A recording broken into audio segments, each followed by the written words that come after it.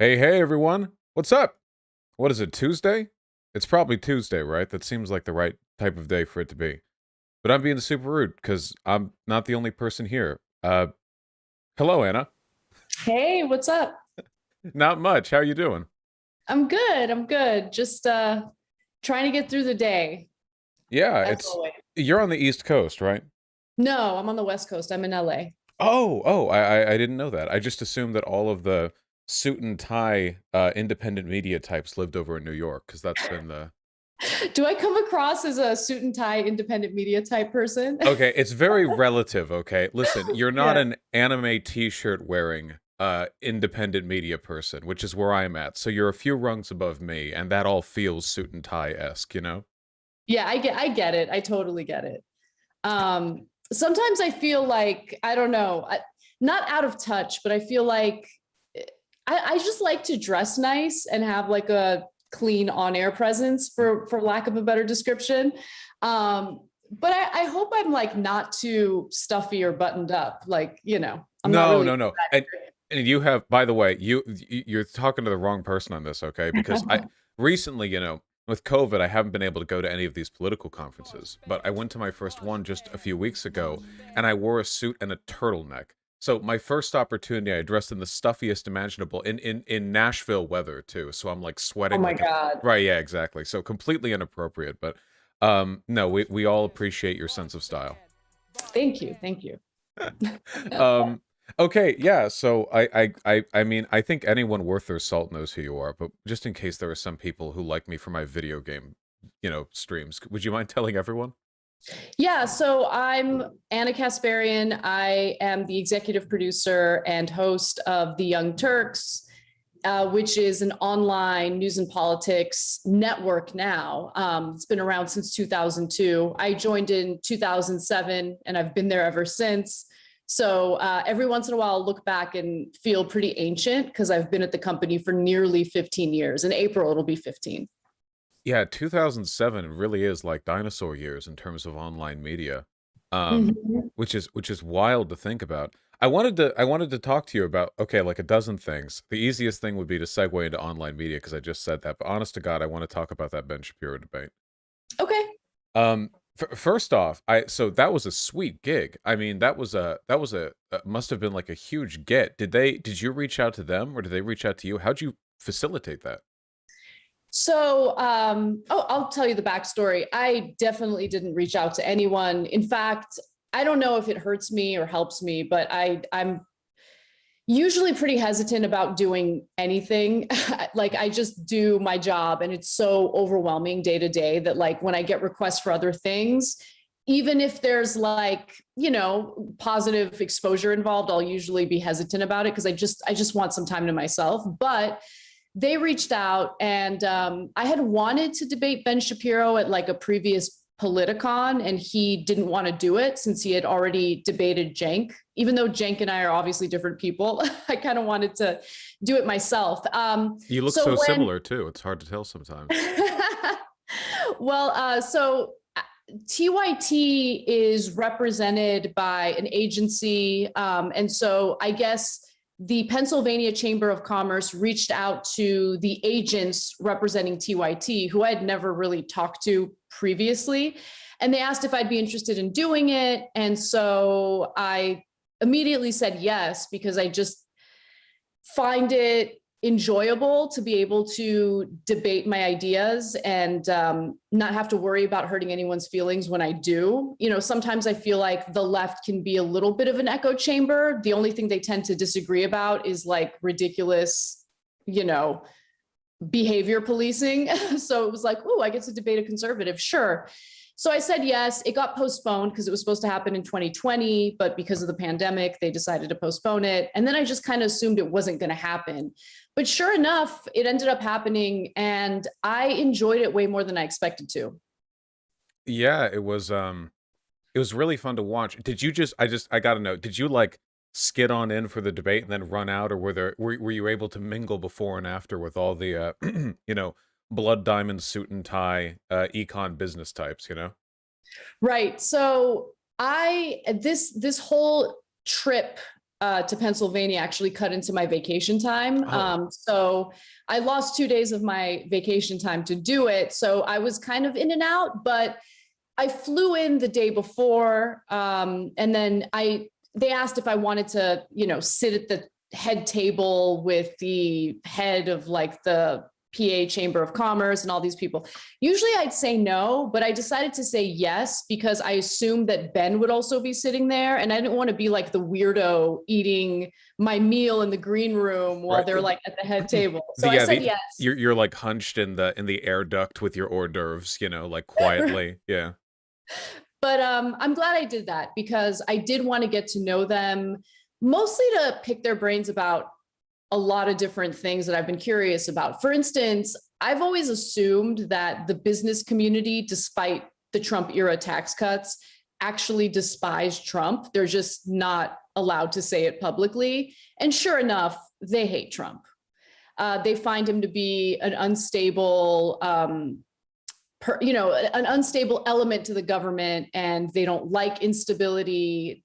They just want to ensure that they increase their profits. So while they seemed very grateful for the tax cuts, they also hated the disinformation regarding vaccines because, they want their workers back in the mines. Yeah, that hits them too. Yeah. It hits them, exactly. So it's fascinating. It's really interesting to like walk into the belly of the beast and understand how their logic really works, who they really are. On a personal level, they're all lovely. It's just that we disagree vehemently on policy because at the end of the day, their number one priority and concern is maximizing profits. Material interests, right? It's Right. frustrating because, I've talked to a few people like that. You'd think logically, because a lot of them are socially progressive, logically, you'd think it would carry over. Like, if you believe in human dignity and rights for this, that, and the other, then you think, okay, well, maybe people shouldn't have to, like juggle knives to get 60 cents an hour, whatever the hell else they're doing out there in the modern economy. But they cut off right there. I mean, people will self-rationalize, I think, a lot of really bad policy stuff if it's beneficial to them. Yeah. Well, this was Pennsylvania, so they were pretty conservative. In fact, one of the things that the debate was strange in some ways because I kept asking for specifics on what we were going to debate. And they would give me these wishy-washy answers. But since this was the Chamber of Commerce, I wanted to focus on economic issues. I didn't want to get into culture war issues. And I noticed like throughout the conversation, there was this constant tug of war between me and Ben over setting what the narrative was going to be or setting what the whole debate was supposed to be about. And I kept trying to move it back to economy related issues. As soon as the critical race theory topic came up, like his eyes lit up and I'm like, this is Right. this is his dream. This is what he wants to talk That about. that And the audience moderator. reacted favorably to his critical race theory stuff. So that made me think that they're pretty conservative too, socially. Yeah, that moderator was, I think that moderator cut off your answer like almost every time. There was one question where I remember he cut Ben off to move to the next one, but every other time it felt like he would let Ben get the last word or let you get half of a last word in. And some of those questions, yeah, like critical race theory. I mean, okay, wait, hold on. Before we move on, just final Mhm. question. Everyone's asking, were they serving adrenochrome in like little silver dish platters? Or was it not, was it that not that high level?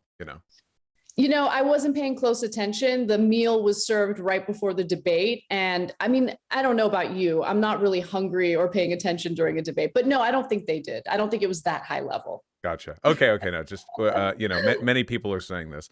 I really, really enjoyed the debate. I talk about Ben Shapiro a lot, not because I find him particularly interesting, but because algorithmically I know that he draws a lot of attention, and I think that his arguments are a good like poster child for what the right's going to talk about at any given point in time. And when the debate started, I worried like Ben argues in my opinion, aggressively bad faith. I mean, he'll redirect the conversation to any like pivot or talking point. He's not interested in talking about this stuff. It's just prepared, speeches and whatever he can sort of redirect the issue to. But I think you actually kicked ass out there, honest to God. And I and Thank I tend to you. be pretty, skeptical about this stuff. Yeah, the one thing that I was struggling with was I wanted to frame things in a way that immediately took it back to economic issues, because the last thing I wanted to do was get into a debate regarding manufactured culture war topics. And I knew that that was his wheelhouse. I knew that's where he wanted to go. So there were a few answers where it's not that I didn't like the answers. It's just that I tried to frame it in an economic policy perspective. And it started off a little weird, but I hope like by the end of my answer, people kind of understood where I was going. I actually think the best part of the debate was not the main event, because there were actually 3 debates in one night. The first one was a 30-minute closed door debate for Chamber of Commerce members who are like high paying members, I guess. So that wasn't filmed. That was mostly a back and forth about COVID and vaccine mandates. To be honest, super boring. So I don't really care that it was only open to a few people. The main event was the main event. I'm sure that's what you're referring to mostly. But then after that, there was another 30 minutes for the virtual Chamber of Commerce members who weren't there in person. And that was where we really got into it regarding economic policy. And that was my favorite part. And I had forgotten about it until one of my friends brought it up. And I watched the video. I'm like, yeah, I think I really kicked ass in this section. So I don't know if you saw that, but No, well, I'll give it a look then. No, I just I only knew about the main one. I could feel your push and pull though, trying to keep it to econ issues. That's what I've noticed with the right wing. It's that I don't think they really want to talk about econ stuff, because when they do, they have like 3 or 4 talking points about not encouraging entitlement culture, and past that, they are just absolutely lost. Because of course, the real interest of the conservative party in this country, and to a large extent the Democrats as well, but let's focus on the Republicans, is prioritizing the wealthy, and they don't have great arguments for that. So you always redirect. It's like the immigration argument, why are the jobs going away? Well, we can't talk about regulations or outsourcing, obviously. We can't talk about a UBI or welfare state. We have to talk about immigrants. Somehow they're taking the jobs. And then it becomes a culture war issue. So you want to talk about taxes, and Ben Shapiro gets to field a question about trans children taking vaccine mandates in bathrooms or so. And yeah, he grimaces. He's like, yes, I'm ready for this one. yeah. It must be infuriating dealing with that to such a large audience too. It was and it wasn't. So I'm actually pretty grateful that the audience was nothing like a Politicon audience. Politicon is just a bloodbath. The whole point is a bloodbath, and that's it. It's a blood sport. Whereas this audience did not agree with me, did not like anything I had to say. However, they were cordial, they were respectful. And so I just did my best in trying to frame arguments in a way that would be appealing to them, which is why I kept going back to the issue of childcare. Childcare is something that they benefit from, especially considering the fact that there's a labor shortage with a giant population of women who haven't been able to go back to work because they can't afford childcare. So, it was a weird thing to keep going back to in any other context. But the reason why I was doing it is because I was trying to frame it in a way that they would understand. But regardless of whether they understood it or not, they were respectful, and I was able to say what I needed to say. I didn't hold back. Very clearly stated that I would ban private schools, which Right, they right. don't like, Based. And so a lot of people online were coming at me for even agreeing to do the debate, Mhm. because they argue, well, if you're critical of like Jimmy Dore or Glenn Greenwald going on Tucker Carlson's show, how can you do this debate with Ben Shapiro? And it's like, no, we're talking about 2 different things. If I went to the Chamber of Commerce and I just agreed with everything Ben was saying and argued that low taxes for the rich was A-okay, then we're having a conversation about me being hypocritical. But that's not what happened. Clearly, I went there to vehemently disagree with Ben, especially on economic issues. Yeah, I think this ties back to what you said earlier about the left being an echo chamber. The only people who we allow to escape that echo chamber are people who aren't on the left at all. I really enjoy your bonfire on Twitter, talking about that, because I've always been, I'm sure I've always been a big advocate for being able to talk with people you disagree with, because I think that in many ways the left is very rhetorically weak, and we shouldn't be, because I think we're right on virtually everything we have to say. But we don't practice the skills necessary to deliver these arguments. So especially back in like 2016, 2017, there were like no people on the left, outside of admittedly the Young Turks and some groups like that, that were capable of really representing these arguments, which is why you had videos of Ben Shapiro debating college students and getting like 70 million views on that. I think Right. this is a positive turn because I think that scene is kind of passé now. And the fact that Ben had you up there rather than, and I'm sure he would have loved this if he could, a 19-year-old freshman, sociology undergrad, I think that speaks to the fact that we have to be taken a bit more seriously in direct confrontation, which is absolutely to our benefit. Absolutely. I think that refusing to engage in these debates demonstrates weakness. And even if you're not a weak person, it certainly comes off as weak. And I'm not in any way intimidated regarding debate, especially with someone like Ben Shapiro. Ben Shapiro could be a challenging person to debate because while I disagree with him on the policies, I think he is wrong on the policies. Like the substance is very different from the skill of debating. Mhm. You could be completely unknowledgeable, completely wrong on the issues, but if you have good debating skills, you know how to use all the tricks, then you come across as the winner, right? And so I knew that I knew I was going into this situation in hostile territory with a guy who's known as a good debater. But I think one of the tactics that I used, and I don't know if this is something you use because I know you debate a lot, you don't have to respond to everything, right? So he has this trick of like, blah, blah, blah, like he just like makes a billion different points. There's no cohesion. They don't really connect. And you could try to respond to every single little thing he said, but I think that's a losing strategy. So for me, it was, what's the most significant point he's trying to make here? And let me debunk it, or let me respond to it in a way that gives a different perspective that I think is more accurate.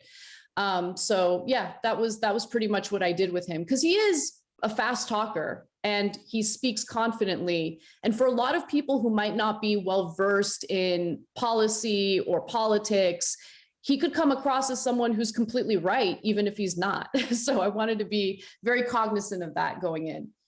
No, no, for sure, and I completely agree. Yeah, it goes beyond a gish gallop where you're trying to throw out 20 arguments to discombobulate them. But I think that it's a very deliberate strategy where they'll respond to what you say, but it's kind of like a sandwich they're building, where the bread and the lettuce and such, everything but the meat, is a bad argument that they're baiting you into responding to. So they'll make really dumb bait comments that usually they're not substantive enough that you can really like own them in a response. They're just kind of dumb things that you feel like you have to correct. But in doing so, they cloak the actual weak point, which is usually any talking point they actually have that they make in response to the point that you made. Um, no, I think just an awareness of stuff like that, and it's for reasons like that that I think we need to be advocates for our ability to have these debates. Seeing people criticize you after the fact was very frustrating, in part because I relate to it heavily because I'm always getting these same criticisms. Like you shouldn't be talking to these people. You're platforming them. Like yeah, okay, Ben Shapiro. Never heard of him until. So thanks for that, I guess, for letting that loose on the world. But when I argue against that, I come off as kind of like a debate obsessed like internet boy or whatever. But you're established, you have long-standing media credentials. I think that you add a lot more legitimacy to the idea that we should be able to front these arguments, and to such a huge audience, to such a huge figure too. I mean, I don't know what a person would have to be on to look at that and think like, oh yeah, this is exactly like that time that Glenn Greenwald said that Tucker Carlson's the only real socialist in America. It's like Right. I'm seeing double here.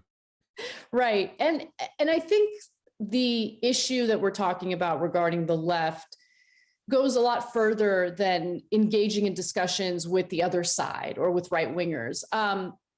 Something that I find super unappealing about the online left, and I don't think this is indicative of the left overall, but certainly like the loud online left, is this notion that like you need to be skeptical of everyone, even if they're on our side. And if there's any perceived wrongdoing by that individual, they must be blacklisted and you should never talk to them again. And so, look, I'll just keep it real. I retweeted your tweet about this whole interaction that we're having now. And I Oh knew no. it was going to happen. Inevitably, there's comments about like, how could you talk to Vosh this, Vosh that? Like, don't police me. Don't tell me who I can and can't talk to. Like, it reminds me of my mother, like, giving me these ridiculous rules when I was a kid, and I would ignore those rules. And I'm going to do the same thing in this regard, right? Like, don't tell me as an adult, as a 35-year-old woman, I'm not allowed to have a conversation with Vosh because you don't like him. Ben Burgess is a really, really good friend of mine. And like, there's a person, he's a good guy. I'm sure he doesn't mean anything bad by it, but he's constantly like messaging me about like, did you see what Ben said? Are you still his friend? And it's like, why are you, Ben's allowed to have his opinion. I don't agree with everything he says, but why do you get pleasure off of me no longer being friends with Ben Burgess? It's like so weird and random. Like, I hate that kind of stuff, and we need to like really knock it off. No, I completely agree. And you know what? I am both the product and the recipient of that behavior, because I am, in my effort to speak to people that aren't just like, like flat across the board progressive leftists. I often get in shit for being associated with them, and people get in shit. Okay, wait, hold on. This actually just happened 2 days ago. I spoke to a youth branch of the leftist Netherlands party, which had recently broke off due to internal infighting. It's a leftist group, of course, obviously, Of Uh, course. but I talked with them on Zoom for like 2 hours a couple of days ago, and I found out the day afterwards that there was another lefty group there that canceled their participation at a housing protest because they were angry that the group I talked to was also there and they had talked to me. Like, these are real activists that canceled like participation at a and I'm thinking, like, how could you have you talked to a normal human? Okay, a normal human, like in the West, has I'll tell you, probably not the best and most progressive views on race or trans issues. What can you speak to them? Do you only speak in the online forums with people as left as you? Would you have denounced Marx as a revisionist? Like, where but we do this everywhere and at every level, you know? Yeah. You at TYT, you guys are always getting shit for not being as radically far left as some of the more like recent populist branches that, let's be fair, really only seem to exist after Bernie Sanders inspired them, whereas you guys have been going on for well over a decade, well past that, you know. Um, does that, I mean, that constant infighting, like, uh, Mhm. you how do you push through that? I've just gotten to a point where you have to ignore it. And TYT is not a monolith. I just want to address that quickly because there are gradations in political ideology at TYT. I mean, everyone for the most part is on the left, but I would argue that my politics differs from Cenk's politics. And if you watch the show regularly, I think it's pretty notable and noticeable. But people like to think of TYT or any organization as monolithic, and that's a huge problem. I also think there's a problem on the left of people just regurgitating what their favorite hosts say.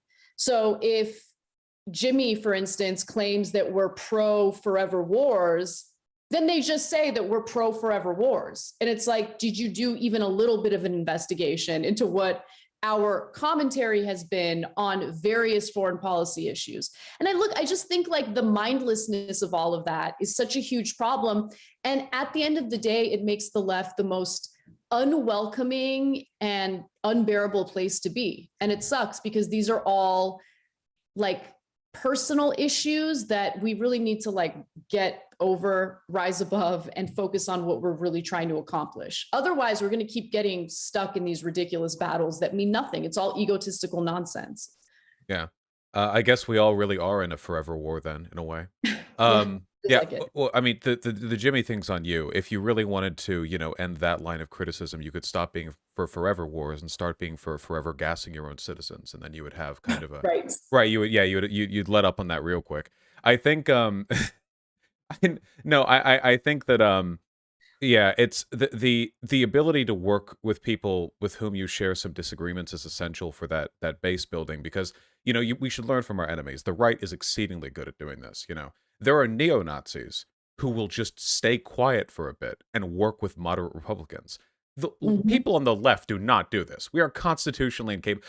There is not this like movement of like Marxists who are like, quietly working within the Democratic Party. They're all loud and on Twitter. They can't. It's not about being dishonest. It's just like coalition building, Or maybe I disagree on some of this stuff, but I agree that we should at least work together on this, that, or the other. But it's always with the ideological purity testing. And when we see that happen on the right, that's when we laugh at them because their movements fail. After Charlottesville didn't work, we saw infighting in the alt-right, and a bunch of Right. groups all pointed at each other, and 2 months later, they're irrelevant. The alt-right's gone now. Now you have this weird, like, QAnon MAGA cult left, but the alt-right, as it was known, just kind of broke apart. That infighting stuff is toxic to movements, and we wonder why we never win.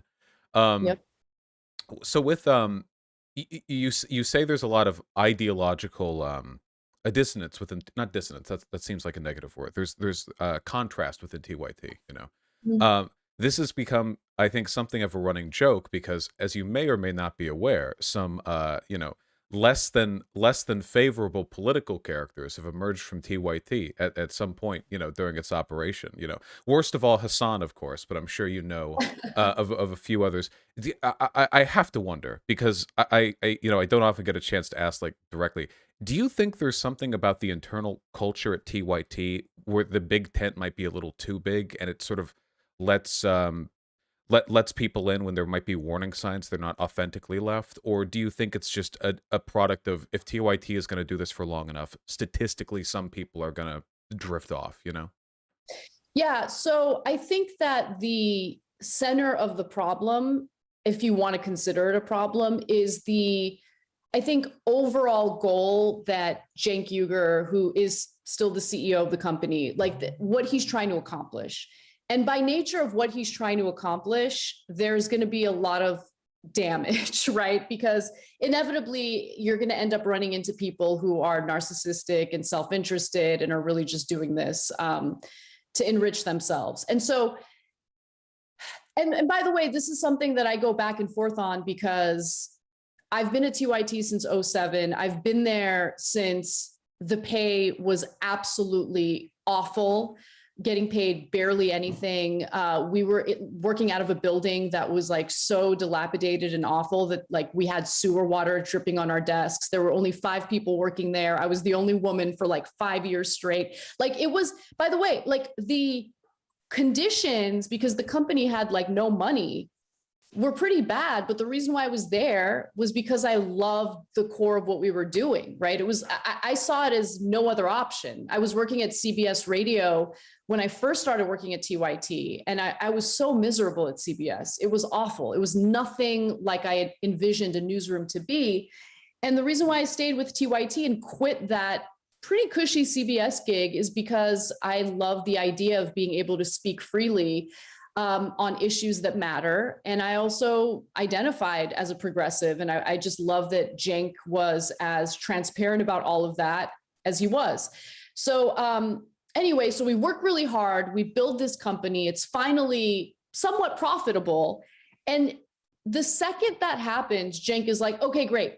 We're going to expand. We're going to hire more people. And I'm like, but why? But why? We worked really hard. We're finally stable. Like, why don't we like pay ourselves finally? Like, by the way, I'm not even enmeshed in like the business side of things, but Cenk and I are really close friends and I always have questions and he, always indulges me in answering those questions. And he'd be like, Anna, it's not about us. It's not about us getting rich or whatever. This is about building something.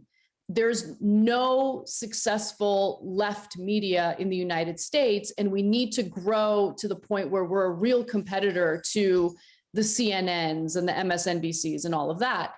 And he has stayed true to that vision, despite all of the very serious personal costs that come along with that. And I've been kind of irritated with it, but I also believe in the vision. So inevitably, as you're trying to like build new shows around, progressives and leftists, you're unfortunately going to run into people who lie about who they really are, lie about what they're trying to accomplish. And that's certainly what happened with Dave Rubin. That's what happened with Jimmy. I mean, remember, Jimmy was the one who presented himself as like the most progressive. He hosted a show called Aggressive Progressives on TYT. And so, look, I saw warning signs with Jimmy for years, mostly because he was, I don't know, sexually harassing me at work. But I kept that stuff to myself. That is a big warning sign. Yeah, That's definitely up there. I kept the sexual harassment stuff to myself. But I will say, like, both me and I'm not going to name who else because I don't know if he wants me to, but another person at the company was warning Cenk like incessantly about Jimmy. But Cenk projects his goodness onto other people, and he just couldn't see it until it was too late. And so it is what it is. Yeah, it sounds like it sounds like an incredibly difficult situation. I don't want to cheapen its severity by commenting when I don't have all the info. I mean, like obviously in terms of the general strokes of, I think you know who I like and who I don't like. So, you know, that's my broader perspective is no, but beyond that, I you know, at least it was simple with Dave Rubin, right? I mean, for him, like a water droplet probably hit his head at the wrong angle, and he just had an ideological paradigm shift, right, like that, you know. He maybe Totally. like stubbed his toe or something. I have no idea. So just something got knocked around. Um, yeah, it's a lot of people have run through TYT. It's a big org. I do very much respect the desire to produce something which can compete with big media.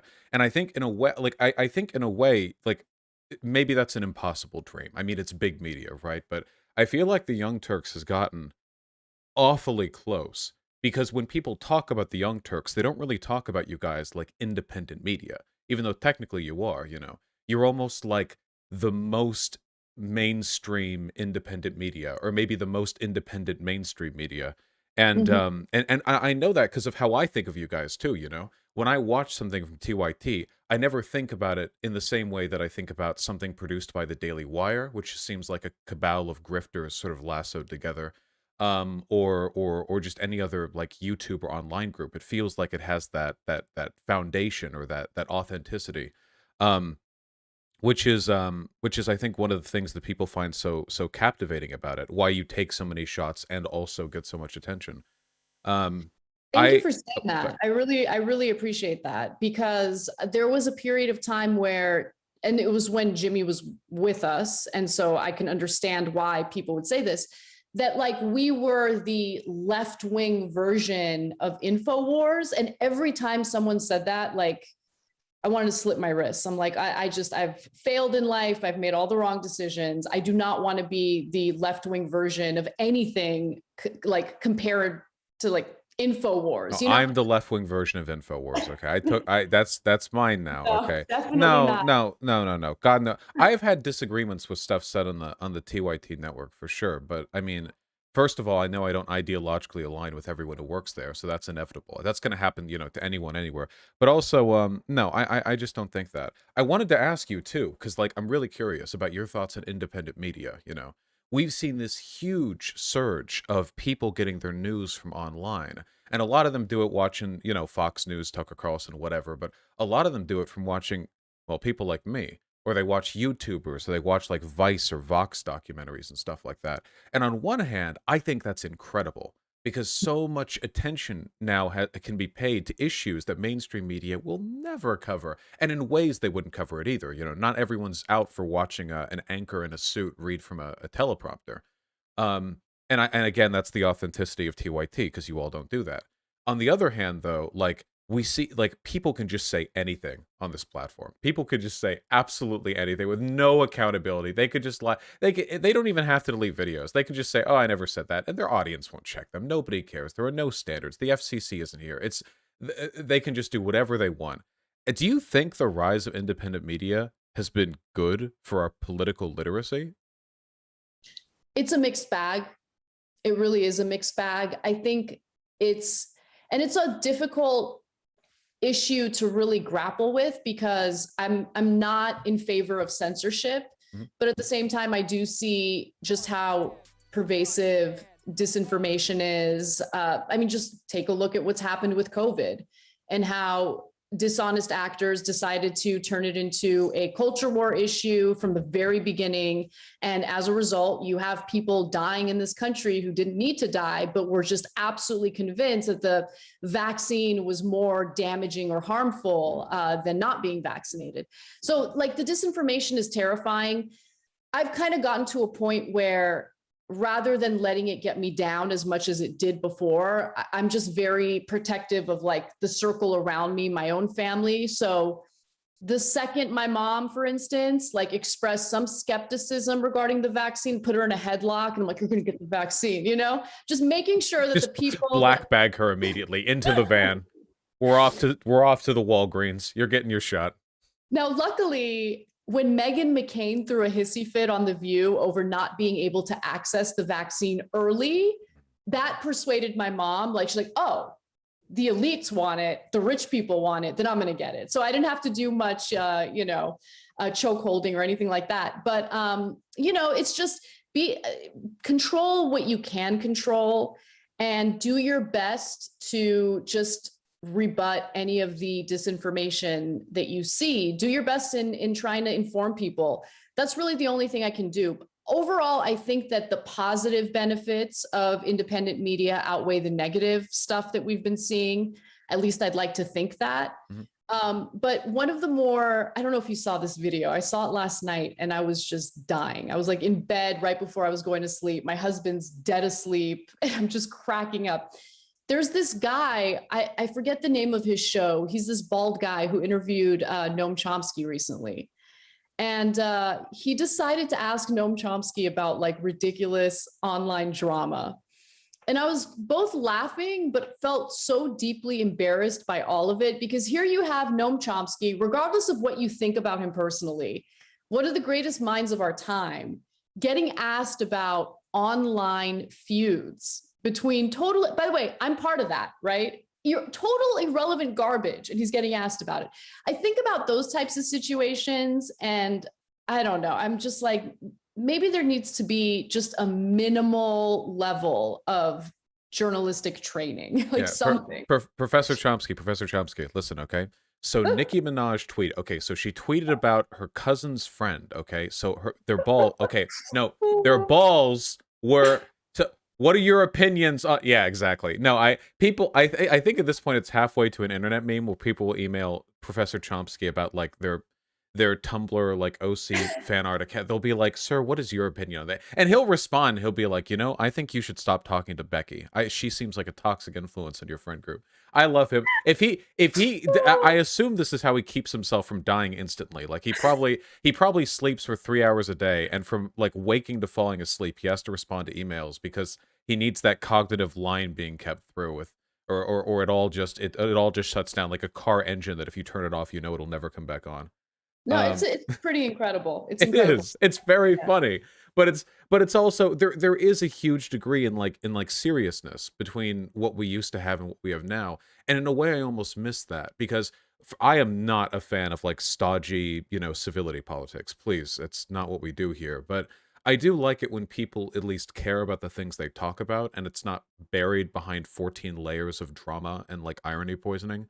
And because online media will trend towards sensationalism in ways that might even be more like immediate and severe than what you see online. Because online, I mean, they're not like running around like screaming at each other at the news set, we might be moving past like seriousness when it comes to our coverage of these political issues, moving past the idea that arguments have any meaning and just towards this sort of nihilistic power vacuum where whoever can grab the most attention at any point in time will command the culture war narrative.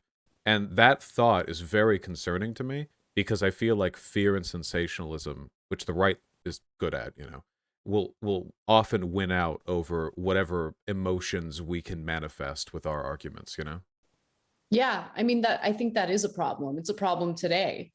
It's a problem every morning when we're having our production meeting and we're deciding what to put in the show, because inevitably there will be a few of those feud type stories. I mean, it's never about random people on the internet. Like, who gives a shit about that? But it's, perfect example, back when Meghan McCain was on The View, right? And she would say some pretty outlandish things. It's not that I despise those stories because sometimes they could be entertaining, but in the grand scheme of things, does it really matter? No, but people love it. When members of your core audience are sending you links to those types of stories because they're like excited about hearing your take on it, what are you going to do? Not cover it? But again, if you take a step back, I mean, I try to do a decent job balancing the substance with some of the fun stuff. I don't always get it right. I think that I lean a little too heavily in the let's do our fourth mansion political corruption story of the day. And everyone else is like, oh, can we just like, let's go. Yeah, down the hill. No, Yeah, I totally get. No, we need people doing that. Nobody yeah. on the right cares about any of this, so they don't. It's not even in their political agenda because political literacy isn't a goal of theirs. But I cannot for the life of me do stuff like that. Whenever I'm trying to cover stuff in Washington, like I don't even think I've talked about the reconciliation bill in my channel. I look at it and I think I should really talk about this, and then I turn the stream on. And I'm thinking, ugh, it's all so disappointing, and we It's so can't bad. change anything, and so I talk about anything else. So I think that balance, like your discipline, is very necessary because in its absence, it's just gonna be Nicki Minaj cousin balls. Which, fun as that is, I don't know how helpful that is to the to the movement. I mean, I really did enjoy the testy conversation. So that I would not put that in the category of nonsense stories, because like there's a point to covering that, right? I mean, here you have this massive public figure who is telling on an acquaintance who very likely had an affair and got an STD, but thinks that the swollen balls have something to do with like the vaccine. Like it's the vaccine stuff, debunking it is really, really important. So I didn't mind that. But I don't, who genuinely cares about Whoopi Goldberg, Joy Behar feuding with Meghan McCain? Like, who cares, right? It doesn't really matter. But turns out a lot of people care. Those videos go bananas. Like the number of views on those videos versus like any video we do on the reconciliation bill, the comparison is night and day. Yeah. I was looking at Ben Shapiro's channel about a couple of weeks ago, and I was taking a look at his coverage of stuff going on in Washington, and it was like 100,000, 150,000 views per video, which, don't get me wrong, is good, but it's Ben Shapiro. And then he had YouTube shorts of him reacting to trans TikToks, 1.3 million, Yep. 1.6 million. It's like, okay, well, clear. Well, I guess I know what the American people care about, and it sure as shit is not politics, or it's not, at the very least, it's not anything that matters to their actual lived experiences. There's this old line in the left where it's like Bernie said this a lot, the people don't care about this, that people care about jobs, they care about, healthcare, they care about, like, stuff like that, basic material needs. Honestly, I think they would care about those things if they had them, but in the absence of having them, and in the absence of knowing they ever can have them, I feel like what they care about is whether or not trans kids can do the Fortnite flossing dance in the bathrooms of their chosen gender. I think that's what Americans, at least algorithms seem to determine that's what Americans care about if you put them up to it. I think during times of great economic anxiety, what you tend to see is people who feel powerless resorting to looking at other people who have less power to feel better about themselves. I think that's what we're seeing. I think that there's a lot to that, especially when it comes to the transgender community, especially when it comes to immigrants, Black people. Like, I just think that because of the precarity of a lot of white people's economic situations, like it's just this, I don't know if they like know it. I think it might be subconscious, but it's just this like feeling of, man, I'm not in a good position, but at least I'm not as powerless as this group. And then there's like this weird effort to keep those who are even less powerful, like in an even worse situation, down, like not helping them, not seeing them as like your fellow American, fellow human. Let's work together and actually like join forces to fight the real people who are suppressing us. But look, there's a very well-oiled machine on the right that keeps perpetuating these narratives of fear and very clear attempt to disgust people. Like you see that on Tucker Carlson's show all the time. And there's a lot of funding behind that as well. So I'm not trying to make excuses for bad people thinking and doing bad things, but what I do think there's a psychology behind it. And it doesn't really do us any favors to indulge them in those discussions in any way. Like I think the only thing that really works is mocking them and making it abundantly clear that these are all very intentionally manufactured culture wars. That's it. They're all distractions to make you hate your fellow American, as opposed to focus on all of the shitty things that are happening at the very top that keep people in these precarious situations. No, I completely agree, and I think that that speaks back earlier to your strategy where you try to redirect it back to those econ issues. Because I've noticed that, when you talk to some of these guys, these culture war talking points that they manufacture, they're like it's like the flu. I mean, it's seasonal, you know. Critical race theory has its spike, but then it's Yeah, down. You had your Dr. Seuss, you have your what was it, the trans potato head, non-binary potato head. But it's ancient now, right? That wasn't right. even a year ago. Nobody talks about it. Nobody remembers. Nobody cares. The trans bathroom bills, too. You take a look at when these get their spikes. What are left issues? Like medical care, war. These are permanent, ongoing things. Maybe they get talked about more at this point or the other, but we never forget. People on the right, sometimes you'll be like, oh, well, what about when you guys talked about X? And they'll like blink. They'll be like, oh, that's right. I did care about that very much 7 months ago. That's right. Let's go back to that then. It's Right. the mockery is essential, I think, because it's so obvious how uninterested they are in talking about meaningful issues. And do people do sometimes get baited into like this like line in the sand, heels on the ground, like defending every culture war talking point, which you can, but you should at least contextualize it. I'm only talking about this because you've made me. I don't care. Nobody cared until you decided people had to care, and you will forget within a month. So you memorize all these talking points for nothing. I mean, an AdSense boost, maybe. Um, Hmm. which I mean, it does get tiring, but I guess it keeps us young. The with regards to I guess with regards to combating that and focusing on those meaningful issues, you're probably way more plugged into what's happening. You're definitely way more plugged into what's happening in Washington right now. Do you have any particular optimism for meaningful change within Biden's presidency? Or No. okay, simple as that. Yep, no, okay, all right. Happy to hear that.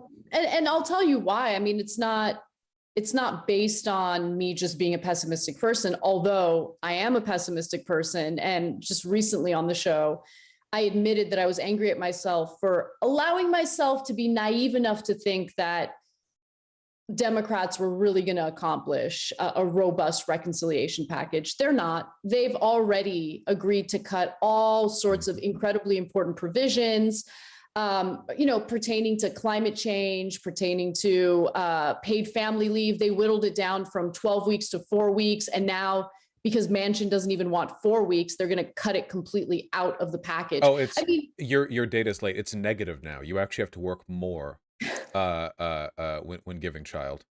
Yeah, really rough stuff. honestly, you say it as a joke, but Democrats are so pathetic that I wouldn't be surprised. Like at this point, nothing would surprise me regarding their failures. And, when you criticize Democrats accurately, by the way, there's this assumption that you're taking it easy on the right, but the right is so far gone and so awful that it's like, is it really worth having a discussion about the right? There's no saving the right. The right wing is in like Trump territory. They still think that he was they still think he won the election. Mm. Like, I'm not wasting my time criticizing Republicans because Republicans are a lost cause. But the Democratic Party ran on really differentiating itself from Trump, right? Trump was this massive threat. And to be sure, I agree, Trump was a massive threat. However, you can't run on, we're going to reverse the Trump era tax cuts. And then once you have power in both the executive branch and Congress, then turn around and say, no, we're actually going to keep those Trump era tax cuts in place for the rich, right? Yeah, you have to Um, be. I mean, they would have to be honest, right? What they if they could run on like, I'm not Trump. I won't do more bad things, but I also won't do much in the way of good things either. We'll drive a stake in the ground and halt the country's decay, or slow it at least for a couple of years, and then after that, it's back to the slip and slide that you were on. It's no, yeah, yeah, no, I completely agree. This is you don't self-describe as a socialist, right? I mean, I don't really. What would qualify someone as a socialist? I want someone to answer that You question need a because flag in your bedroom and a hat, the one with the fur on the side, you know? I don't have any flags posted anywhere in my house, so so Oh. no. I can tell you what my ideology is. I don't know if that qualifies as socialism. I think that large sectors of the economy should be decommodified. I believe in worker co-ops, and I think that there is room for markets in some cases. But other than that, like that's my ideology, Okay. right? So No, yeah, I think that's cool. Yeah. There's a line that I like to push because I feel like I have to be an advocate for optimism sometimes. Liberals, of which there are many in the TYT audience, I feel like tend to be very optimistic about the state of things politically. Trump is very bad, but Trump is an aberration. He's a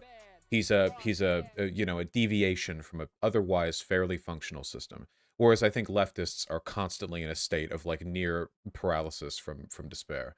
So I talk about how, in many ways, Biden's failures can be beneficial to the left because when Trump does bad stuff while in office, what does the average Democrat think? Or even the independent who doesn't vote Democrat but doesn't like Trump?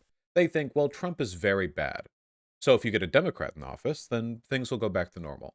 Then once you have that Democrat in office and things don't really get that much better, that's when the gears start turning in their head and they think, okay, well, maybe the solution lies outside of the binary I'm presented. I think that attitude is the reason why Bernie Sanders nearly won the primary after 8 years of Obama, because things didn't really change that much under Obama, right? I mean, we recovered from 2008, but apart from that, I guess the mandate was fine. Certainly not the transformative presidency that he described when he was campaigning. So people got fed up with it, I think, and Bernie nearly won. But after 4 years of Trump, Bernie did worse in 2020 than he did in Yeah. 2016 because people are afraid again. They're afraid. They want anything but Trump. Even if they have to settle for Biden, as long as they think he's got the best shot of winning, they'll take anything.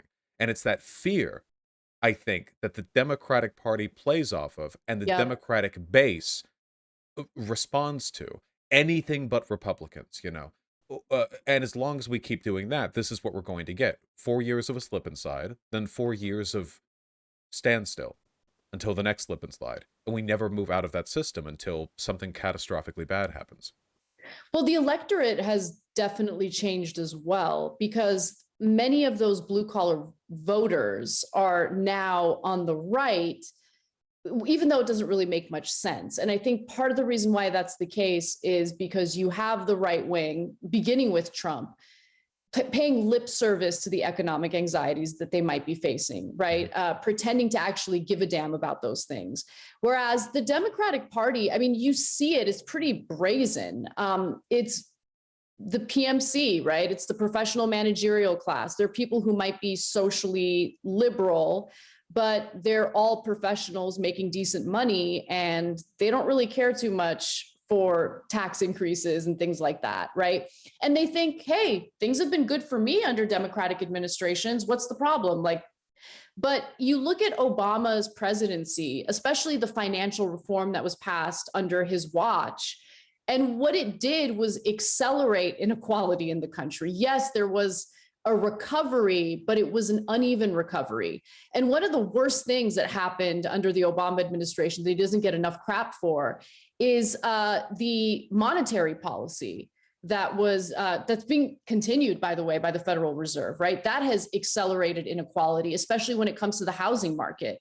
I mean, just pumping money into banks with the hope that that liquidity will be passed down to people like us or small businesses is ridiculous. That is not what happened at all because there was no legislation written to indicate that that added liquidity would go to ordinary Americans. It just went to stock buybacks and it went to banks buying up residential property and either flipping it or turning them into rentals. And so when you see the housing prices explode the way they have, that wasn't some accident. That was very much part of an intentional policy passed under Obama's watch. And so the anger that I think a lot of workers feel toward the Democratic Party is real because they've experienced that inequality firsthand. But the Democratic voters who remain might be repulsed by Republicans, but they don't really have a problem with the inequality that's taking place. They fared pretty well under Obama, you And know? it's really about how you frame that impotence too. Because Democrats do it in the most pathetic way. Democrats will talk about, this transformative change towards Yeah. society where they're going to rebuild everything. And then like they get into power and they just kind of twiddle their thumbs. They never become fiery advocates for the things they care about. They just get kind of quiet about all the stuff they know they're not going to be able to do. And they're just like, yeah, well, we're not Republicans, so and then they concede and they concede and they concede, and then eventually the Republican rolls in. And Trump, look, despise him. This is not a compliment to his skills as a president, but he was a passionate advocate for the things he said he was going to do. Was he ever actually going to finish building that wall? No, that was never going to happen. But he talked about it 17 times a week. Anytime you give the guy a microphone, he will scream into it about every single thing he's fighting to do. And what that gives people the impression of is that the reason why he can't do it isn't because he's some incompetent bureaucrat who doesn't actually care about these issues. It's because the Democrats are stopping him from doing it, which in a lot of cases is what happened. So he cemented the Republicans' hatred of the Democratic Party, and the independents who were amicable towards Trump also felt a sort of a portion, like a fragment of that. But Biden doesn't do this. When Manchin and Sinema like hold up massive progressive legislation, Biden's like quietly behind the scenes, fiddling, talking to people, and maybe he'll publicly denounce one of them by saying he disagrees. I mean, it's nothing.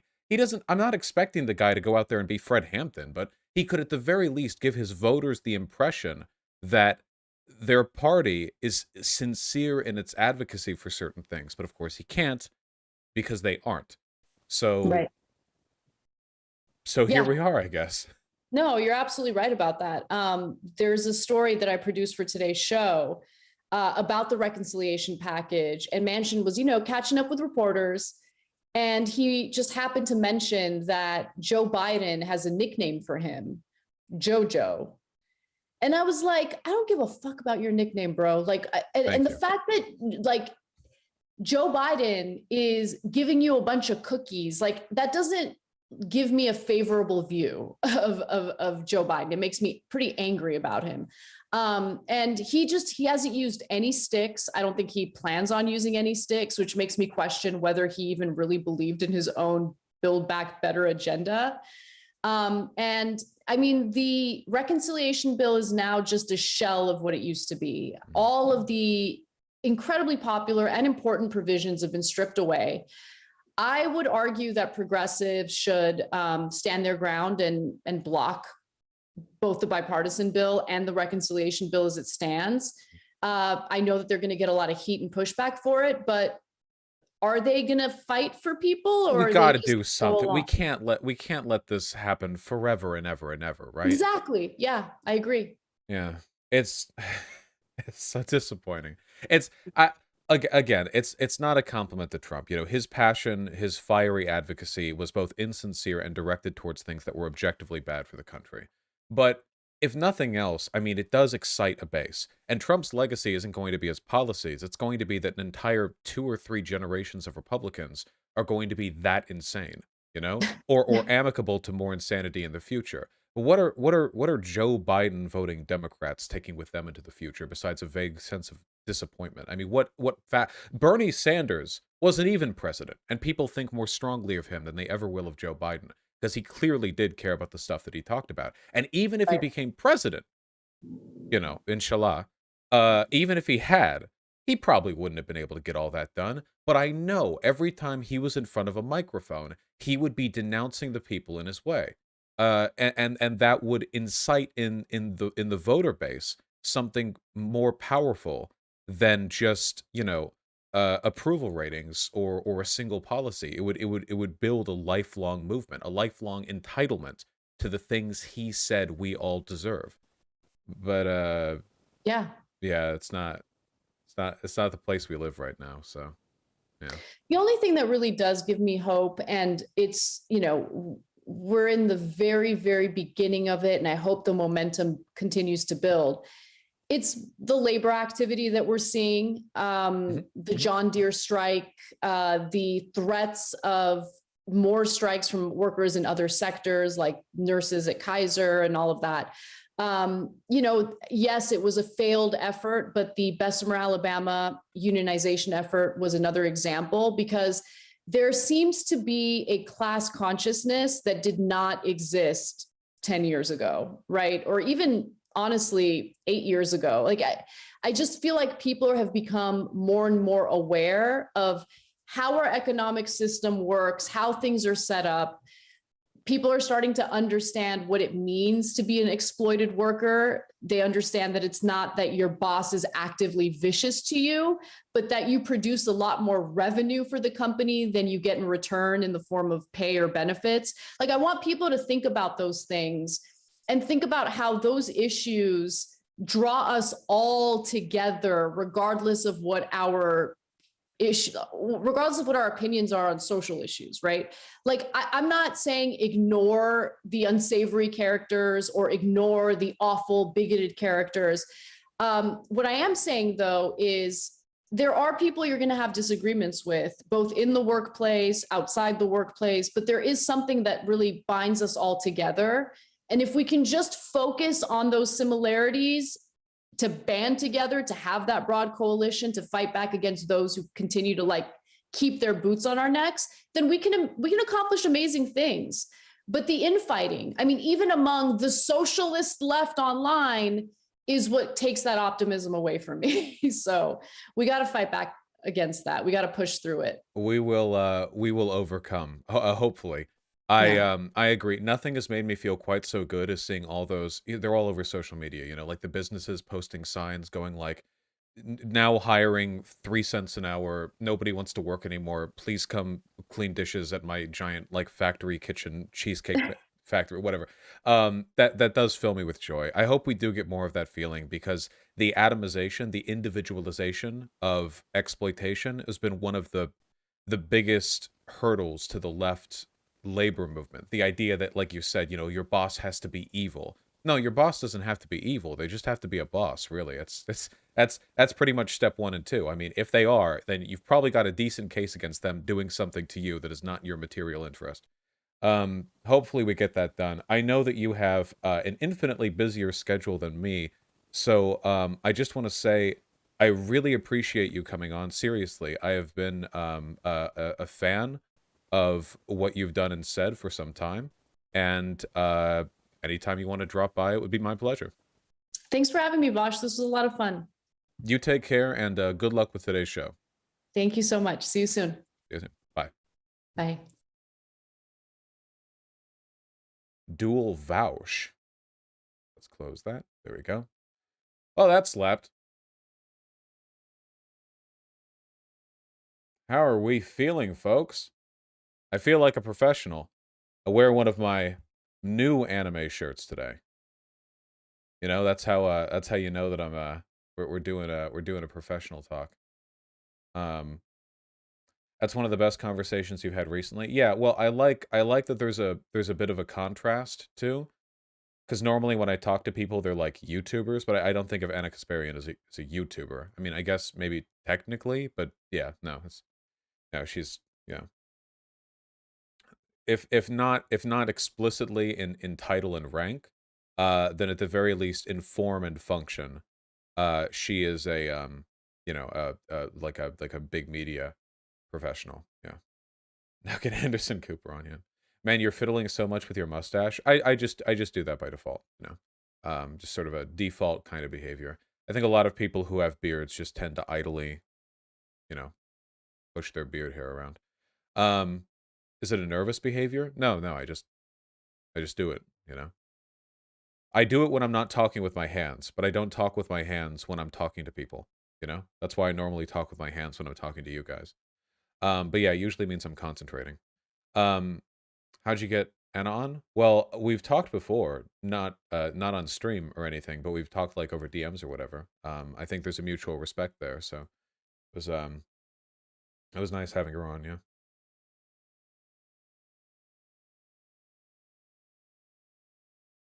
One of the gray names try to cancel you for platforming Anna. I'm sure I'll survive, and I feel like far more people will try to cancel Anna for talking to me. So, all right, wait. What are my thoughts on all that?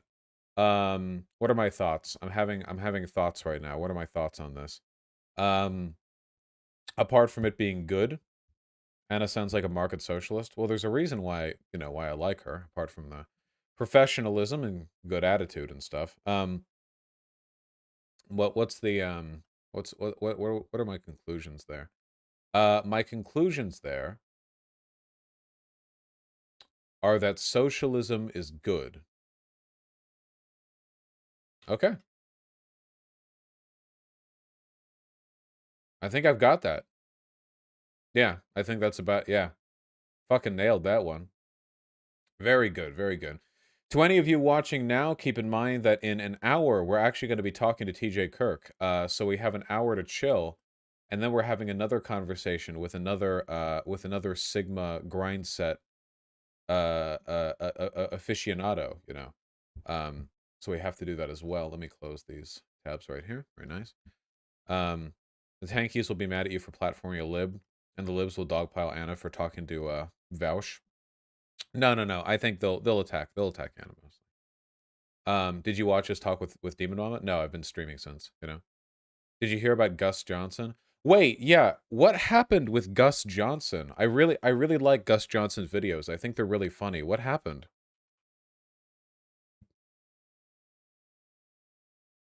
Very bad things. Yeah, I saw this I saw him put out this apology notes app tweet. I'm aware of a recent video that calls out some actions I'm not proud of, and I want to apologize. The circumstances were extremely hard and complicated. For what is this about? Sabrina's video? Watch Sabrina's video. Who's Sabrina? Just is the channel called Sabrina, or is that just? Is it this one? My pregnancy from 4 days ago?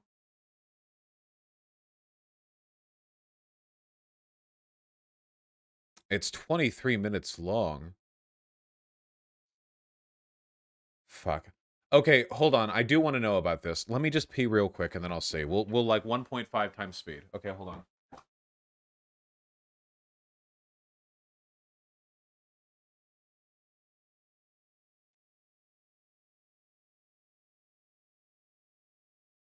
Boss bad, boss bad, boss bad.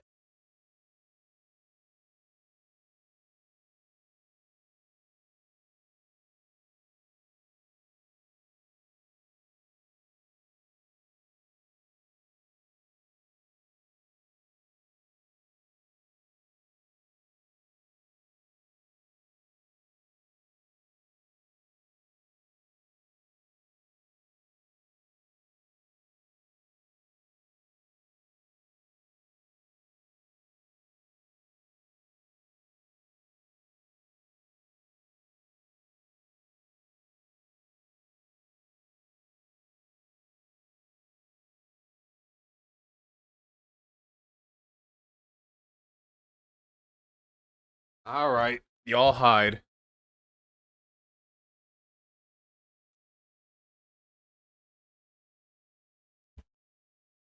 It's a little heavy for a stream segment. Scratch that, very heavy for a stream segment. God damn, I just want to get the gist. Hold on.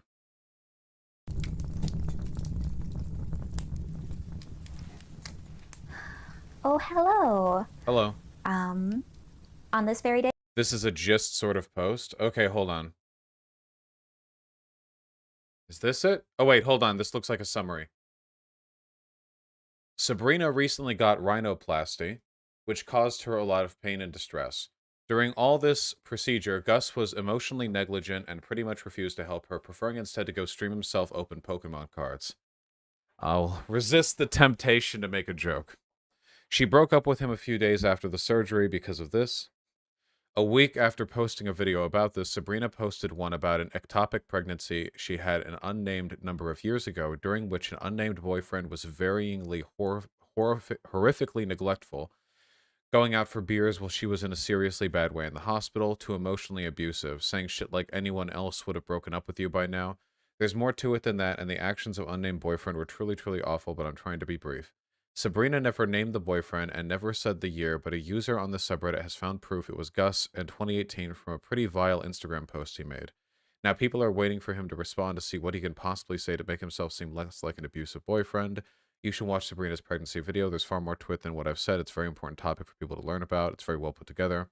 You may also want to watch her rhinoplasty video, or if you're only interested in Gus, then watch that from about 17 minutes in where she touches on the subject, on his neglect. After you've watched that, go and look at the top comment on the biggest thread from the last day. That'll show you all the evidence that it was him.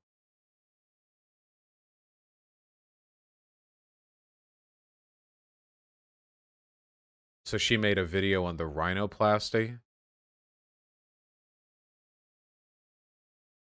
17 minutes in.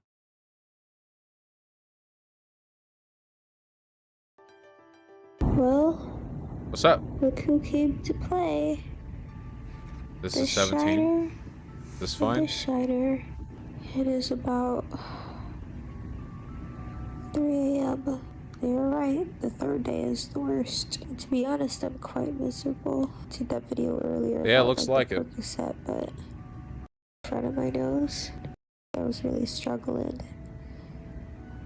And then he hopped back on to go stream. And he was just like, for the second you want me to come back, I'll come back. No questions asked. I'll be right back. Don't worry. I was like, okay. That made me feel secure. Okay, I think I get it. So it's basically just him being super fucking neglectful? That's like the main thing, I'm guessing? Yeah, I'm gonna talks counseling therapy is candy groups on behavior marks the shortcoming, like realize what it does wrong, wish I could respond how I acted at the time. Grown a great deal since that happened, wish I knew then what to know now, continue to grow and learn, strive to be a better person every day. At this time I'm stepping away from the podcast and the remainder of this year's live shows. Apropos of earlier, Abelina Sabrina is a regular on TYT. Wait, really? Wait, this person is? They do politics? Huh. She writes for them, I think? Oh.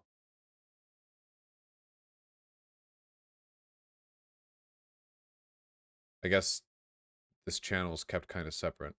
I've literally heard you talk about her. Guys, I have a horrible fucking memory. Please don't do this to me. Yeah, okay, so this is like her personal channel. Okay, gotcha. Wait, if I look up Sabrina TYT.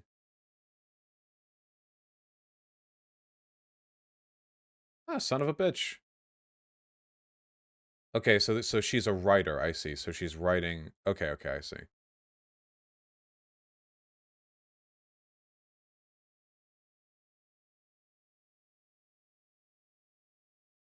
There we go. I don't know why the Young Turks didn't use this hot pick, but I'm going to be on the common room tonight at 6 p.m. Oh.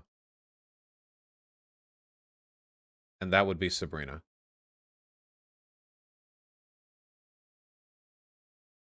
Where it says Sabrina. This shit should be dealt with offline, who cares? I'm 50-50 on that logic. On one hand, I think that like really complicated interpersonal stuff should probably be handled offline between content creators.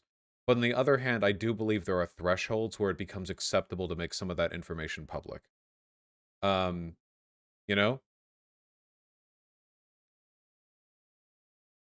But like, so sometimes it seems like there's petty personal drama that's like not worth turning into a public dispute, but here's the Insta post. Everyone asking, this the Insta post they're referring to. Back home after a long night of surgery at the hospital for Sabrina. This has been our 12th hospital visit in the last month. This last month's been really shitty with so much worry in medical care, and we just want to be done with it. Hopefully this should be the last procedure before her recovery checkups. We're doing the best we can over here. We appreciate you. I just realized this is the first time I acknowledged my girlfriend publicly and stuff. We've been dating for almost a year now. Kicks ass. She's hot. Best lady 2K18. Is this, is there anything wrong with this post? The caption doesn't seem bad. Does the Insta have... It says a pretty vile Insta post. Did they edit it? Can you edit the captions?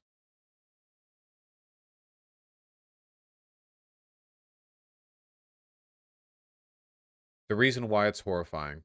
The 12 appointments line up with the list Sabrina shows in the video. She got her correct diagnosis and follow-up surgery on the 22nd, where she was told this is life or death and forced to abort. Gus, we just want to be done with it.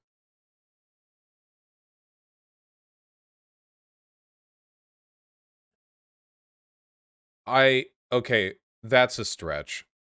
That's a huge stretch. I'm not saying Gus wasn't a piece of shit generally. I just don't know if I agree that this is like indication of him being vile or something. It confirms additional neglect. No, it's just maybe he just typed this up in a... Okay, wait, hold on. No, I don't want to do this because I'm not defending the whole drama. I'm sure holistically he's been bad. I just don't think this in particular on its own is like... It's just confirming it was him in the vid. I mean, they say it was vile, so I don't know. I have literally... I have literally done this before. I know what's going to happen. I'm going to say this one tiny thing doesn't seem bad, but the rest of it looks bad. And all you guys are going to go, wow, you're saying nothing here bad happened? Wow, you're defending him? I'm not going down that road. I'm sorry. I'm not doing that again. I fucking know how you guys work, okay? Why are you talking about this without the video? Because I'm just talking about this one piece of evidence. That's it. I'm just talking about this one thing, okay? I'm not talking about the whole thing. I'm just talking about this one little thing, okay? Shut up. Microphone peaking a lot. I will fix the microphone peaking. Hold on. Jesus Christ. I could have done this at any point in time, but I hate you all so much that I refrained from doing it. Okay. Limiter threshold. Release. Goodbye. No more limiter threshold. Congratulations. Yes, I want to get rid of it. Compressor. Threshold. 12 decibels. Ratio. 6. Close. There. How does that sound? Any more peaking? Can you hear me peaking right now? There. Can you?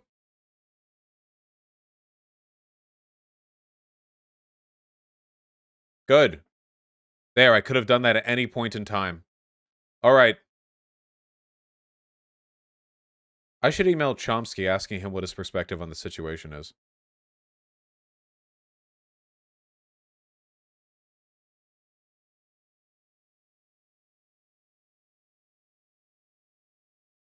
Okay, just...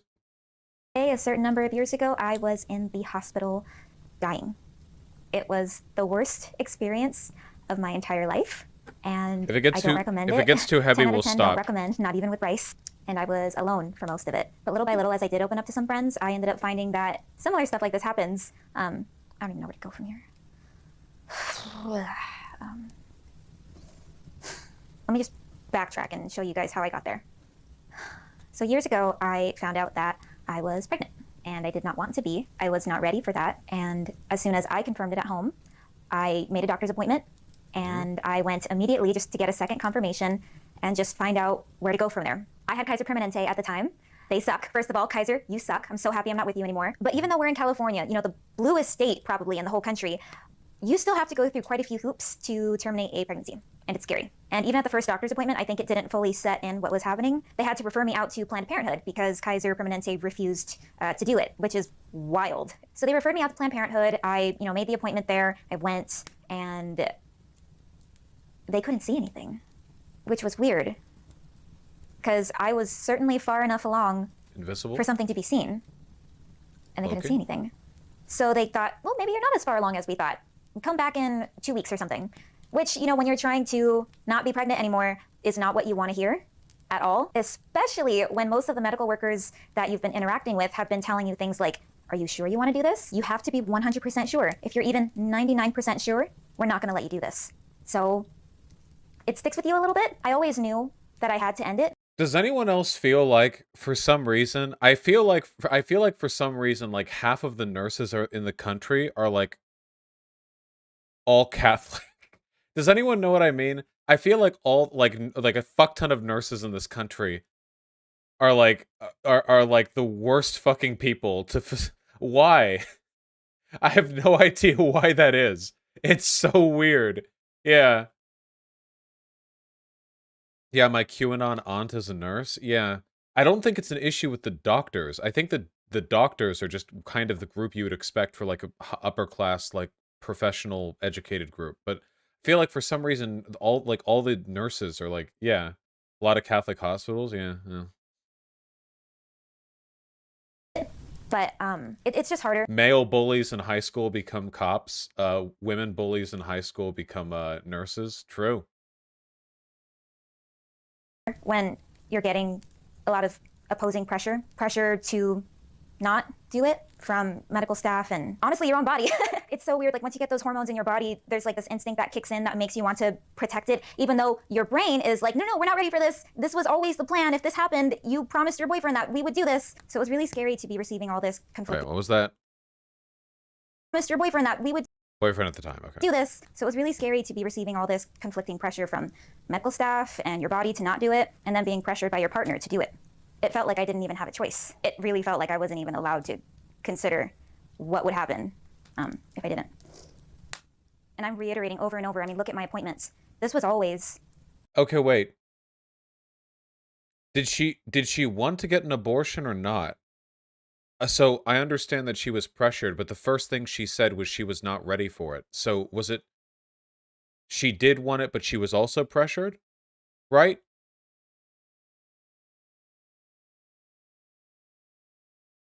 So like she didn't want the she didn't want the pregnancy. She wanted an abortion, but she wasn't she was pressured also, you know? What I was going to do. I was constantly taking the steps to end the pregnancy. But it's really scary when somebody's forcing you to do it. Okay, I get that. And I did have moments of weakness where I would cry and say things like, okay, but honestly, like, can we just consider, like, what if we didn't do it? Still gonna do it, but can't we just consider what would happen if I didn't? And he would say, like, no, it's not even a question. You're gonna ruin my life if you do that. That would be the worst thing to ever happen to me. As along the lines of things that he would say. And at one point, he even said that he would break up with me if I didn't do it, and that he would resent me and the potential child. And Who's zooming onto the camera? You can do that. You can do that in editing. There's not someone behind the camera manually zooming in. You can just do it in fucking editing. Though it would be funny to go for that extra, like if she decided to have a fucking camera person here, like, you know, like for this video, like there's someone behind the camera, like manually, like twisting the lens. that's really stuck with me. Because then at that point, and mind you, I haven't told anybody. I think I told one single friend. Couldn't tell. Use a condom. It's not hard. This has not. Wait, hold on. This has nothing to do. We don't know if they use protection or not. Can you chill? You can use condoms and do birth control, and people can still get pregnant. That shit just happens, okay? Sometimes life finds a way, okay? Life finds a way. That's how it be. It happens. Yeah, you can do it. You can get an ectopic pregnancy with an IUD. Hold on, I have no idea what an ectopic pregnancy is. I only oh, I can't show that on stream. Yikes. It occurs when a fertilized egg implants and grows outside the main cavity of the... Oh, God, when it's in the fallopian tube? Oh, that'll fucking kill you. Jesus Christ.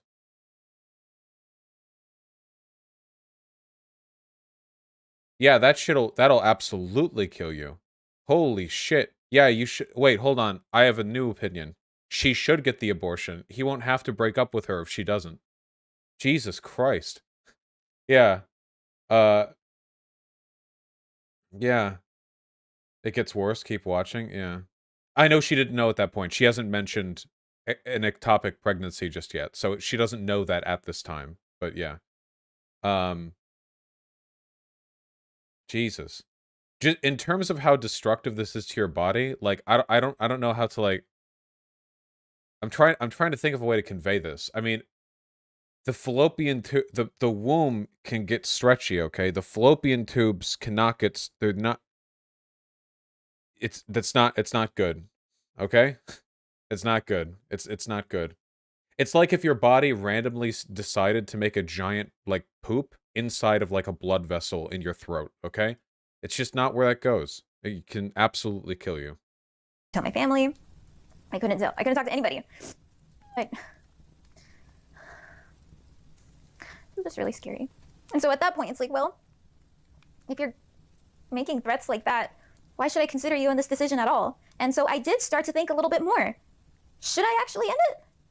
And it's true. That was me reneging.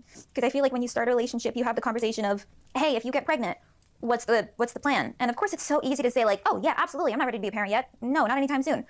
But God, it's so much scarier when it's happening to you in real life. Yeah, So, I don't doubt that. that was really hard. And then I just kept having pain and bleeding. And nobody took me seriously. Wait, hold on. Okay. I know that pregnancy can lead to a lot of effects, but if you're bleeding during a pregnancy, that means something's wrong, right? You shouldn't be shedding any more uterine lining. If you're bleeding, that means that it's not the uterine lining, right? It's something else. Yeah, right? Yeah. That's the point. Yeah, okay, I'm just making sure. I'm not like an expert on pregnancy, okay? I'm just... And then one morning, I woke up at about 4 a.m. to the most intense pain I've ever felt in my life in my lower left abdomen. And it was so sharp and painful. I went to the bathroom because, you know, all of a sudden I'm bleeding a lot, which can't be normal. And I couldn't even stand up because the pain was just so intense. I went to the doctor multiple times. And one of the first times I went, the lady was just like, well, just take some Tylenol and go home. What do you want me to I keep hearing stories about this at like play. I feel like if anyone ever did this to me, I would bring a fucking gun to that. Not in a video game. If I went there with like appendicitis level pain, and they're like, "Dog, have you considered aromatherapy?" I would have to like choke slam them. I don't care. I'm going out and I'm taking your entire fucking staffing. I'm taking your facility with me. Okay. In Roblox, obviously. I would never do that in real life. I got told by a nurse to take Tylenol for a fractured collarbone. The reason they do that, as I understand it, it's because they think people will make up pain so they can get, like, opioids. They'll be like sometimes junkies will come in and they'll be like, "Oh, dude, my ass cheek hurts." And they'll be like, "Really?" And they'll be like, "Yeah, totally. Can I have, like, 40 pounds of opiate?" And they'll be like, "Well, okay." But I honest to God, like, I've heard that excuse so many times. I'm guessing that I I think they're way too much on a hair trigger for that shit, okay? Like, obviously, but, like, way, way, way, way, way too much. Like, to the point where they'll ignore incredibly legitimate, like, pain concerns, you know what I mean?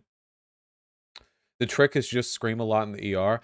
Like, guys, unironically, this is my actual unironic advice. If you want to be treated and you're in the ER, claps, okay? I know that sounds horrible, but fucking do it, okay? The more coherent you appear to be, the more likely they are. No, that won't help? Okay, never mind, don't do that. Wouldn't that... Wait, no, hold on. If you're in the ER, aren't they more likely to take you in if you, like... Because, yeah, they can tell if you fake. I don't think she would be faking it if she claps from pain, right? If she claps from pain, like, it probably took her active effort to not collapse from the pain with that shit, right?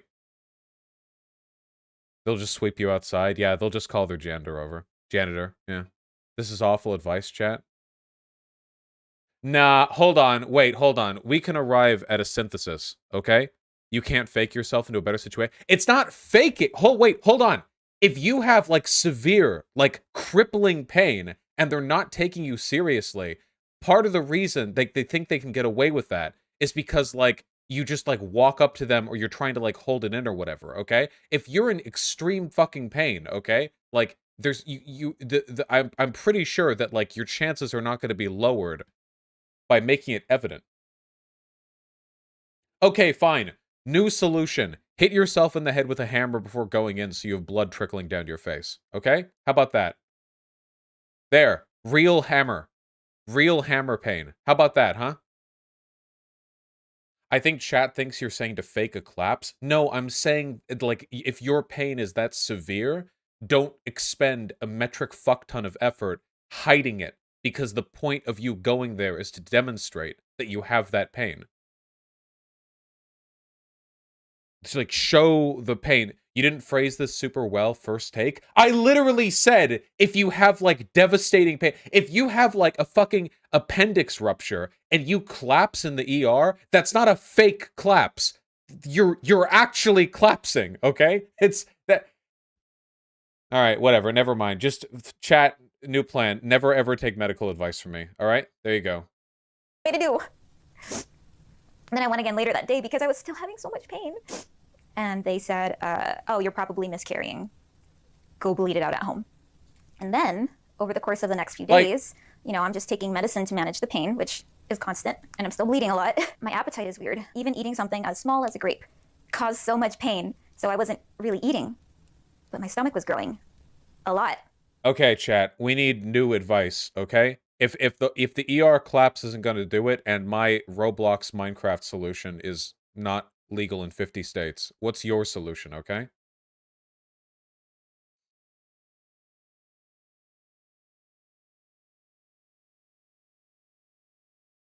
Find a different nurse? I guess, like, driving around to a bunch of hospitals, right? Yeah, I don't know. Like, keep trying? I don't fucking know. Yeah. True. Second, third, fourth, fifth, sixth, seventh opinions. Just keep driving all around as much as you can. But that's so difficult because a lot of people have insurance programs that like make it so difficult to have multiple hospitals you can drive to, or you don't live in like a city where there is only one hospital nearby. Researchers have determined that women are taken more seriously if they bring a man to confirm their symptoms. Okay, chat. Fuck! That's why Gus is being an asshole. Because he didn't come over here to fucking speak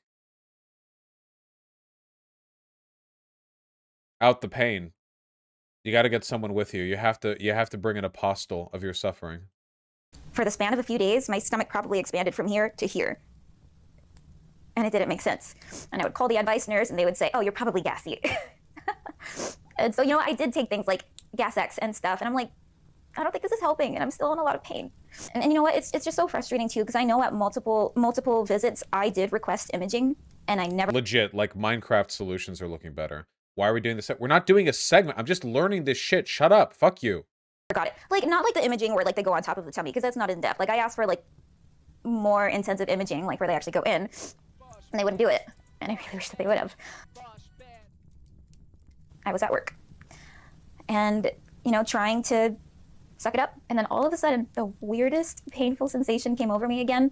But this time, it made me really dizzy and faint, and my heart was just racing, and I had this pain in my lower abdomen. I just knew something was wrong. And so I left work early. I called my boyfriend, and I told him, something's wrong. I'm going to the hospital again. I don't feel well. Something is wrong. And he said, okay, well, I have work to do, and it involves other people, and then we're going to go out and get dinner and drinks with them. So I had to go to the hospital alone. And I was there for about 4 hours by myself. Most of it in the waiting room. Just feeling like I'm dying the whole time. And finally they call me back and they do tests and imaging, and I still remember when they took me down to radiology to do my ultrasound. Finally, I'm getting the in-depth ultrasound. And if you guys know anything about ultrasounds, you know that the techs are not allowed to tell you your diagnosis at all. You have to hear it from a doctor. And so I'm laying there, and I still remember it perfectly. Vosh is right. The nurse will downplay your symptoms. I had a stroke and they thought I was just a drug addict. Yeah, the funny thing about that is that, like, it's such a circular problem because it's the hospitals that are giving out all these fucking opiates to begin with, right? Like, it's just so weird. It's like, hey, we can't give you pain. Who is facilitating all this drug addiction? And like, you're in the hospital. Like, yeah. The ultrasound tech is in there, and she seems confused by something. So she gets another tech's input. I don't know if it's like her manager or just another person. And then the other tech goes, yeah, that's her uterus. And then the original tech says, no, that's her uterus. And I'm just laying there like, do these motherfuckers not know how to read a fucking ultrasound? Okay, I just Googled an ectopic pregnancy 10 minutes ago, and I'm pretty sure that if you gave me an ultrasound at this stage of like fetal development, I could determine I could point where the fucking if it's like, oh wow, that's not where it's supposed to be. I feel like I could figure that out. They're technician, they know nothing. Stop! You don't know shit about this. Wrong. I'll go. I'll intern to hospital. I'll do it. Okay? Wrong. Ultrasounds are extremely difficult to read. Maybe for them, not for me. I would have figured it out instantly. Fuck you. Talking about what's happening, and they wouldn't tell me anything, of course, because that's part of, you know, their job. Like, they can't, just in case they're wrong. You guys are being cringe as fuck right now. So finally, they sent me back upstairs, and I'm still alone, and my phone is dying. I'm hoping that my boyfriend can come as soon as he can. And I decide, because I parked at like a high up level, I'm like, well, since it's nighttime now, I don't want to have to take an elevator or stairs because I won't feel safe. I'm gonna move my car to the first level now that it's starting to clear up. And I get in my car, and I didn't put my seatbelt on. You know, I was in a parking garage. I was going like 5 miles an hour. And something about the beep of the seatbelt that needed to be clicked was just so ominous and foreshadowing. It sounded like a heart monitor. I just knew there was something wrong. I just knew it. Parked my car, got my charger, went inside, charged my phone. Finally, it seems like boyfriend is on his way, so that's nice. And he comes right in time to get the diagnosis. I had an ectopic pregnancy in my left fallopian tube. It ruptured. I've been bleeding internally ever since. They were surprised I wasn't dead. And that if I don't have surgery right then and there, I was going to die for sure. And as an added bonus, the surgery might not go well, and I might die during that too. So here, sign these waivers and paperwork, because you don't have a choice anymore. Okay, I want to ask the legal bros in chat a question, because I have to know. Emergency rooms are legally obligated to, like, not turn patients away. So what are the consequences when they turn patients away? Like, they clearly do. They clearly turn patients away all the time. So, like, are there any, like... She could sue and win big time? Don't say that if you don't know. Because if you could just sue every time an ER turned someone away who turned out to have, like, a serious medical condition, that no hospital would ever do it. Because it happens pretty often. The law stands on the doctor's side. They can see they didn't see the evidence, and that's enough. Yeah.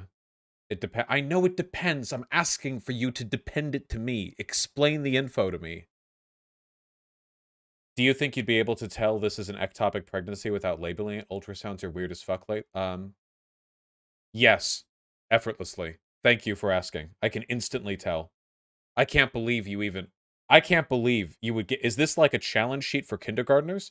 Is this like the grading, like, test sheet that they hand off to, like, infant, like, baby nurses or something?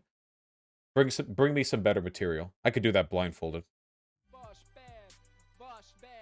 Legal nuances, fuck you at best. Don't expect a great answer. Yeah.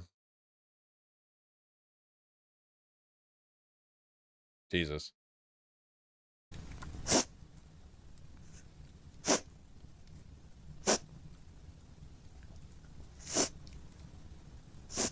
Just really felt like my body, my choice never got to even apply to me. And that part really sucked. So, yeah, for those of you who are wondering, in my nose video that I recently uploaded about when I talked about the traumatic OR experience. What the fuck is with chat? Why film yourself like this? Here, I don't know. That's a good question, Balls Deep 69.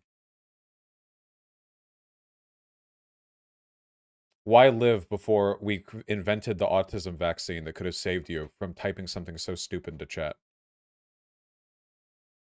Experience that I had, there it is, a month ago for my nose. I was in a totally safe environment, safe OR. The PTSD, I just had a moment. I felt like I was back in that first Kaiser Permanente OR all over again, and I burst into tears and had a panic attack. And yeah, it's really affected me ever since. Anyway, the surgery ended up starting at like 10 or 11. It ended around 1 a.m. or 2 a.m., something like that. Vosh, you're forgetting Kaiser is a huge for-profit corporation. Do you really think they'd ever be held accountable for anything? That I don't necessarily think that's a factor here. Okay, wait, stop. This isn't about it being a business. If it was publicly owned, I think we'd have the same issues. This is about the legal obligation to effective care. The issue right now that we have is that medical malpractice can be really difficult to prove, and for that reason, the legal standard makes it so that really negligent care on the part of doctors and nurses isn't really like a kind of like liability, you know? Because if it was, our system would collapse instantly. So I think that, like, the issue is that, like, there would need to be some standard by which you could determine that that care was negligent enough to reasonably threaten a person's life. But like, the thing is, they have to inspect you, but like the inspection that they do at an ER can literally be like, they like check your temperature and they're like, yeah, dude, go like suck your own dick, have fun, haha. Like that's like obviously, you know, they have an obligation to see you, but that doesn't mean that you have an obligation to effective care. Let me see.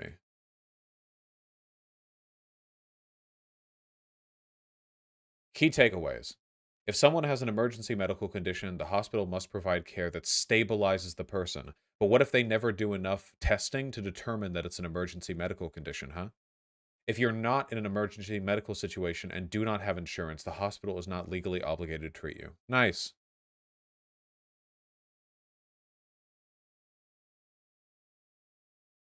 You're only entitled to emergency care to stabilize you? Yeah, but she clearly wasn't stabilized because she's, like, on the brink of death here. So, yeah.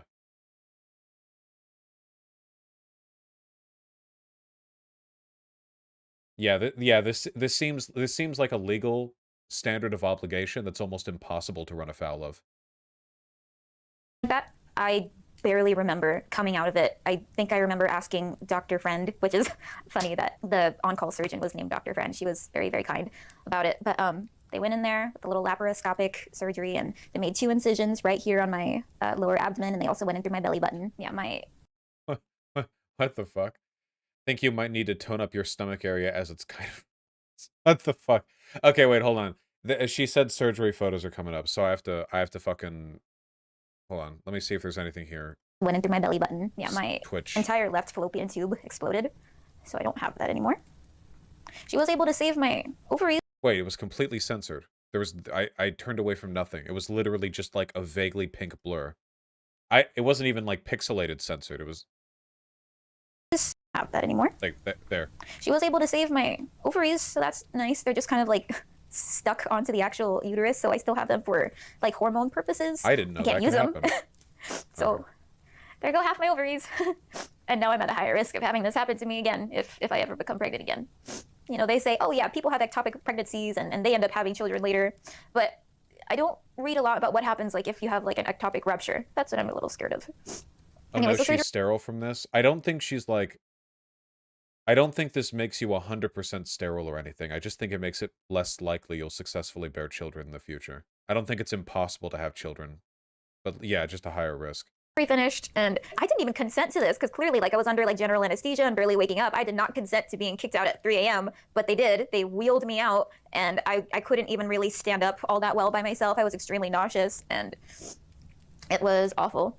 And a boyfriend drove me back to his place because I still didn't get to tell anybody. Right before surgery, just in case it did go wrong, I called my mom and I lied and I said it was an ovarian cyst. It's not a big deal, but I just want to let you know what hospital I'm at. Don't come, because I don't want anybody to find out. Don't come. But yeah, I didn't really tell her how severe it was. I remember even before surgery too, once I found out what was about to happen, I called my sister and I'm like, oh hey, I'm at the hospital. And the first thing she says in the most judgmental voice is, what, you're pregnant? And I'm like, okay, yeah, I'm not telling you anything. So I also lied to her and told her it was an ovarian cyst. And yeah, I haven't really been able to tell people about this over the years. Just kind of had to keep it to myself. And it sucks because this thing has changed my life so much. Vosh, if they kicked her out and she didn't consent to it, that's big money. Is it? I'm pretty sure you don't have to consent to leaving the hospital. They can kick you out after they've stabilized you, can't they? Otherwise, people just chill there forever. Yeah, I'm pretty sure they can just... that you can just get yoinked a little bit. I am not the same person I used to be. Because after that, not only do you have like the natural like postpartum of not being pregnant anymore, my hormones after that rupture were just all over the place, and there were like some little complications even from surgery after.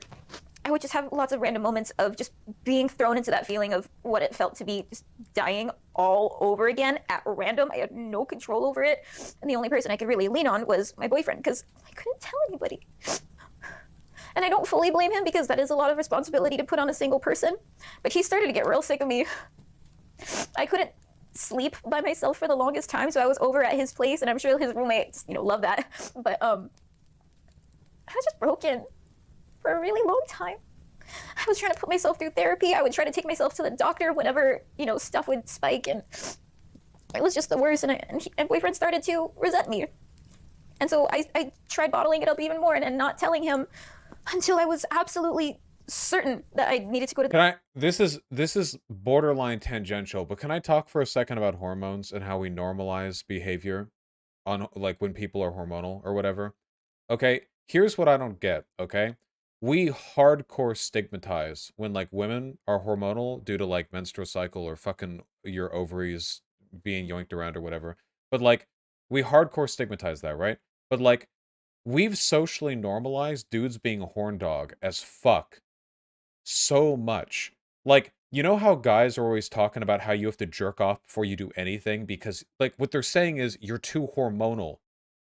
Like, if you're like, yeah, dude, make sure to jerk off before you, like, talk to your ex or whatever. Like, what you're essentially saying is you're too hormonal to appropriately moderate your behavior unless you, like, jerk off beforehand. But, like, that's, like, so normalized with men, but with a lot of women, anything they say about them being hormonal, like, doesn't get taken seriously at all. It's like, oh, dude, you heard, but it's like, but dudes are, like, openly admit, like, yeah, dude, like, yeah, dude, I hadn't, like, jerked off, so I was super weird to her. Like, if a woman was like, yeah, I was on my period, so I was super weird to him, no guy would be like, oh, yeah, I've been there, I know what that's like, bro, ha, ha, ha. Like, they would, yeah, I don't know, it's just weird. I know this isn't a perfect one-to-one, like, comparison. I'm just saying it's interesting how emotional fluctuations due to hormonal cycles are so much more normalized when it comes to excusing differences in men's behavior than it is for women's. I don't know. The doctor, and I would not be able to drive myself. Like, if I try really hard to be independent, but sometimes I just can't. And those are the moments where I just couldn't. And at one point, he was talking about how hard it was having to take care of me when I would have those moments. Mind you, I never stopped him from doing anything or going anywhere. He still continued to live his life as if nothing ever happened. And there I am in the background in the shadows, just trying to pretend that I don't feel like I'm dying. It's really hard. And then he would, sometimes tell me things like, someone else would have left you by now, right? So the lack of support was really hard. And I had to put myself through therapy to try to minimize these episodes, because I don't want that. And I don't want to get hooked on like Xanax or Ativan to try to like take the edge off whenever I feel it starting to creep on, even though This partner sounds like trash. Yeah, I can't wait for her to tell us who it is. I'm really curious. Listen, you have to understand, okay? Gus measures the quality of his relationships by Pokemon cards opened per hour, okay? If that ratio starts to dip, alright, so does he. This really cut into his Pokemon card opening time. it did work, but I mean, no, benzos are just the worst. Never get reliant on those. It was awful. And then it would get to the point where I would ask for help, take me to, urgent care, please, I can't drive myself. And he would say like, oh, well, call the advice nurse and then I'll take you. And then he would insist on listening to the phone call to make sure that I wasn't exaggerating my symptoms. Or even when he would come with me a few times to the doctor, he would, sit in and, correct the doctor on things that I was saying from his point of view because he didn't want me to exaggerate my symptoms. What? It was a lot. But Wait, what? Why? Why would you? What could possibly motivate that behavior? Why? What? That's so beyond. That's not. That's not even like the other shit. Like, oh, you're cutting into my time. Whatever. Like, okay, fine, whatever. He's like a piece of shit. But like this is so beyond that. I have no idea what internal logic could justify. It just felt like I had to grow up even faster, and it sucked. And one of the worst things about Kaiser is you can't even sue them. If you're a Kaiser Permanente member, you automatically waive your rights to take them to court, and you have to use like their own arbitration system. Internal, yep. So nothing. That's why I don't have medical insurance, because I'm feeling litigious as fuck, okay? I'm always looking for those puddles of water with no wet floor sign next to them whenever I'm in a Kaiser Permanente. That's where I make my real money from. Ever came out of that. Don't have a fallopian tube anymore. I got dismissed multiple times by multiple doctors. I was refused when I asked for imaging. And the thing is, if we would have caught this sooner, when it comes to ectopic pregnancies, there is a shot that you can have that will terminate the pregnancy, and then you won't have a ruptured fallopian tube. But I didn't get to have that. Cool. I didn't even know what an ectopic pregnancy was. Nobody has ever taught me that. Nobody tells you how often even a miscarriage is likely to happen. Yeah, the education system really failed us. So I feel bad for the people that had the displeasure of meeting me ever since then, because I don't even know who that sad shell of a person was. I used to be like a really bright, energetic, bubbly person, and I'm starting to get bits and pieces of that back now. But for the longest time, I was just like an awkward, uncomfortable energy presence around people. There was just no way to explain why. Now, I'm not the smartest person in the world by any means. I'm actually quite bimbo. So I'm going to put some resources in the description down below about ectopic pregnancies, about miscarriages, about what to expect from pregnancy. Okay, I think we got the relevant drama content from this video that we were looking for. And this is from Eddie Burback. Hey guys, apologies for being gone for the last few days. In all honesty, I've just been so hurt, confused, and sad. I watched Sabrina's video, and while I had heard altered bits of the story once or twice over the last few years, I had absolutely no idea of the extent of the trauma that she went through with her medical situation. We've talked a good deal since, and it's been so great to see her doing well now. I don't feel comfortable, or that it's my place to speak on some details of their relationship, but I will say I'm realizing I haven't had an accurate grasp on what it was like between them privately until now. I just feel like I've been left in the dark, and finding all this out is very difficult for me after years of friendship.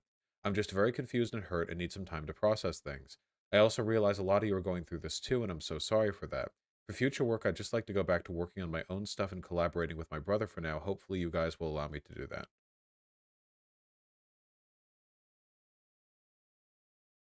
Go give Eddie some support. He's financially dependent on the podcast they're canceling. 360k followers. This dude's basically a billionaire. Chill. He doesn't need anything. Donate to me. I'm kidding, of course. Do whatever you want. So wait, I have to ask. Did Gus, the who is that guy then? Gus, the YouTuber, the skit comedian. That's the guy. That was the boyfriend. Gus. Who's Eddie? Well, another YouTuber. No. Gus is the boyfriend. Eddie Burback is not the boyfriend. Gus is the boyfriend.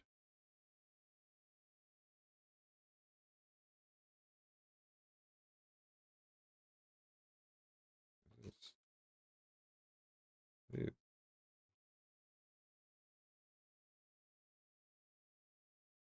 No idea what's going on.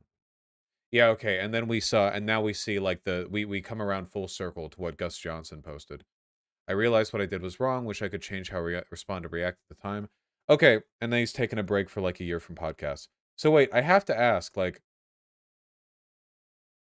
did Gus, like, not think of her as a girlfriend?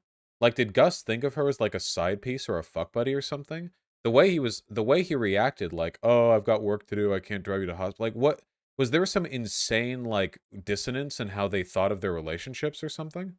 I don't know. It's, like, very weird. In that Insta post, he was like, yeah, this is my girlfriend. But, like, in his behavior, it sounded more like he really didn't give a fuck about her.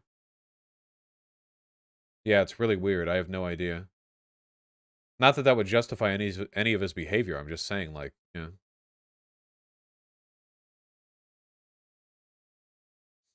The chat is so fucking desperate to interpret everything that I say as me trying to defend Gus. Jesus Christ. Yeah. Go to his subreddit mega thread. Here's Sabrina's response to the apology. I won't accept a misleading apology with lies in it. I don't forgive you. So that's what this is about. I saw this on my feed the other day, and I saw the icon, the art icon here, and I assumed this was some random Twitter infighting. I didn't realize that these were related. Okay, now I've got it. I guess I should follow? She doesn't follow me. She probably hates me, but that's fine. Yeah, hold on. Gus Johnson Reddit.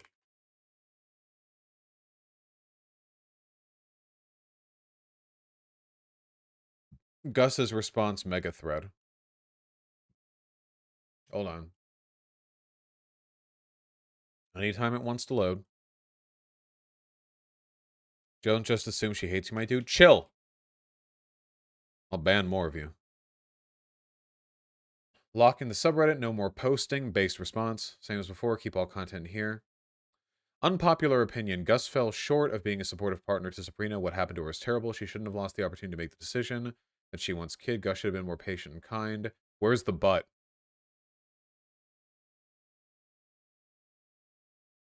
What bothers me is that just following Sabrina's Twitter feed kind of suggests this is no longer about the failure of America's healthcare system, more about her unresolved anger towards Gus. Okay. If she wants to monetize her video because she wants to spread awareness and needs to pay expenses, kind of weird. Wait. What? How is it weird to monetize your YouTube video? Well, we all got to do what we got to do. She has bills in one of the most expensive cities in the world. Wait, who?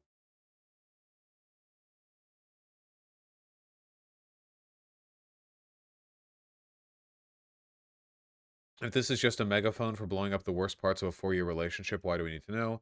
They're both talented creators, and it's truly awful he failed at being a good partner. Damn, this is like hardcore YouTuber apologia. Holy shit. Listen to this language. They both walked away from an unhealthy relationship, and hopefully both will find something better. It sounds like Gus probably needs to do more work regarding his immaturity and respect of women, but otherwise we all kind of have to be able to figure out whether we can separate the art from the artist. What? Damn. Imagine if we defended you like this. Yeah, but I've never done anything wrong, so you would never actually need to defend me over anything.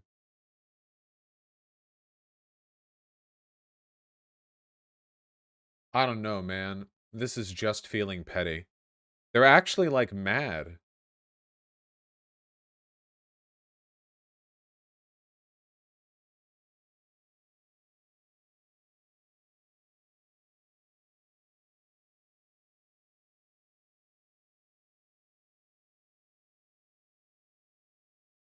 Fucking weird. That's the Pokemon life for you? Yeah, sorry, folks. In your journey to become the very best like no one ever was, you gotta make sacrifices. You don't understand. The reason why you're not a Pokemaster and haven't defeated the Final Four or whatever the fuck they're called is because you're not willing to go on the phone and insist that your then girlfriend underreport symptoms of ectopic pregnancy to a hospital. Elite Four, thank you. The Elite Four, thank you very much. Final Four. What? I got close. I remember there were 4. I thought there were 8 for a second, you know? Yeah, Gus Johnson probably has a ton of really young fans. I don't know. Seems pretty fucked. Like I said before, I do think there's a threshold where you can make the argument that stuff can be kept private if you want. But, like, I don't think there's anything inherently wrong. I don't think there's anything inherently wrong with, like, blowing people up online over bad interpersonal behavior. You know? If you're trying to, like, resolve a situation,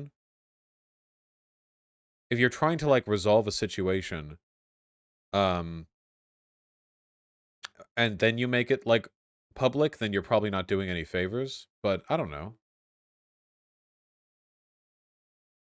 I don't know. It just, yeah, I don't know. It just seems the most criticism she's receiving is that she threw in a sponsored clip at the end of the video. I don't give a fuck. I have never given a fuck about people on their grind set.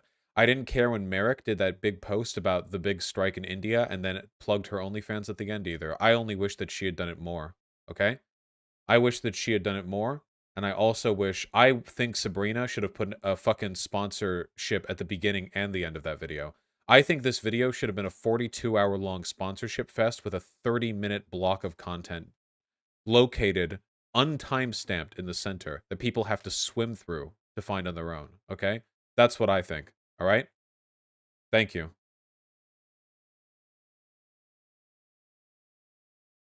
Where do you draw the line? When would you make something public? I don't think there's a hard line. I don't think there's like an objective or definitive way to figure out when it's acceptable to do that or not. But I guess I have to think, like, where would that line be? Hold on. She didn't actually make it public. Well, she kind of did. She didn't call him out. Reddit figured it out. No. She did. She did. When you put all of that information out there, it's inevitable that it's going to be found out who you're talking about. That's calling him out. Yeah. Just because they don't say his name in the video doesn't mean that you're not yeah, okay. Yeah, it's a very thinly veiled like call out, yeah. In terms of like when it's acceptable to do that, here's the thing. You guys would not mind if this was being done against a person you don't like, right? Like, if Ben Shapiro's wife divorced him and then a year later came out with a spiel about what a terrible person he is, would any of you motherfuckers be like, you should really settle this in private? Like, you wouldn't. You would love it. You would revel in it. And you would defend morally the necessity of her coming out and sharing that information. So it seems like a lot of this really comes down to whether or not we like the people who are being attacked, and it's really hard to move away from that feeling, you know? Because, and I know this, there are content creators who I do like a lot, who I am friendly with, and if they had some, like, bad personal stuff get, like, leaked publicly as a way of, like, dragging them, I would be like, okay, well, we can move on. But I wouldn't do that if Ben Shapiro was found out to have done something 5 years ago. I think that there's, like, ultimately, like, a level of arbitrariness to this that I don't know how to cut through. You know what I mean? Like, there's a level of, like completely subjective bias that I don't really know where the line is because it genuinely depends on who I'm talking about, which means that I'm too like, you know, I'm too subjective to, you know. Does that make any sense? I'll put it this way, okay? Wherever the line is, I think Gus's behavior goes well over it because this was like really fucking bad, right? This wasn't just like being a bad boyfriend. This was like not driving someone to the hospital when they're talking about like severe pain is like pretty near the maximum level of like horrible. I put that and the like not being like encouraging her to like downplay symptoms afterwards stuff to me are the biggest ones by far. Because other stuff like he acted like a horrible person when I was recovering or he pressured me to get an abortion, those things are bad, but honest to God, I can imagine decent people in horrible situations doing stuff like that and regretting it afterwards. I can't imagine where a person would have to be to not drive somebody to the hospital when they're talking about having severe pain, you know? Like if that makes any sense. Again, like I'm affected by my biases here, but I know that if I had like a GF and she's like, "Yeah, I'd get an abortion if I got pregnant," and then she got pregnant and she was like, "I don't know if I want an abortion," I might say some horrible stuff there because that's very fucking stressful. That wouldn't be good of me to do, but I know I know that there's like the potential for that in like a high stress situation. But the whole not driving to a hospital in severe pain thing, that shit is like I don't know what you'd put on a higher priority to that. Yeah, getting mauled by a bear. If you're in the middle of getting mauled by a bear, then maybe it's okay to not like drive someone over the. But like we're it's very limited. But he was like, "Yeah, well, I'm doing work, and later we're getting drinks." The fuck are you talking about? Seriously? Vosh should be like, "Yeah, I'll take you to the hospital. Let me finish eating my nuggies." Mom, I can't pause this game. Mom. Yeah. Okay, I hope you guys get what I mean. I do think it's super subjective, but like there are some things that I think that are like very, very bad. And some things that I think are like very bad, but are also the kind of things that humans tend to do that are very bad in certain situations. And some of those trend like way over the line for me. Okay, let's talk to TJ, dude. This stream is flying by. Oh my god.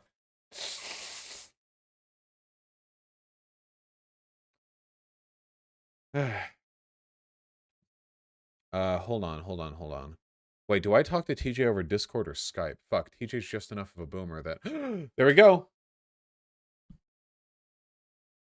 Wait, is that TJ?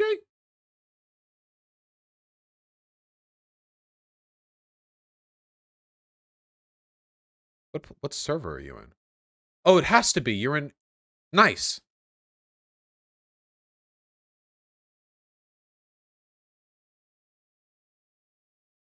Calls the wrong TJ. No, I don't know if people like make fake accounts or whatever, but no, this has to be. Okay.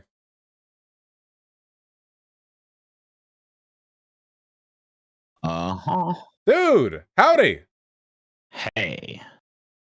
How long has it been? Holy shit, in the war paint. Let me get the cam on. Oh god. How you doing? Good. How about you? I'm doing pretty fantastic. Hold on. We just went over, I'm sure you've seen it on the timeline, that Gus Johnson drama. I have not. I just I woke up and started streaming, so I haven't fucking seen shit.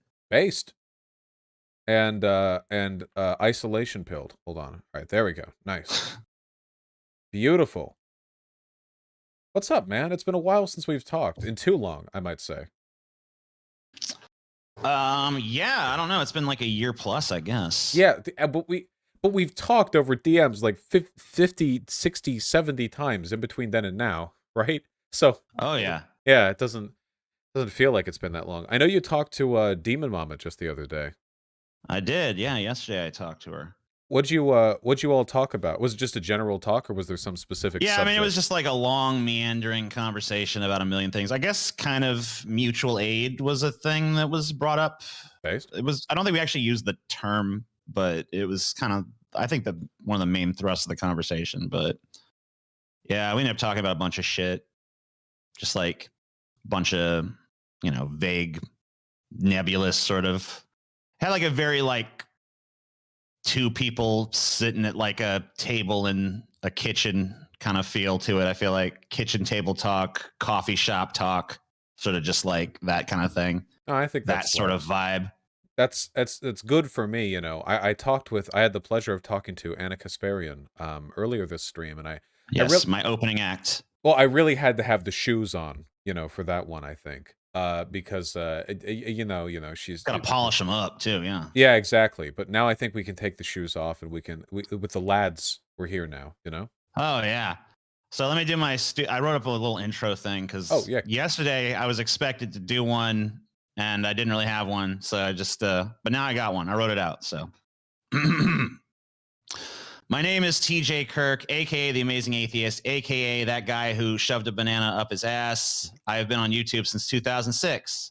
I am 1/3 of the Deep Fat Fried podcast, a show by the uneducated for the uneducated, covering topics from trans trailblazers to sex with ghosts and aliens to bridges to Tucker Carlson.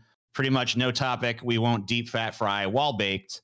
I stream on a channel called TJ Does Life, which I'm simul streaming this to. I post videos occasionally to what I used to think of as my main channel, The Amazing Atheist, but it's been neglected recently as I'm at work writing a book. Happy to announce my book is about you, Vosh. It's called Coconuts and Horse Dicks, The Good. Vosh Story. Oh, thank you. Actually, Finally, my story's being told. I know, right? Actually, I'm working on a sci-fi novel called Sex Bot Uprising, which is a smutty space opera dripping with sex and pulsating with violence, but really just a pretentious vehicle for my political opinions through allegory. So there you go. Oh, I'm also kind of lazily running for president, sort of, not really, but maybe for the memes. Let's see.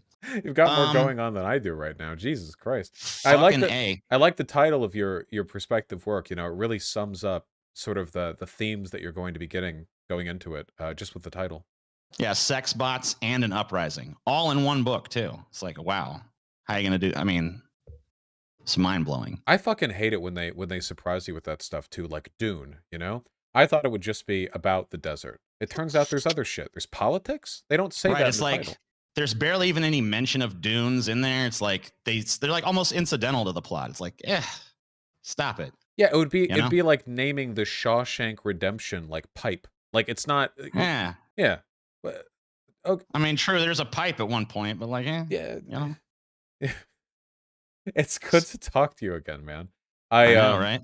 Yeah, after all these fucking horrible conversations in between, back to greatness. But no, hey, I want to tell you something. Yeah. So last time I was here, you were ascendant. Now you're still ascendant, but like you were like, whoa, like crazy ascent going on, and it seemed like everybody loved you. Now, not so much. It's got the division going on, right? When was the last time we talked? Wait, what was it was like a year plus ago. I mean, you had your haters and shit, but like it seemed like everybody loved Vosh back then. Now it's like way more divisive. And I gotta say, you got some of the lamest goddamn haters I've ever seen in my life. Okay, yeah, here's the problem. April 9th? When did wait, hold on. When did Bernie lose the primary? No, that would have been before that. This would have been before the Bernie or bust shit, really. It was just after. I mean, I was a Bernie or buster at the time, so it was just after Bernie had lost or was like evidently gonna lose. I don't remember exactly where it was in the timeline, but it wasn't looking good. Yeah. That was March there. So that would have been a little while afterwards. Yeah. Smidgen. That was what did it too, by the way. Look, there are a lot of reasons people say they dislike me, but the opinion turned against me when I went hard in favor of choosing Biden over Trump. That was legitimately the thing that got a ton of people on the left to hate me, which is insane because it's like, of all the things that I've done and said, that's like the thing they're going to focus on. But apparently, yeah, that was it. That's what did it. So I just feel like back in the day, people always used to draw comparisons between us, which I never got because you're way more. I feel like you got little like essays going in your head, and I'm just kind of like, but like I don't know. I just feel like your haters are so whiny. Like I don't know. They like shouldn't they like be angry? Shouldn't it be like fuck Vosh, piece of shit, motherfucker? But like it's just like I don't know. They like fling their tears at you. And it's I think a ton of it is like, and you're being very flattering to me here, by the way. I don't mind. Oh yeah, I'm sucking your dick a little bit. I want the coconuts. What am I gonna do? That's like what I have to do to get the coconuts, right? I'm glad that you made the sensible choice. You can one have coconut, just one. I just need one. I need one for like a set prop somewhere back here, so I can like bring it out in times of crisis. I think like actually reflecting on it, I mean, there are people on the left and the right who don't like me, and I feel like I do get that whiny attitude too. I think a lot of it is because they have this. Their impression of me has been built up from a very lopsided caricature of the actual content that I produce. If you take a look That's at pretty much, yeah. I mean, that was the same deal for me back in the height of the Amazing Atheist channel days. It was like so many people I felt like didn't really know what the channel was about. And it was just like the worst things I said out of context and then filtered through the the hater perspective and shit. And then force fed to a bunch of little hate piglets who just like, yeah, he's horrible. It's But, no. I sympathize. I think there's like this industrial clip chimping complex where they don't actually, because I see sometimes the people who dislike me, they try to characterize my stream and they're like, oh yeah, he's constantly affirming alt-right talking points by opposing like decolonization. It's like they have no fucking idea what I'm talking about. They describe positions I hold the opposite of and have never expressed like out loud. But he's a racist, transphobe, known transphobic racist Voss. And they have all that in their head. And so what they think is, because that's what they think of me, they think, how has he not been canceled yet? Like, how is he still around? And I think the whining is this feeling of impotence that I continue to be, a decently sized guy online. Somewhere there's like a fucking, spite of that. Somewhere there's like a little socialist club at some college somewhere where they're like, guys, we got to kick Greg out of the club. Wow, that happened. Well, he walked past Vosh in a hallway, and Vosh said hello, and he nodded back and said hi. So, he's canceled, guys. He's canceled. This literally happened. I know. 3 days ago with the Ruud. Yeah. Okay. Yeah, the fucking Dutch youth group. There were socialist college groups that broke up over me as well. It's insane. But I don't know. I mean, what can I do? Like, just get off the internet? I mean, they have to act better.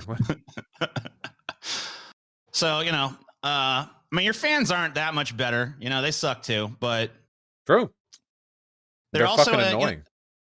Yeah, and like I feel like a lot of them too, just like either they're desperate to prove themselves against you, like Vosh is pretty smart, but if I could get one over on him, then I'll be the smartest one. It's like, all right. And then others are just like, have you seen Vosh? Everybody in my chat like, Vosh did this. You see Vosh, yeah, Vosh. TJ, interesting opinion you have on this subject matter, but Vosh really laid it out, and I was like, oh my god, Vosh. All right, so I apologize on behalf. Since of my I'm fans. here, yeah, they suck. Fuck them. Anyway, I like them. Come subscribe to me. But since you are the measure of objectivity, I do have 3 questions for you. Yeah, hit me up. Kill me. Just real quick questions. I don't want to spend too much time on this because we have some actual subjects and shit that I want to talk about, but I do have 3 questions as the objective moral barometer of existence. Now, first, I'm gonna have to start with all right, look, I gotta take you to task, buddy. Hit me up. So when you told us to vote for Biden, you promised us a socialist utopia. This has not happened. How do you answer for these crimes? Yeah, okay, listen. It's step 1 on a long staircase, okay? Yeah, okay.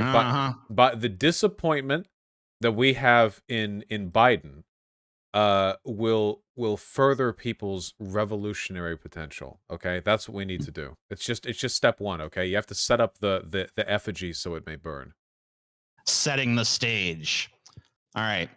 So this will be a controversial question, but I really want to answer this now. You're a fucking well-spoken person on the internet, therefore you know everything about everything. So you're the person I have to go to for these kind of questions. Don't fucking kill the messenger. Don't get mad at me. Don't get upset. But how many black people must sign on for my N-word pass to be official? Okay. Well, for an interpersonal N-word pass, you just need the one guy that you're with. But for like a general one, yeah, general speak. Like, so if it's like, if 51% of black people say it's okay for me to say the N-word, can I then say the N-word? If you can get 51% of all black people to say that you can say the N-word, then I think you absolutely... What about just African Americans? Yeah, well, I don't know if Africans would even care. I don't know, like, I don't even know if that word means anything, generally. Yeah, if you can get, that's like 10 million, like, African Americans to sign off on you, I think you'd be morally obligated to say it at that point. I mean, clearly they want you to, Right. But then what if the other 49% were, like, dead set against it? Like, they hate it. Still, Then you know. Race war, intra race war. If you See, could I get don't like want the that kind sign of off. responsibility on my shoulders. I don't know about this. Yeah, that's democracy for you, though. They can right. whine and complain about it. They can take it up with the rest of their racial compatriots. Another racially adjacent question. Uh-oh. So, Asian accents in the context of a story.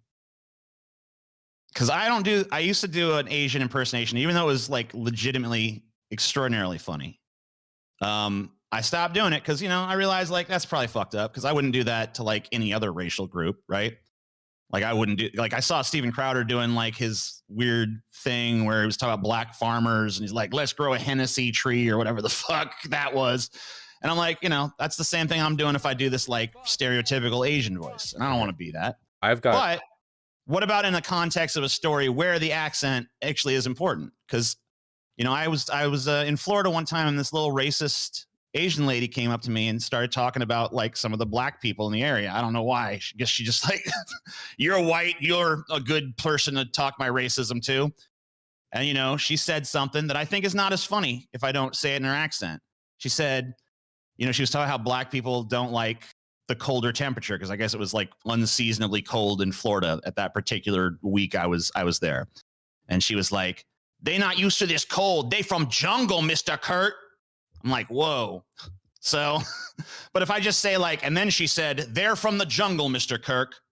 That's not funny. That's just uncomfortable. It definitely loses some of the comedic value. Okay, right. You're going to get me in actual trouble over this one. Holy shit. No. Not for what you said, for what I'm going to say. Okay? All right. So I DM in Dungeons and Dragons pretty often. I've been doing it for a long time. And here's the thing, okay? When you're doing voices for people, you can only, as a person without vocal training, you can only do so much to modulate the actual tone and cadence of your voice. Sometimes you can do accents, though. I mean, if you've got a million races, kobolds and tieflings or whatever, you're probably going to do accents, right? In my head, I think, okay, maybe this group, because they're from this region, they have kind of a French accent. It's arbitrary, but whatever. It differentiates them. It makes it feel like a bigger world. The issue is that the line that you can draw on these accents is very blurry, okay? Spanish is fine, okay? But, like, Mexican? Well, that's a little bit different kind of Spanish accent, a little different, And then what if, like, so you can do, like, an accent of a Polish person and a Russian person, fine. So that's in Asia. But if you go a little south of that, you have Mongolia? Can you do that? What about China? Honest to God, I have no idea what the answer to this is because it feels like, morally, you should be able to do an accent for any ethnic group in the world as long as you're not doing it to make fun of that ethnic group. But pragmatically, nobody is going to recognize that distinction. It's like when people make like Indian accents or whatever. You can do that in a non-mocking way, but like in media, it's always done in a mocking way. So how do you, I don't know. Yeah. It's like really rough. It's but you can do it with other groups. That's what I'm asking you. You're supposed to know the damn answer to this question. Yeah, here you are like, I don't know. Well, If you have a French coworker, then you can, and you're like, oh yeah, he said like this. Like you can do that if you want. But if you have an Indian coworker, you cannot make their accent. Like you can't do it. Even if you're not making fun of them, even if you're just imitating them, the same way you imitate any other person's like cadence. I don't know. I feel like reverse racism has gone too far. That's my real solution. That's my take on this. There you go. Okay, so now I have a list of disagreements. Oh shit! All right, hit me up. All right, so the first, I'm going to start with a relatively benign one. There was a guy on your stream. I don't remember who the fuck it was. One of these dipshits you're always fucking arguing with. But he kept saying cliques, which is the proper pronunciation of the word. And your whole chat was like, clique, ha, you see, clique, ha. That's literally how it's supposed to be said. This is a Canadian? So, I don't remember. I don't remember who the fuck it was. Some guy. Huh. But he kept saying cliques, and that's literally, go look it up. It's the fucking pronunciation of the goddamn word. Social clique. It's not a clique. It's a clique. Everyone's wrong. So fucking weird, though. It's true. It's fucking true, though. Go look it up. Look it up. It's anyway. It sounds like calling it a GIF. Like that's what this sounds like to me. Like some linguistic prescriptivism that I don't. I don't know, Well, man. you know, I mean, if you want to say language is like a democratic process where we can all, you know, do that, and I'm open to that, but still, the dude was right. Okay, the no true socialist fallacy. I was watching another time when you were arguing with some guy, and I almost said dipshit, but I was nice to him. I said guy. You're arguing with somebody, and it was like, you do this, I guess, somewhat frequently, kind of like this person's not a socialist because this person's not a socialist because of that. Mm-hmm. And it just strikes me as fallacious because it's just so like it's such a broad and all-encompassing fucking term. You know what I mean? Like, so the way I've explained it to my chat is this, right? So if I was to say the word like flower, Uh-huh. and I tell everyone in the room to visualize a flower, right? No one's looking at the same thing in their head, right? Right. Some people are seeing a red rose. Some people are seeing a fucking yellow daisy. Some people are seeing like a bag of fucking white flour. It doesn't like, you know, even if I tell them, you know, so who's got the right flower in their head? Nobody, right? And that's a simple word corresponding to like a tangible object in space and time that can be referenced. Whereas like a concept like socialism, so fucking complex, convoluted, so many different ideas about what that entails. Like, I don't really understand how you can be like, that person's not a socialist. I mean, the most you could say is like, by any definition, I would recognize they're not a socialist. Yeah, I think I agree with that. I'm not a linguistic prescriptivist. I do think that there's some variance to how we use these terms, you know? When I think of socialist, I think of the two big criteria to me are decommodification and democratic economies, you know? But obviously there are socialists who have had varying opinions and all that stuff, you know? And some people call me not a socialist because I think market socialism is a good thing to jump in on, but I think that's Right. dumb because Before, that's just when I was doing the pre-game to this stream, a bunch of people were like, Vosh is a lib, Vosh is a lib, Right, Vosh is a lib, Vosh is a lib. I'm like, shut up. okay. It's not even a refutation of anything anyway. Like, it's just like, I slap him with a label. Now he's wrong. It's like, fuck you. I do Where's think your argument, bitch? I think that sorry. labels aren't really good at finding what's true or not. Labels are more about who you want to be associated with or not, you know? So in my mind, like, I don't know if there's a set definition of socialist. I just know that I don't want to be included in whatever social group like Stalinists or China defenders or Assad defenders are a part of. So like maybe you could believe in the two criteria for socialism for socialism that I believe in, but also be like a defender of China, in which case, honestly, I still don't want to be associated with you. I guess it is like gatekeeping to an extent, and I don't generally like gatekeeping. We should probably focus on the ideas, right? Like I don't even really care about the this good or that gatekeeping bad? aspect of it at all. Like, as far as I'm concerned, gatekeep all you want. But I guess my thing was just like, socialism as a term is just so broad that I don't really see how you can really gatekeep from the term. Yeah, it is for capitalism too, right? I mean, technically, we live under laissez-faire capitalism, which believes in like an unregulated free market. That's like the ideological root, but that's obviously not what we live in.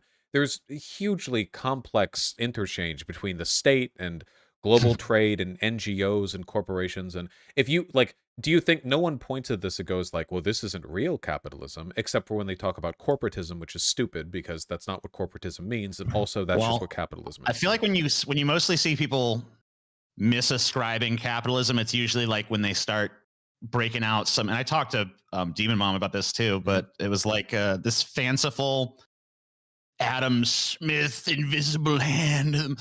Like, it's like this very, like, they talk about modern day global capitalism in terms of like, and then, you know, old Jed realized the town needed hammers, and that's when he opened Jed's hammer shop. You know, it's like right, like right. very idealized and Mayberry and shit. Or And when then they it's or like, when they yeah, act that's what like capitalism is. capitalism dude, invented the idea of working for things, you know, like You'll everyone's love just this. sitting around. Yeah. Oh, you'll love this so much. This is gonna be like the syrup that you can just like pour on your pancakes in the morning. I was arguing with a guy like a month ago. He slid into my DMs, and he was like one of these like, you know, you used to be good, but now you a liberal cuck bitch or whatever kind of guys. Yeah. And I'm like, he's like, I'm talking to him, and he's you know, he's laying the whole spiel on me, the conservative shit, and he mentions like the elites. I'm like, yeah, the elites. We got some common ground here, right? I also fucking detest the elites that rule us. So yeah, like, that's why I support, you know, taxing them. He's like, tax the rich that is part of their plan.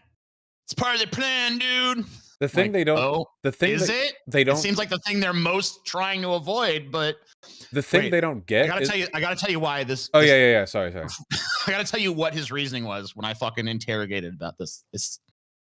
The rich want to be taxed because then we're gonna tax them, right? And then we're gonna do all this social progress with their money and improve all of our lives. And that's going to cause us to stop paying attention to what they're really doing. I don't know. If things get too good, then we'll. Okay. Yeah. I Society will be too good, and we'll just stop hating them. Oh no. I honestly think that when a lot of like conservatives talk about the elites, they don't actually mean wealthy people, even though wealthy people are empirically on top of virtually every system in existence. And what they're actually talking about is some kind of invisible, like QAnon adjacent cabal, which sometimes includes very wealthy people, but not like as a group. Because I've seen them include journalists in that group. Most journalists are not like Tucker Carlson or Anderson Cooper. Most journalists are fresh out of college grads who are desperately trying to make a living in like a studio apartment while running to and from their job, like desperately trying not to break their camera equipment because they know it'll come out of their pay. That's your average journalist. Many of them are independent. Like this is not like an elite class, but they talk about journalists as a group, as though they're part of this elite. So I think to them, taxing the rich is, if anything, a way of hampering the power of what they consider to be the most powerful non-elite groups. The more I talked to him, the more I got the impression that it was like, he's against the current crop of rich ruling elites, but it's not their enormous wealth and political power is not the problem. It's just the nature of this specific group of them. They're just bad. We just need to clear them out, get some new ultra rich billionaires in there, but like some good ones. It's funny because that is a very liberal mindset. I know, right? Extremely liberal perspective. I should let them know next time because you're right. No, that's I mean, it's a pretty common way of thinking, I would say. It's part of capitalist realism, right? You can't imagine a different system. You can only imagine different people in charge of that system, and your imagination never extends beyond that. I feel like the rich people are just running so many fucking psyops on. I think conservatism in general is just like a psyop against the poor. It's just like a giant unironically, psyop. Literally, unironically, Yeah. Modern conservative social issues were manufactured. Abortion was not a conservative line until I think the 1980s in America. It's not even in the Bible, by the way. Not even mentioned. Actually, even the few things you can even infer from the Bible would kind of indicate that it's okay, because there's like a verse about there actually is a reference to abortion in the Bible, but it's not in a negative. It just talks about her drinking the bitter water, which is right, your yeet juice, your fetus juice. Right, and and then there was like another verse where if someone strikes a woman and kills the fetus, he's like ordered to pay a fine. It's not treated like a murder. So yeah, the Bible does not seem to have this idea that a fetus is the same thing as a full-fledged person. So they basically pulled that idea right out of fucking nowhere. Yeah, and that's one of their most effective like strategies now for moving people, like people who would otherwise be like blue dog Democrats, like they would be maybe not socially progressive, but they'd want to keep their unions. Maybe these people aren't willing to vote red if they disagree with the Democratic Party on gay shit, but if they disagree on the baby murder Holocaust or whatever the fuck else, then you can get people who are otherwise pretty left-leaning to vote red. Well, I have like conservatives in my family. I live in Louisiana and stuff, so I mean it's a red state. I know a lot of red people, and like the stuff that is of concern to them is kind of mind-blowing to me, because it really just shows me that this is not a case of two people. Like if I'm talking about like like a conservative family member or something, and there's like a disagreement, it never feels like we agree on the facts, but we have different interpretations. It always feels like they're speaking from some crazy alternate reality that just flat out does not fucking exist. And I'm just like, who has like brainwashed you into thinking this is even going on right now? Well, that's and the it's goal, just like the right? stuff that they're stuff they're concerned with is just so bizarre to me, because I'm looking at a world where, you know, there's huge drought affecting pretty much the western third of the country. There's, you know, this looming threat of climate migration. There's sea level rise. That's just the climate stuff. And then there's like social upheavals, labor shortages, shortages of goods, shortages of everything. You know, massive labor unrest. Wealth disparity continues to just grow and grow unchecked. Seeing insect die off, animal die off, environmental ecological collapses going on, you know, and all the other problems that we fucking could sit here all day opining about. But, you know, that's all that stuff is happening. And then I talk to like a conservative and it's like, trans in the bathroom. Right. Yeah. Critical race theory in our schools. Haitians. You see what Biden's doing with these Haitians? You seen what Biden doing? He's letting all these Haitians in. It's like, dude, Biden could let in every single fucking Haitian and store them up in like Wyoming or something, and your ass would be none the wiser that it even fucking happened. Okay. Literally. So, yeah. Just fucking. like, yeah. Absolutely. shut the I wish fuck they up. brought every Haitian in, because that island is cursed anyway. Just yeah. Fuck that. Bring them the fuck in here. No, that's one thing I always agree. I mean, I never understood people like Trump's like, hey, Haiti's a shithole. It's like, no, it's not. Yes, it is. Yes, it is a shithole. Get them out. Save them. Come to America. Come to Wyoming. You're right. We're the rest of the world is a shithole. Let's bring them to the best place on earth, baby. Right. Everywhere, all the places you guys think are shitholes totally are. That's why we got to save those people. Let me ask you this. You know, if you're you know, you got a boat and you see people out stuck at sea and they're drowning. Help us. You let them on the boat. Same deal. Well, save them. Really depends on whether you're a conservative or not. There's like, fuck them. Well, I don't want our resources are low. It's like you have a giant. You're like literally eating a fucking. It's fear-based. Platter. It always is fear-based. That at the root of the conservative mindset, it is always no matter what. That's why but here's what I don't get about that. Okay, yeah? I mean, I hate to interrupt and shit, but like, I just want the fear-based thing. I have a clarifying question. I get that it's fear-based, but isn't the idea of complete and total ecological collapse a little fucking minute bit scarier than fucking trans people in the bathroom? That's why they can't talk about it, right? No, so obviously, yeah, for us, that is the case, right? But the fear has to be like irrational. For us, our fear of climate change is rational. The data points to it. We know what's going to happen. It's exceedingly clear. It seems virtually inevitable now. So our fear is a genuine concern. But for them, you know, you can move people away from almost any good position if you convince them there's something to be terrified coming from the opposite direction. I feel like there are a couple of things this stems from. One of them is religiosity, because I think that if you believe that there's a heaven, you can get away with excusing a lot of bullshit on earth.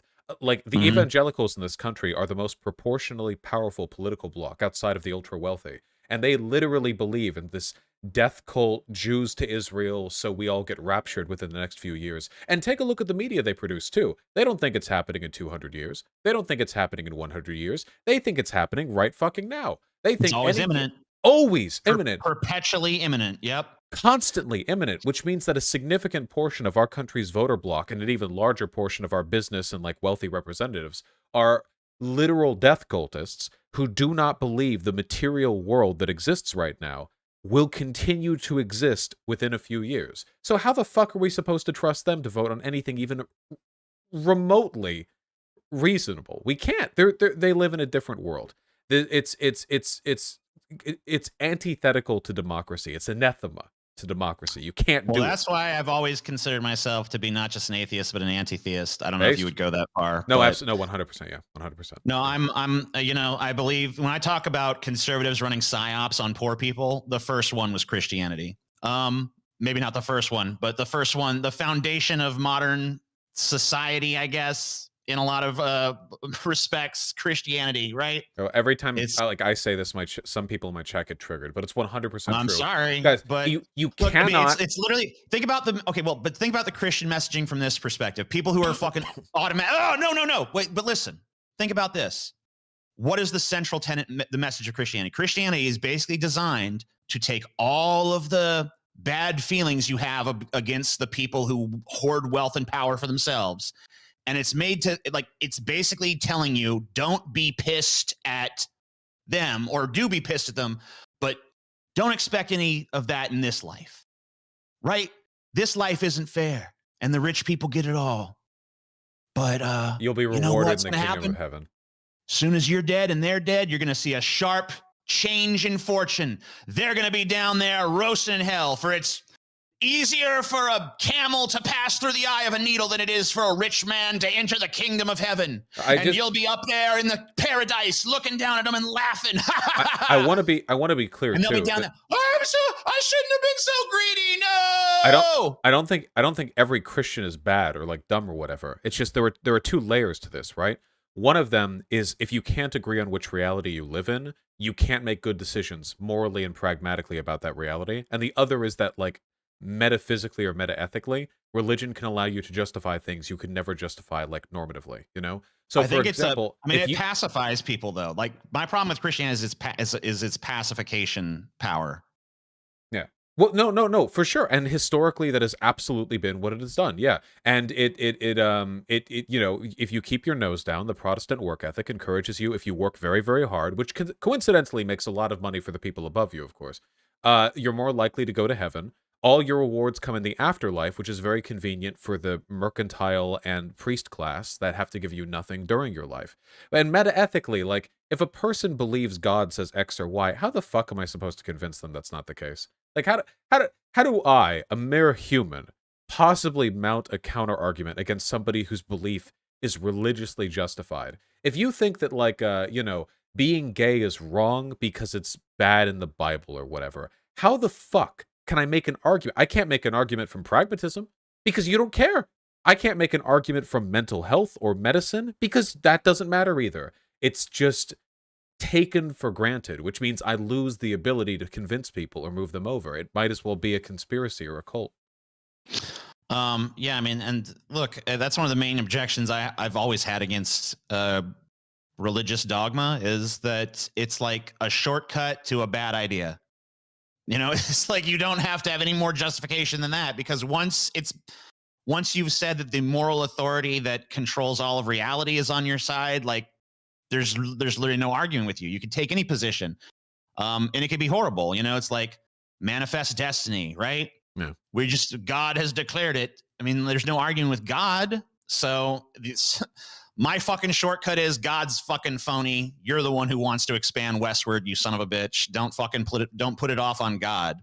But yeah, I mean, people continue to use the God Band-Aid to this day, and you know, it's like, whatever. I'm against it. Well, that's what QAnon is. QAnon is almost entirely evangelicals. They all slurped up all the flat earthers and stuff, you know, all the flat earthers and the reptilian overlord types, and turned it into one big mega conspiracy that's largely backed by evangelicals, in which Trump is essentially just the divine representative of the earthly rapture, you know, much in the same way that the rapture is supposed to cleanse earth of the sinful and ascend those who have not been to heaven.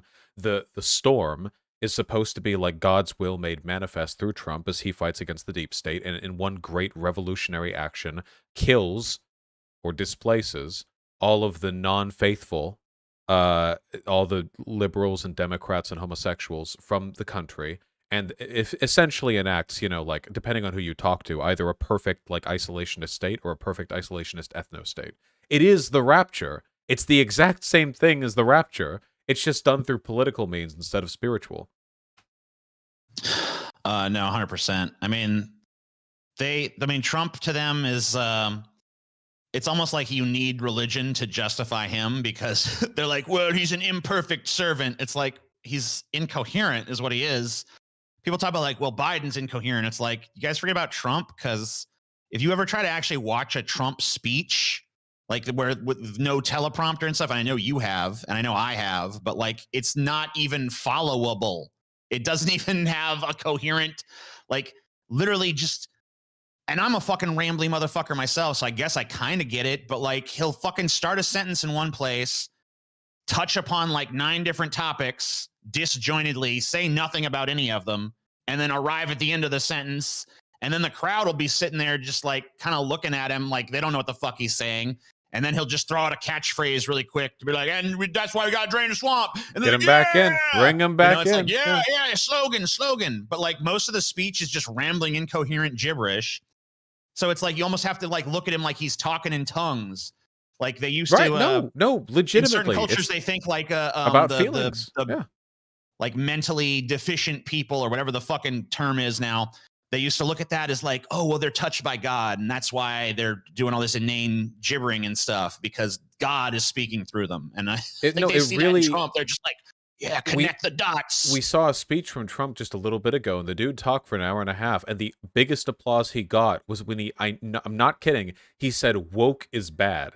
That was literally it, and that got the biggest applause. Nothing else that he said about politics got anywhere near that amount of approval. But that one 3-word sentence was what won over the entire audience. I mean, we're like literal fucking infant brains here, like baby scold cretins in that audience. Woke but that's bad. the fucking woke bad.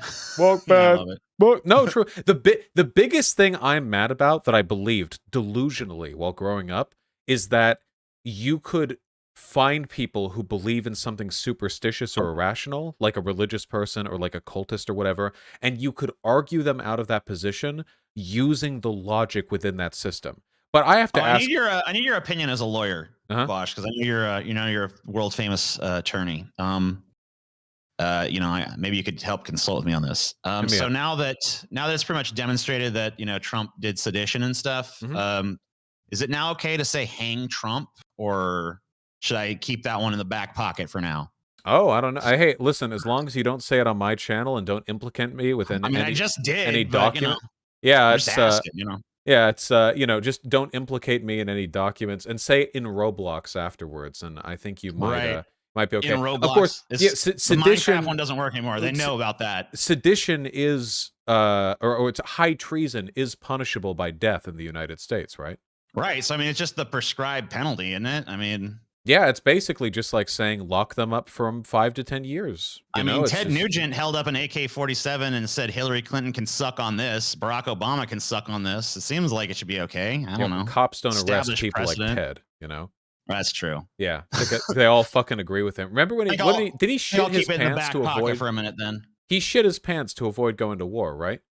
Yeah, that was true. Or at least he said it. I mean, that's fucking amazing. He either fucking did that or thought it was a good story to tell about him dodging the draft. Which is worse? But I don't know. Actually shitting your pants or thinking that a story wherein you shit your pants is a good story. I don't know. At least if you actually did it. It's entertaining. Like he should own. Being honest. You know what? I'd respect if he still owned up to this day. Like, yeah, I shit my pants to avoid going to war. I mean, but it's kind of tough. It contradicts the tough guy image he's going for at this point. If he really did it though, then I appreciate how honest he was. He didn't make up some like some bullshit after the fact. He just there was no bone spurs. He just like, look, I shit my pants. Just that's how I roll. You want a pants shitter over there fighting for this country? I don't think so. I wanted to say though, because I've talked to like a couple QAnon types, and the frustration with like trying to talk to people within their own logic. I used to believe back in my like earlier atheist days that like if you just read the Bible really good as an atheist, you could like convince people of your beliefs. The Bible has very little to do with their beliefs at this point. Yeah, I know. There's like nothing. It's like a couple of lines. It's funny to me that like the idea that God so loved the world that he gave his only blah blah blah blah blah. So that, and just like they have like a few little rote passages they reference and stuff. John 3:16, Leviticus this, fucking Matthew that, but they don't. I mean, for the most part, it's just like window dressing for conservative political machinations. The idea that the mainstream understanding of Trump isn't that he is the Antichrist is unbelievable to me. He's like the wealthy, like bloated, fucking corrupt, obviously narcissistic, antagonistic businessman who's like one self-admitted positive characteristic is that he can like talk people up a good game. He likes making deals. That's literally the thing everyone knows about Satan.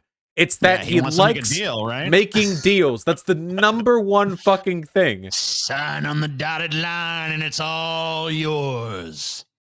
But no Christian believes that. Not one. I have a cousin, I guess. I still have her, I guess. I don't know. I haven't seen my cousins from this side of the family in a long time. But on my father's side, you know, it was around the time that Hillary and Barack were campaigning against each other in the primaries back in fucking 12 or something, or 2008, I guess, around 2007, 2008. But anyway, my cousin was like, I can't wait for Hillary to win the nomination. I'm like, why? Because she's not liberal or whatever. She's very, very fucking right-wing conservative. And she's like, because she's the Antichrist, and then the end times can finally happen. It's like, And how the fuck you talk asked to someone like that? Like, what arguments can you make? Think about how I feel being related to that. Like, we share genes, huh? Okay, well, I'm gonna go cry over here. I'll see you later. There's nothing. There's just nothing to say. It's just, well, that's anyway. the, You're not. the You big fucking gulf. you sidetracked me. I'm on a disagreement list here. Right, Gambling. right. You said you're against gambling universally, every context, no gambling. What the fuck, Vosh? No, I the fuck, Vosh? Fucking hate gambling. I don't understand why. Like, first of all, I'm a degenerate gambler, shit. dude. I love to gamble. Now, whatever. I don't do it that often, but you know, I like to go to a casino every now and then. I don't see why my ass, because some other stupid son of a bitch can't fucking control himself. I can't go to the casino every now and again, enjoy the fucking crab buffet, and fucking play a fucking couple goddamn hours of roulette or something. You know what I mean? Look, you can have a crab buffet if you want, and if you want to do roulette, can't you do it with like fun tokens or something? Can't you do it with, like, honest to God, if you could buy tokens that can't be exchanged for currency, that might fucking do it. Because then people... I got a great idea for a new thrill ride, Vosh. It's like a roller coaster made of like fluffy pillows that goes 2 miles an hour. Yeah, well, we don't let poor people sell their organs either. So clearly the state's invested in keeping people from making some bad decisions. I mean, sure, that's fine, I guess. But like, you know, I'm not making the bad decision, you know? I mean, I guess I am, but like in moderation, right? What happened?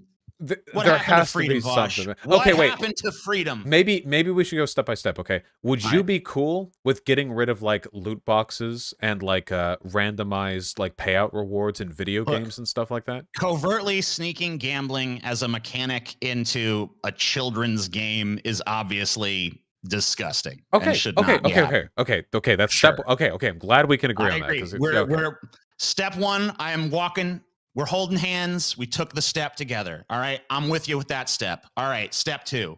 Okay. So we can agree on that at least. Okay. We got that. Okay. What about gambling advertisements? Do we agree that advertisements for gambling, much in the way that like alcohol and cigarette advertisements, like they shouldn't be?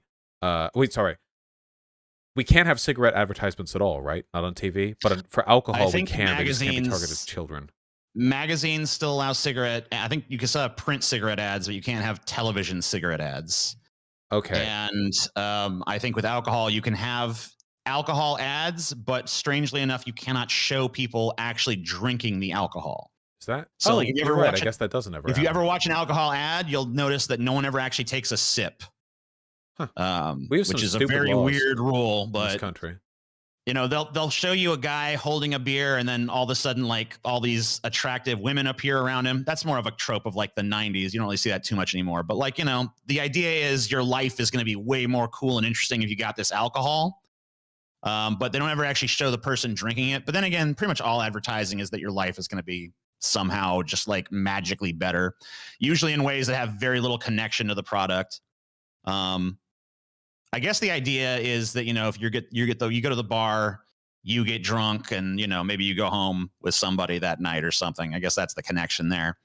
But yeah, as far as like advertise, I mean, I never really fucking, I guess that I'm not really against cigarettes being advertised on TV, because they're already advertised all over the place anyway, just covertly, like in media, because you always see the cool character in the, and I realized that when I quit smoking like a year and a half ago, or I quit in June of 2020. So I don't know. That's probably not been a year and a half. I guess it's like a year and some change.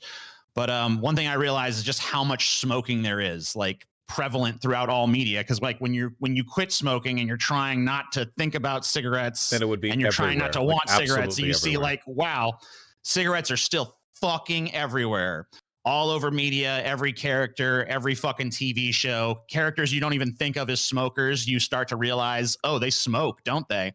You know, after the fucking, action hero kicks like 50,000 asses and does all kinds of cardio, he fucking smokes a cigarette. It's like, okay. This is what I've said Um, about going vegan too. That if going vegan as one person is agony, but going vegan as a whole country, it's probably pretty easy, right?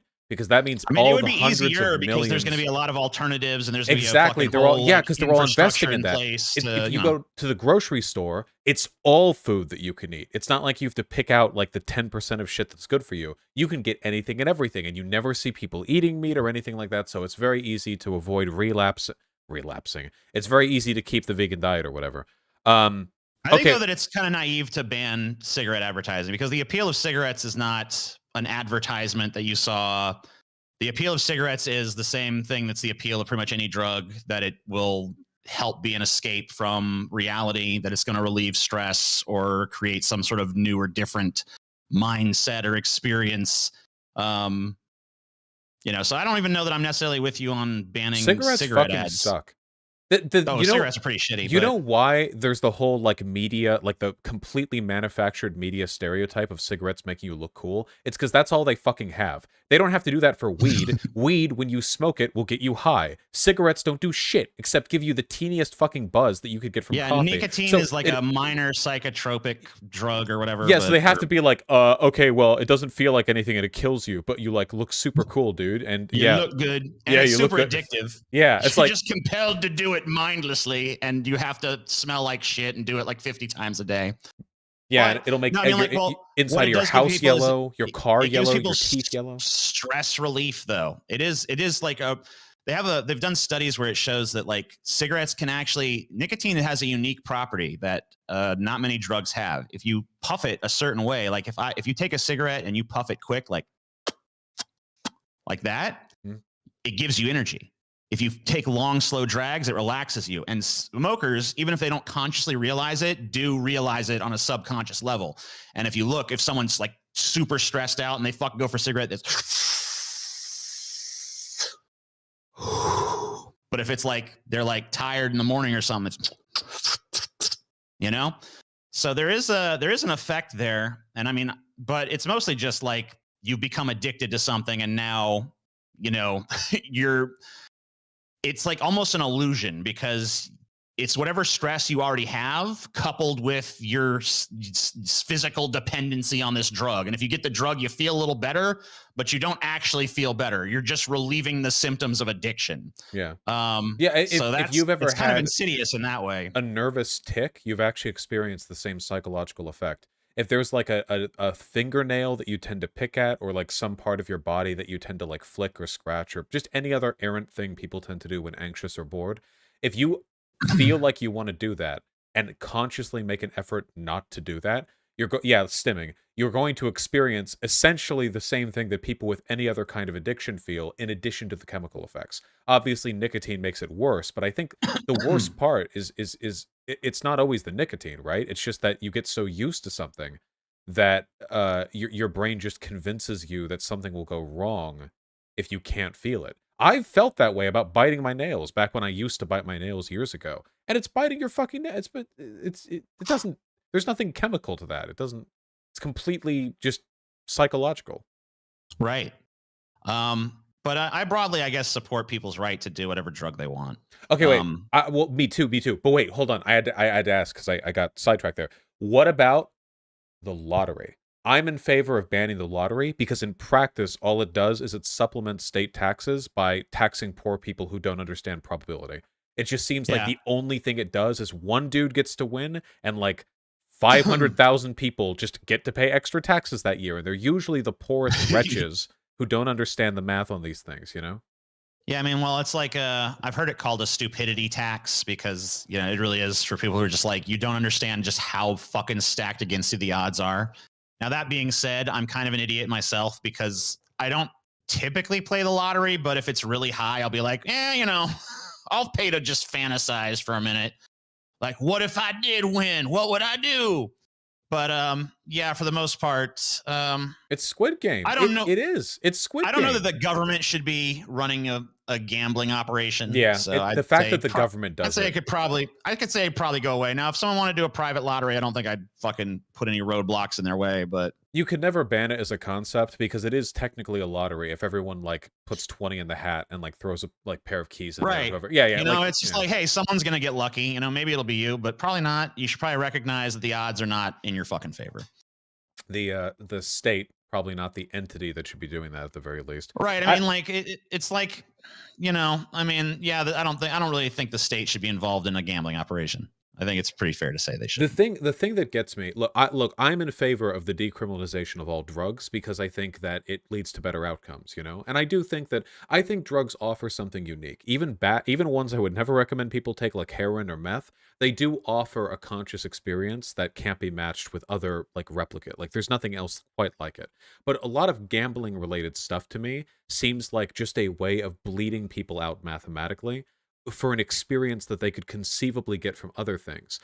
If risk-taking is the thing that excites you, there are many ways to enable that without an institution that, like, let's be fair, is mostly funded by people who, like pensioners who spend all their retirement money like sitting there with like the IV drip hooked up to their arm at the slot machine. Like that shit depresses me. And while I do think people should be able to make like mistakes on their own, I don't think the state can nanny everyone. But think about like what kind of thrill is really available to an elderly person like that, though. Yeah, I mean, like, but like that's so they can't go on a roller coaster. They can't go on a fucking thrill ride of any kind. They can't fucking they're probably not able to travel all that much, like. They can't even bet on real things happening. Like they're not even betting on presidential races or whatever. It's like slots. Like you can't win slots. The math is against you. You can't. You can't do it. They code those machines to not work. Yeah. Sometimes you win. Hey, look.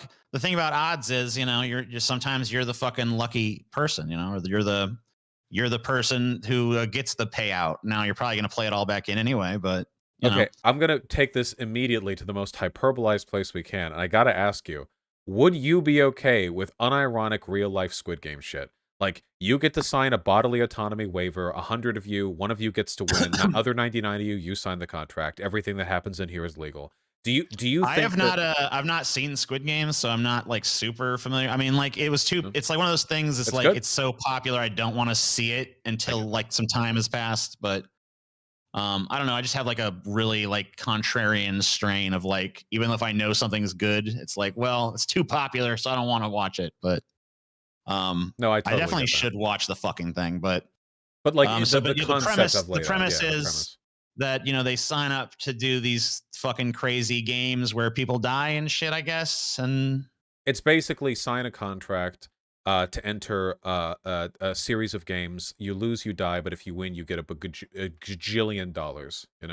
So it's like extreme gambling where you're betting your life basically. It's the concept, because if you sign the form before going in, I mean, right now you can't sign your life away in this country. But hypothetically, if somebody wanted to do that, do you think that should be something the state should allow?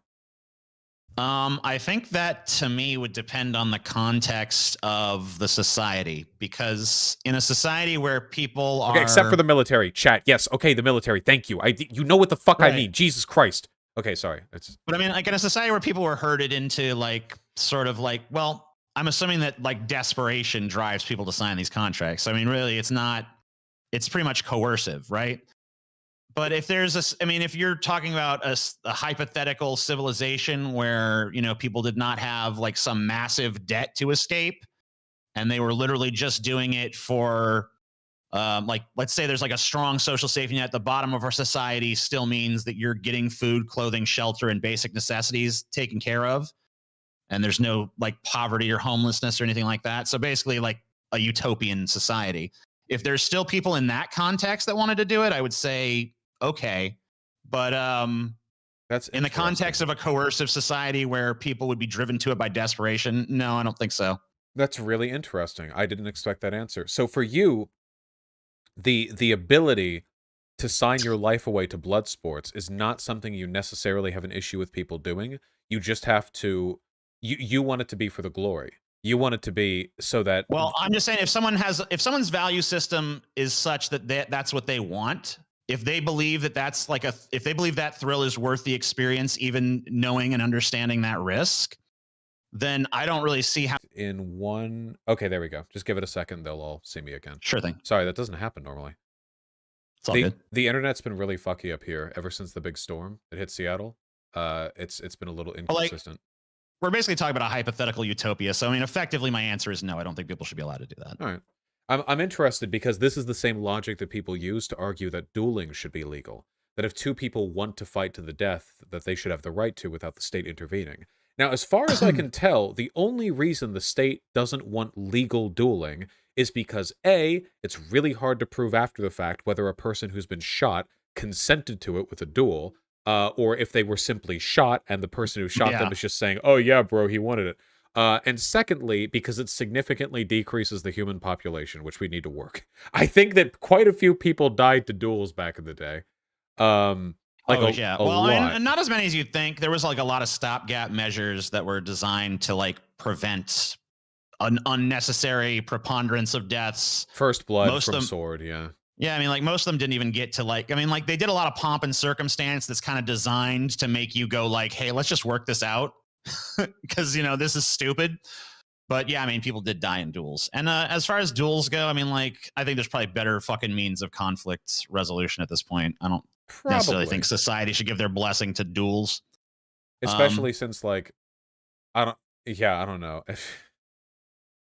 Also, I don't want to like look like a pussy. What if somebody challenges me to a duel and I'm like, what the fuck? I want to live. Wait, why? And they're like, fucking duel me, bro. I don't want to live in a society where I have to like look bitch made if I don't respond to every like asshole fuck who wants you. to duel. If you want to, I don't know. If you want to die, why do I gotta risk?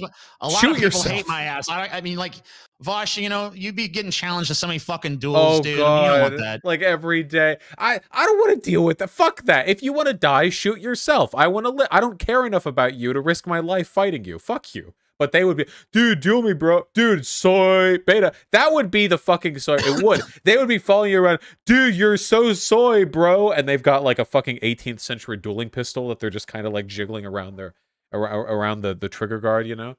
God damn it. Oh, yeah. All right, okay, well, what about a game? What about gambling in a game of skill? So you don't like the slot machines, but what about, you know, people who are competitors in a game that involves some sort of like skill set? You know what I mean? I'm cool with that. I think that's fine. Like otherwise you can never bet. You know, poker. I mean, I know that like roulette is basically down to random chance in a way, but like I think that you can strategically hedge bets and stuff to produce better outcomes and stuff, which is my game. But you know, I don't know. I'll just say that like if there's no skill to it, then I have insane luck at roulette because I pretty much always win. I always win a Monopoly, so that has nothing to do with it. See, that's like thought of as having like a skill set, right? Yeah. Plus, you know, for me, the thing that really gets me about gambling for me is I think that humans, like biologically, have a very poor understanding of probability in an abstract because it's not something we evolved to understand, much in the same way that counting linearly isn't something that we biologically understand. We have to be taught it. Otherwise, we count in like finance alone, too, is just like not supernatural for us. We have to be taught this stuff. But even if you're taught it, that never means that it intuitively makes sense. Humans will constantly over and under evaluate probabilities. So for me, well, think about how a magician can just like use the shortcomings of your brain to create all sorts of mind. But that doesn't make sense. It's like, well, you're just being tricked. Yeah. Or if I, for example, turned to my camera and said like, hello, you know, Joseph, maybe you should get back to the homework that you're postponing, then statistically, there's a non-zero possibility that somebody watching is going to be freaked out, maybe even multiple people. And if one of those people is a little superstitious, they might believe, like, humans just aren't that great in understanding this stuff. So the thing that gets me is slots and roulettes and other systems that can be weighted to mathematically always favor the house. Well, here's the thing, though, too, is like, at least when this stuff is legal, there's like some sort of ability to regulate it. Whereas, traditionally, in places where gambling has been prohibited, it ultimately ends up funding, organized crime, That's right? true. I wonder how significantly the legalization of gambling across the country would, because pretty much all the gambling revenue that we generate in this country comes from Las Vegas. I mean, that's like the big place, and Right. gambling isn't legal in a lot of the US. But I wonder if gambling was shut down altogether, apart from the economic devastation Los Angeles would, or Las Vegas would experience. I wonder like how much of a real Well, you ever notice underground. you watch older movies and stuff, you see a lot of stuff about like that guy's into his bookie for fucking 20 G's or something. Yeah. You know what I mean? Like you don't really see that too much anymore because no one has to have like a bookie and shit anymore. Bookies weren't Or like for that kind of gambling though, right? It'd be like horse races and stuff. sports for gambling. bookies. Yeah, sports gambling. But yeah. like, I mean, the point is that people are going to find some way to gamble because it's like there is some inclination in human beings, like the idea of risk some, but for the possibility of getting so much more. I just People wish are it could just be like inherently Chuck E. attracted to the Cheese. idea, and they feel that they get like so high on the fantasy of it. But we have like a real time social experiment. I did an episode of Deep Fat Friday. It hasn't come out yet. I think it comes out in 2 weeks about the Yakuza. And one of their big sources of revenue was gambling. They had, especially there was like a specific clan of the Yakuza that relied very heavily on gambling trade, and but it's all underground, and that funded a lot of their organized crime and their activities and shit. But then Japan kind of gave people a few legal outlets to gamble. I think they Pachinko actually instituted machines. a state lottery and some other stuff, and Pachinko kind of machines are essentially gambling, but they're not registered as a gambling device in I gotcha. in Japan. So that's how they get around it. Right. But anyway, basically, like, it's one of the things that's siphoned off a shit ton of revenue from the Yakuza, and why their numbers are, it's not the only reason. There's a few other factors as well. But one of the things that's really undercut their power in Japanese society to where I think there's under 20,000 Yakuza now, where they used to be like 160,000. Can I tell you a story about that, actually? Sure.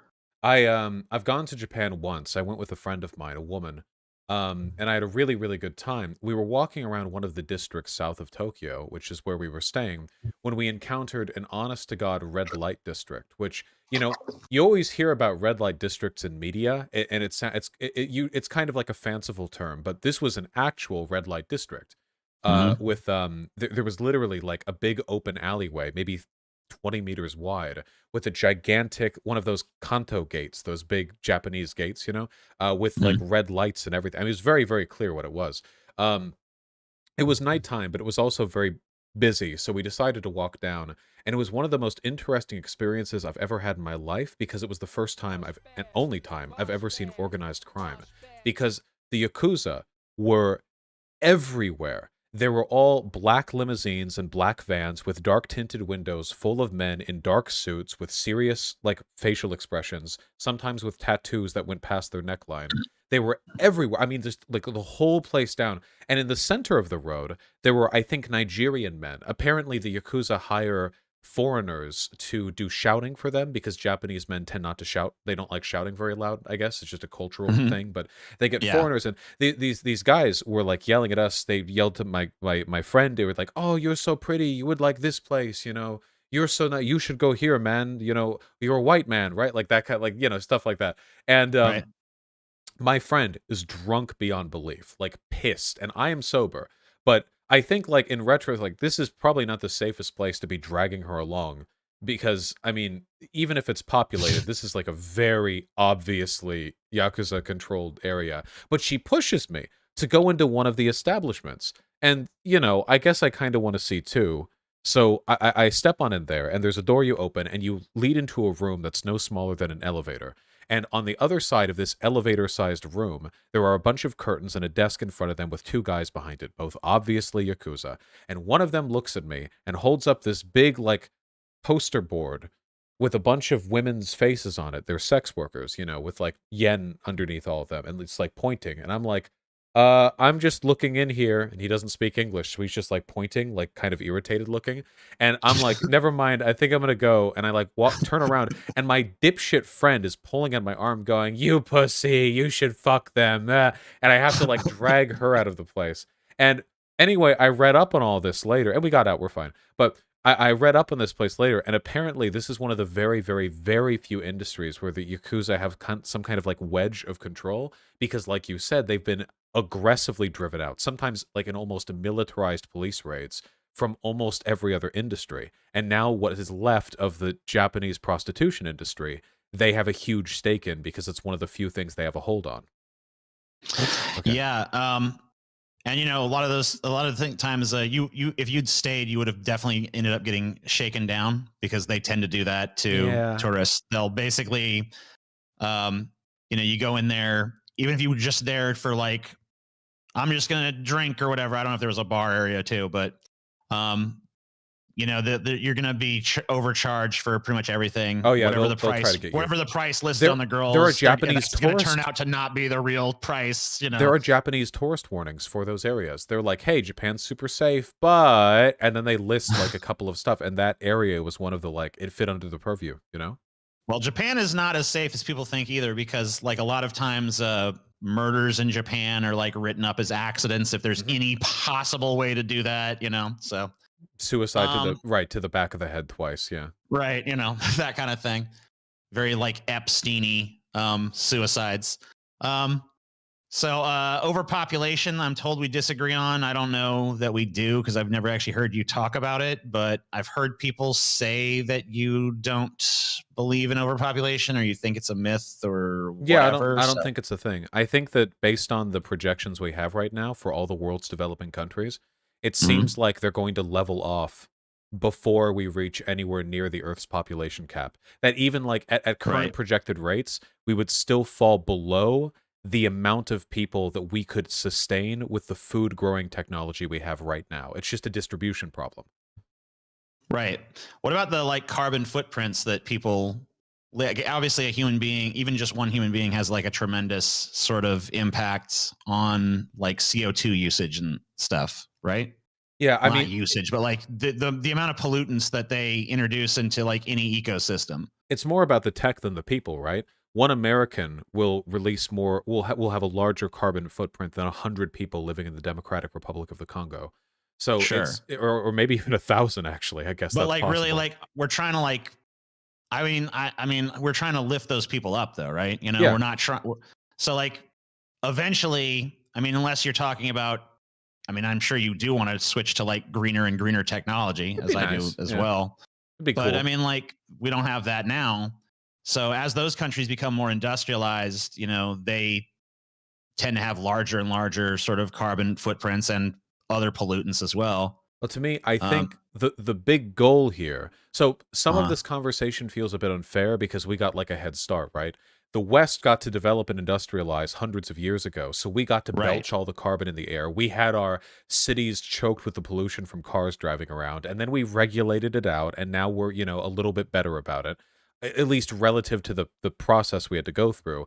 But like all these other countries, like they need that coal too. They need to go through that process. I think what we need to do is accept that we got a head start. It's allowed us to enjoy unprecedented like levels of quality of life, and now it's time to pay it back. I think we should be paying trillions out to invest in green energy infrastructure for the rest of the world. Like we should be paying them to use it, or we should subsidize them so heavily that it's cheaper for them to be building hydroelectric dams and wind farms than it would be for them to just use oil and coal like the rest of us did.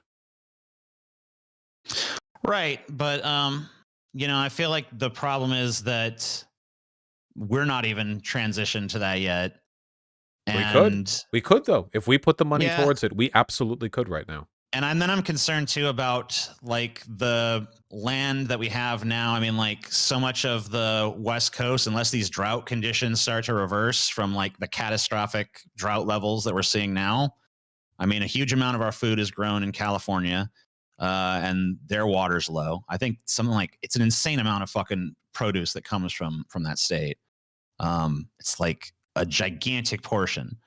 We have underwater reservoirs in like Kansas that are diminishing quick.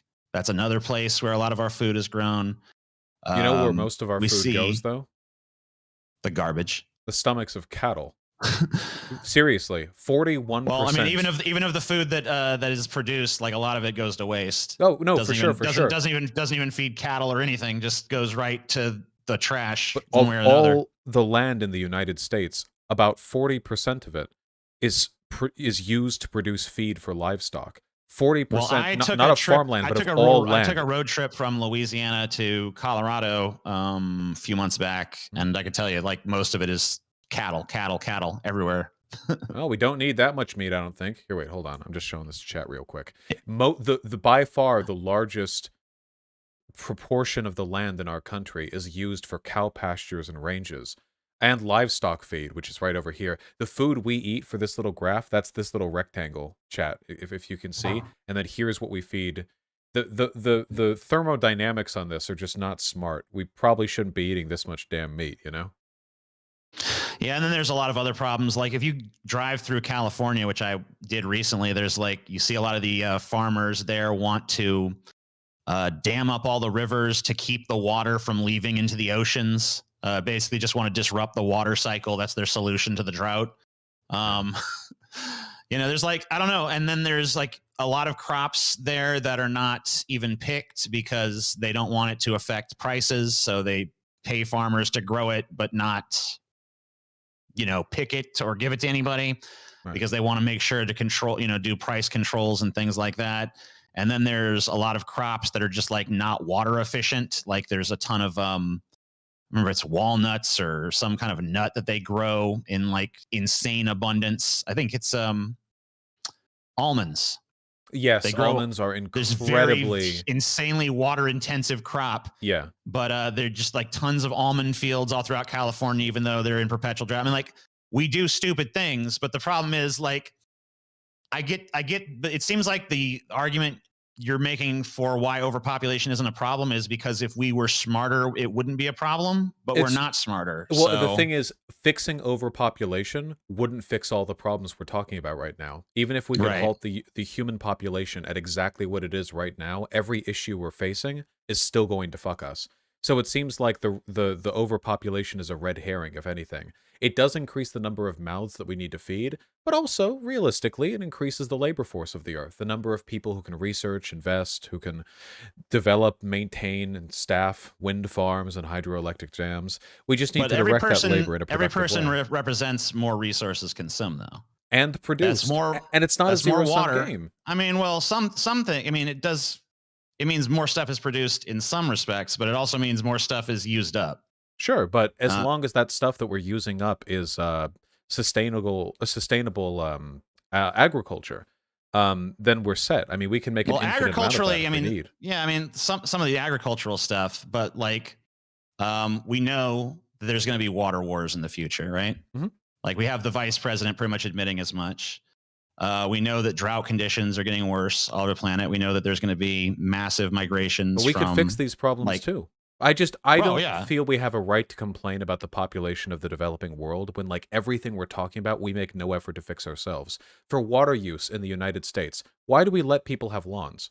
Like, seriously, water is like an actual vital resource in this country, and we let people waste it on an ugly patch of trimmed grass in front of their lawns? Like, how much... Wait, hold on. How much water used for... I don't actually know this. Maintenance... I mean, it's got to be insane, especially in climates that are not even very water rich. States. More than outdoor water use in the United States, more than half of which is used for watering lawns and gardens.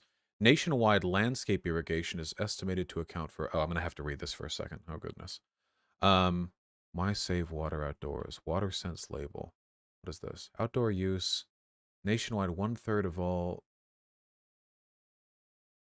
I'll continue to work on this. Anyway, the point that I'm trying to get at is it just there are so many issues, but it's like the thing that I'm concerned about is that we're going to do to overpopulation the same thing we did to immigrants, you know? Wages are being depressed, jobs are becoming harder to find, you know, things are getting outsourced. Who's to blame? And obviously it's the business owners, but then they blame immigrants, right? And then it's like, we can't feed our people, the climate's getting worse, we don't have enough clean water, who's to blame? And then rather than, like, you know, rather than blame the developing world who consume per person a fraction of what we do, carbon-wise, I think we should we should do everything we can to subsidize the growth of the world. And I think we can do that. I mean, we're capable of it mathematically. I don't know if we have the political capital to do it. Well, that's my concern is like, it all sounds really nice in the context of us, ceasing our stupid ways and doing things that make sense. But I don't feel like we're on that road. And I would agree with you that like holding up overpopulation as like, this is the root of our issues is, not really productive because it's not the core thing that's really affecting it. And I think we can acknowledge that. But at the same time, I do think that with the lifestyle that humankind has developed, especially here in like the developed world or the first world or whatever the fucking term is at this point, I feel like when we've set that precedent of like, this is the wasteful existence we're going to live with these like temporary, single-use plastics and, whatever the fuck else we got going on, and are just like wasteful usage of water, wasteful usage of food, not just on a personal individual level, but on like a system-wide level. Like overpopulation in that context, I think is a problem. I think we're seeing some of the fucking results of that problem in the forms of the climate change that's happening, which is going to make the problem worse because we have more and more people that are expected to exist on less and less space. We got plenty of space on Earth, though. America's like super population very spacious, sparse. but like the question is not just like, hey, I mean, I could fit. How many people could you fit in your house, right? But would it be sustainable to have that many people in there just because you could fit them physically? No, there's resources. They're a resource drained at a certain point. I think it's just, and there's so many resources on this planet that are finite. It's undeniable. Fresh water is one of them, unless you talk about desalinization, which is not there yet technologically. We can invest in it more. It's undeniable that these are issues to be concerned about. The issue is like, in terms of what we can do about it politically, the only thing you can do to depress the population of developing countries is to wage war on them and just set the problem back. Well, why just developing countries? I mean, like every country. Well, developing or not, developing, developed. Whatever solutions we could apply to fix the problem at our current population rate would also solve the problem at a higher population rate, where we level off at 10 or 11 billion. Sure. So it seems like we should just focus on that. Right? I feel like, I feel like one thing we could do if you really want to, like, I don't even necessarily have policy prescriptions. I did the math, by the way. About 1/5 of the clean water in the United States goes towards lawn maintenance, which is insane disgusting. To me. Yeah. You should figure out something else to do with it. If you're going to fucking grow something in your lawn, grow vegetables or something that's actually useful. Yeah, absolutely. But I would just say like maybe just have try to change the culture to where it's not necessarily looked on as like there's like a very like reproduce, like it doesn't need to be romanticized to the extent that it is. I feel like a lot of people end up having kids that shouldn't because it's just not for them, but they feel compelled to by society's expectations as well as, obviously a certain degree of a biological imperative to reproduce.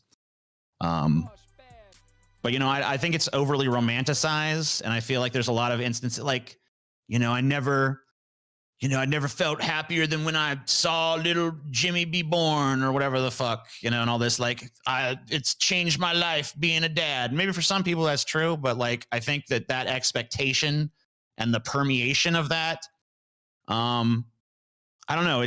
And I know that it's kind of like what they want, right? That's why abortion has been made the issue that it is, that's why this whole like pro-life mentality took root, because it's more consumers need a larger and larger consumer base to fuel more and more profit for ourselves, right? Oh, I'm totally fine with having a higher population. More people does mean a better economy, and it does mean that we can better compound whatever efficiencies we get from having more people working on more projects. Right now, the U.S. birth rate seems to be at about 1.7 births per woman, which is below replacement rate by about 0.4. We only shore up that difference because we take in so many immigrants.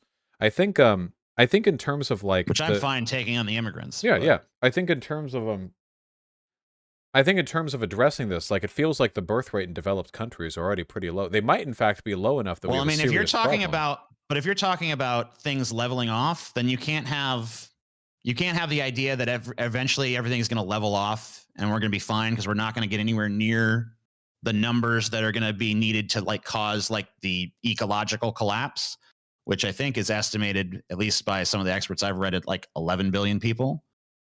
We could sustain 11 billion people with current technology. 11 billion is pretty much the limit, from my understanding. I That's like think- the carrying capacity of the Earth as far as like what infrastructurally could be supported. I think it really depends least on what at level least of according tech to, we're like, dealing with. Yeah, I mean, you know, technological fucking advances could obviously change the number higher, but What we know, if we're I just wonder what we're limited by. there has to right? be there has to be an upper limit though. So Eventually, if yes. if you have an economy that's based on perpetual growth, then you know you're going to reach a point where that is inevitably going to fail. There Sure. has to Well, I be won't defend something. There has capitalism. to be an idea that's more stable. There has to be an idea that doesn't need constant population growth in order to sustain itself. In terms of like where these resources are being committed to, I know food's not an issue because again, like 3/4 of all of the farmable land on Earth is being used for livestock feed, and meat makes up a very small portion globally of the calories we consume.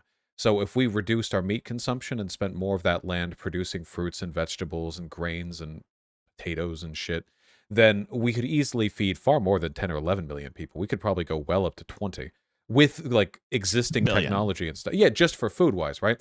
With water, Right. we have to make sure the climate's kept clean, which I mean, that's a larger issue. But in terms of our global footprint, I feel like I feel like the population. I mean, we're is looking down the barrel tangential of to some these pretty. issues. We're looking down the barrel at some pretty bad water shortages right now. So That's I mean, So I mean, that's like not from a population reduction though. is one. I mean, it is with our current lifestyle habits.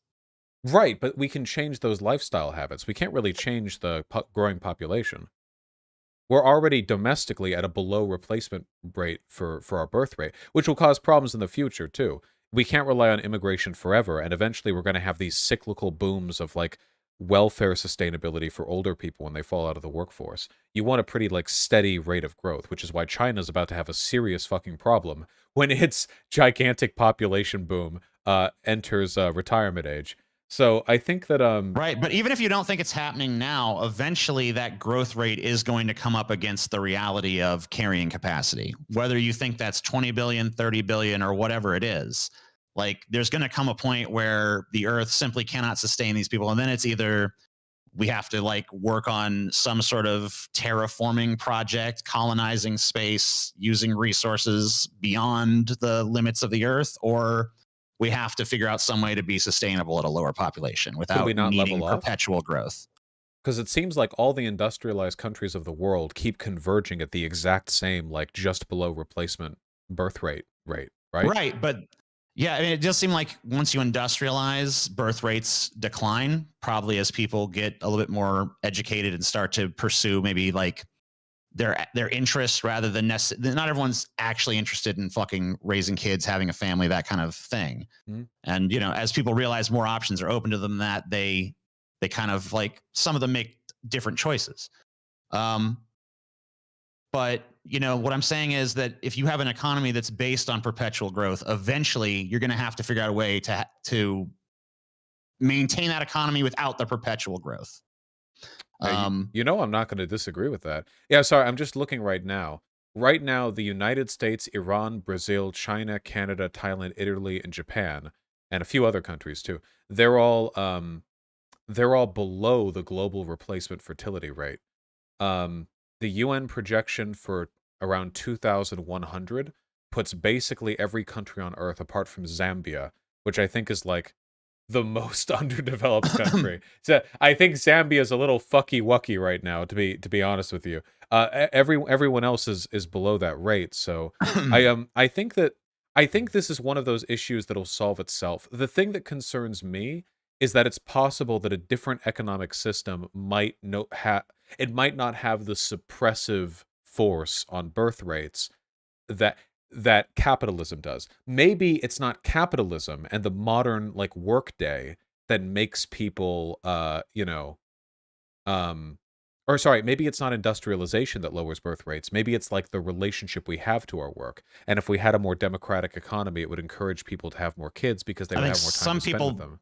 that's true. And some people say it's like when women have more reproductive rights, they choose, different paths, and, we have better access to contraception and stuff like that. And I think a lot of people just realize that like kids aren't for them. Like they're just, like I feel like if you're in a certain societies, it's more like the expectation of having children is like a lot higher of a benchmark, like And more within like a necessary certain too. context. Yeah, I mean, like, but as a society becomes more industrialized, you kind of like start to have more access to information, and women tend to have more rights over their body in those circumstances. Although I know we're having a lot of people try to chip away at those in this country.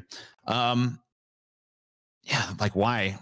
Let's regress. I don't know. Maybe one day we will completely depersonalize the project of childbirth, Maybe it'll just be like, you have sperm that's donated and you have artificial wombs with like seeded Well, I eggs. saw someone on Twitter the other day say that if they try to start producing children in artificial wombs, then they'd fight a civil war against it or whatever. So, I don't know. Well, people are very emotionally attached to the way that we do birth right now. But hypothetically, and maybe this wouldn't work right now, hypothetically, the idea of like a future where you do have to keep population more or less in a given range, then you don't give birth by fucking. Fucking's for fun and for spreading disease, of course.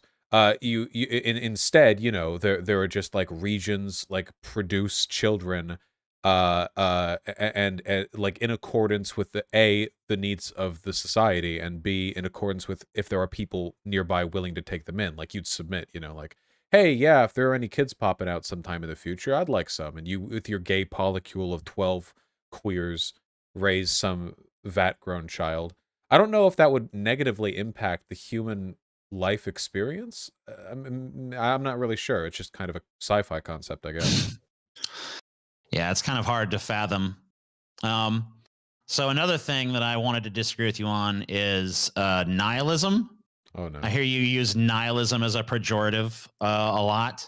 Okay, I'm a big fan of absurdism and existentialism. When I say nihilism, well, right. I mean it in the colloquial sense, where I feel like people stop caring about things and they just adopt this like pretense of completely morally disinterested perspective. Well, I feel like that could easily be what you take from nihilism, but I mean, like, nihilism, as I understand it, is really just it's to me an extension of atheism, where there's no God in their universe, there's no objective meaning to existence, and that to me is nihilism. Just like I don't believe in the concept of external meaning, that the universe somehow has a standard or arbitrates some prescribed way to behave or some prescribed goal for my existence.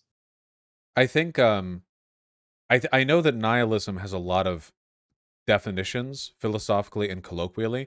The difference that I always understood it to mean was that existentialism and absurdism, which are kind of derivative from nihilism, believe that the universe is absurd, but we give meaning to it, or we have to find meaning in it, or essentially that meaning is a democratized concept. It's something individual, it's personalized, it's subjective. Sure, we build it. Whereas nihilism is the rejection of meaning existing at all, meaning that not only is there no existential meaning, you can't make it for yourself either. It just there simply cannot be any. Meaning is a meaningless concept. I understand nihilism more as a I don't know, as the first step towards absurdism or existentialism being even feasible, because you have to reject the idea of a divine or objective or whatever word you want to use meaning before you can embrace the idea that you create your own meaning and that it's just a personal thing that exists, within you. Or maybe intersubjectively in a certain context. I have to be really careful talking about this, because I know that if I say anything like that sounds authoritative or definitive, I'm going to get emails from philosophy grads telling me that I have personally ruined their field and that they'll be coming to kill me now. They have no more dominion over those words than any of us. So, Not over the meaning of the words, but possibly an understanding of how they work. Philosophy. I mean, we're talking about every concept. It actually has to be fleshed out. You can't. This is why labels just suck as shorthands for things, because they don't encapsulate everyone's understanding, and we're not all going to have the same understanding of a term. For me, it's about the argument that you can make, right? I've talked to a number of people who are either philosophers or philosophy graduate students in my email, because sometimes it comes up from time to time, and I find the definitions incredibly boring to go over, because like, oh god, reading the Stanford Plato fucking dictionary, it's like, oh well, all right, well, if you're a utilitarian, then you can do this or that, but you also have to understand that, well, there are the non-contradictionists and the pro-contradict, and it's like basically like a historical outline of all the arguments that have happened between prominent philosophical groups. But to me, what I really like is the arguments, you know? You can set all the jargon aside and just talk about like the fundamental issue at hand. But it's way easier to just say like, Vosh doesn't understand utilitarianism. Vosh is stupid. You know what I mean? Like, yeah, well, one of those things is true. You do have to be able to make a good argument. There's nothing more frustrating to me. I remember I had an argument with some like philosophy deuterino like a year and a half ago, and I am, I guess, what you might call a moral anti-realist and an an epistemic anti-realist. My idea is that there is no one universal form of truth. That truth is something you have to presuppose, and that presupposition can be arbitrary, even if some presuppositions are much shakier than others. And I talked with someone who was apparently more educated on philosophy on me, and they got mad at me, and they argued that I was like, what was it? That I am saying that the Holocaust didn't happen or something. It was some. Right, it was something well, it's like always that. got to I go forget to some the details. crazy hyperbolic fucking place. So you know, I forget the details. I don't know. I think that philosophy is interesting. It's always something that I'm down to learn a little more about, even if I don't always, really get it. It's messy. I just wish you wouldn't use nihilism as a pejorative, because to me, I'll try to use it better. I'll be better. To me, it's just like the embrace of the idea that there's no objective meaning in the universe. And I think that's an important thing. And I think it goes, I don't really feel like it's contradictory to what you've said, but I get that you're trying to make it more of just like about like a sort of edgy rejection of like, I don't care about nothing sort of mentality.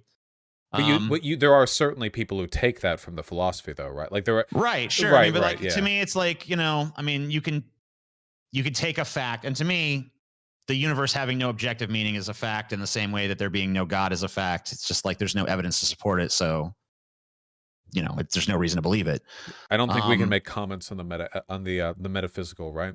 I don't know. We can't prove God doesn't exist. It's more of a like the metaphysical by definition can't be proven. So like commenting on whether or not it's real seems like kind of a unfalsifiable hypothesis. Therefore, who knows?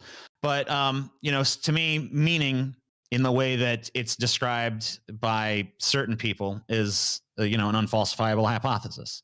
Now, my personal sense of meaning is a demonstrable fact. Do I feel as if certain things in my life have meaning? Sure, I do, and so does everybody. But if I choose to look at the lack of objective meaning in the universe and use that, and my reaction to that is, well, then fuck existence and I hate life and whatever, then that's my business, I guess. Seems like a kind of a waste of that revelation to me. But I'd rather pursue something a little bit more interesting with it. I mean, like the fact that there's no objective meaning means that you have power over what meaning is in your own existence, which kind of makes you your own God to an extent, which to me is way more appealing than just like moping around and being depressed about it. It seems like something to celebrate. There's a Satanist philosophy, I think, that adopts that idea, the idea that everyone is their own God or something like that. Yeah. LaVeyan style Satanism. Is that it? Okay, gotcha. Yeah. The Anton LaVey style. Basically, that dude was he was pretty much a con man, but he was a little bit of a joker. character himself for sure. But I mean, he had kind of a wry sense of humor about what he was doing, and I think that anyone who goes around calling themselves a Satanist kind of has to. I love the Satanic Temple. I prefer them over the Church of Satan because they're more of a, political activist thing, and they use all these laws that Christians try to pass to get a leg up for their own, for their own social group. conventions. Right, yeah. Right, and they're just like, well, okay, if you guys can do a prayer, then we can do a prayer. do- If you by the guys way- can have a statue, then we can have a statue. And it's Absolutely. like, Okay. I We love need it. like churches to like Marx or something where we're getting away with that shit, Yeah, absolutely we don't have to pay taxes. We're a fucking church. Hey, yeah, absolutely we get to protest and demonstrate here. Yeah, absolutely we're a church, motherfucker. Now here, read this book. That would be a good use of I love when time. I love that they said that the abortion pill was part of their like sacrament, and that they were trying to get their religious exemption for that. I don't know how that legal case is going. That would slap. Oh wait, yeah, hold on. Oh wait, because I'll forget. Do you know the game Outer Wilds? No. Okay. Just based on what we've been talking about for the past hour and a half, I feel like you would really enjoy it. It's a very cool game, and I think it touches at least tangentially on a lot of the stuff that we've been talking about. So I think you'd enjoy it. Cool. Yeah, I'll check it out. Outer Wilds. Yeah. Yeah. Yeah, I'm not much of a gamer, to be honest with you, but I try. I always hear about something that's good, and I'm like, maybe, and then I don't. I got a few more things if you got time, but I got till the hour. All right, cool. My fans who donated are getting fucked again, but that's okay. I like it when they're sad. It makes me happy. Poor Dono fans. Yeah. I would have them read it, but anyway. So I don't know how you feel about it, but someone wanted me to talk to you about how you feel about bicycles and bicyclists, because I controversially hate them. Okay. But maybe you like them. I don't know. So here's the thing, okay? When I'm driving, I despise bicyclists with all my heart. I hate them, and I want them to die by my wheel or another's, okay? But when I'm sitting in my computer chair reading about how destructive car-centric infrastructure is in the United States, I am so pro-bicycle that I just wish a fleet of them would roll across the country, flattening all car-based infrastructure beneath their little baby bicycle wheels, There's a YouTube channel called Not Just Bikes that I'm rather fond of, and one of the things I talk about a lot is like the destruction of local community, because right in America, especially if you're in the suburb, and you want to go anywhere, it's like a day trip. You have to get in the car and drive over there, and you just go to the place and then come back. But that's not how it used to be. It used to be that cities were all mixed zoning. You could walk outside, and there's a coffee shop, a grocery store, a market, all within literally 500 feet of you. You could just walk there. But that's not how American cities are built now. They're built very separated, very car-centric. Sprawly. Exactly. Yeah. And it's inefficient. It's destructive to the environment and to our health and to our mental health. It bankrupts cities because the infrastructure you have to pay on maintaining that massive road network is astronomical. And when I'm reading on all of this, and then I look at what they have in the Netherlands, oh my God, the walkability of the Netherlands. This is an objectively better way to live. I was in the Netherlands, and certain people there do have cars, but they're much smaller and they're much less common. You do see a lot of bicyclists there. And honestly, even in a bike-centric culture, which I don't think you get more bike-centric than the Netherlands, bikes are fucking annoying. There's something about being on a bicycle that just makes a person act obliviously. They refuse to obey any traffic law. They're always in your way, and they always feel like entitled to every space everywhere on the road at any given time. I hate them, but I feel like it's a cultural thing, right? When I drove in San Francisco for the first time, I was astonished at how egregiously fucking careless the pedestrians are. When I was driving around, San Francisco pedestrians are lunatics. I don't know what the fucking invulnerability pills they thought they swallowed that morning, but these fuckers will literally walk out from behind a car through a road that is actively being driven upon, just assuming that there's no car around the corner to hit them. And I was astonished by this behavior. But after a while, I learned that because San Francisco is so hilly and it has a functioning metro car system, they actually expect lower average car speeds. And for that reason, the pedestrians are bolder over there. Also, Not Just Bikes just showed up in chat. Hey, love your videos. Damn bikes. Anyway, I yeah, hate TJ them, hates but, bikes. Sorry, but we'll sorry. Yeah, we'll try to bike pill him eventually. I don't really hate bikes. I just hate bicyclists. I don't know. Something about riding on a bike just turns a person into a fucking lunatic. That just like you're literally on a couple of pipes with some wheels on it, and you're just like, I can easily share the same road with these giant combustion powered machines. Like, no. Do you think it's not feasible? Their cunty outfits, like the helmets plus those yeah. form-fitting like neon 100%. green. Yeah, okay. I will admit that those outfits do. Now, if we're talking about a person who's riding a bike because they can't afford a car, I guess, or if they're just like very health conscious. But like some of these people, I don't know, they're horrible. But I haven't biked in ages. I'd probably fall off. I've probably forgotten how to do it. Oh God. Well, that's like isn't that the stereotypical thing you never forget though? Yeah, and I think they might be wrong. People used to ride bikes in America. Not anymore, though. Jesus, it's dangerous. But anyway, yeah, I'm probably pissing a bunch of people off because every time I ever fucking have that take, people get pissed. But Rick and Morty, we disagree on that, I guess. Can't just drop Rick and Morty on me. An hour and 44 minutes into the convo. Maybe save that for next time. Did I make one too many Pickle Rick jokes? What was your take on Rick and Morty? I don't know. I just heard you weren't feeling like some of the newer seasons and shit, and I still think it's great. So the thing is, a season of Rick and Morty, even a worse one like season 3, is still better than almost any other animated adult television you're going to get. I do acknowledge that. It's just the show started with such this bold, anarchic vision, and now they were in fucking Space Jam 2. And it just makes me angry. It's like season after season. And I'm not saying that I have a problem with good things succeeding. I'm glad that good things succeed. It's just like there was something about the show that feels like it was so cynical, and now it's cynical in the opposite direction, if that makes any sense. You know what I mean? Yeah, I mean, well, it's become more mainstream and shit. And, you know, obviously, like Rick and Morty sold out pretty goddamn quick, though. Yeah, like, they're in Fortnite. Pretty much the second that like advertising opportunities came their way, they just like accepted every single one of them. Like, yeah, Wendy's, okay, sure, get the Baconator or whatever the fuck. Carl's Jr., yep, we'll hawk your burgers too. They don't care. I mean, they pretty much did it right from the start. So like, you know, I guess it's in character for Rick. That does indeed seem like he just doesn't care, you know. But it's good stuff. The season finale for season 5, I really enjoyed it. I thought it was very well written. It felt like I guess we don't disagree that bad then. Yeah, but so someone wanted me to ask you about UBI and whether or not that should be a thing. I'm pro UBI. I just don't like Yang. I'm pro UBI. I'm here for it. I mean, I didn't even fucking mention no damn Yang, but yeah, go ahead. Yeah, Yang. Brings it up, but I said I have a problem with Yang. So people are like, hey, you have a problem with UBI?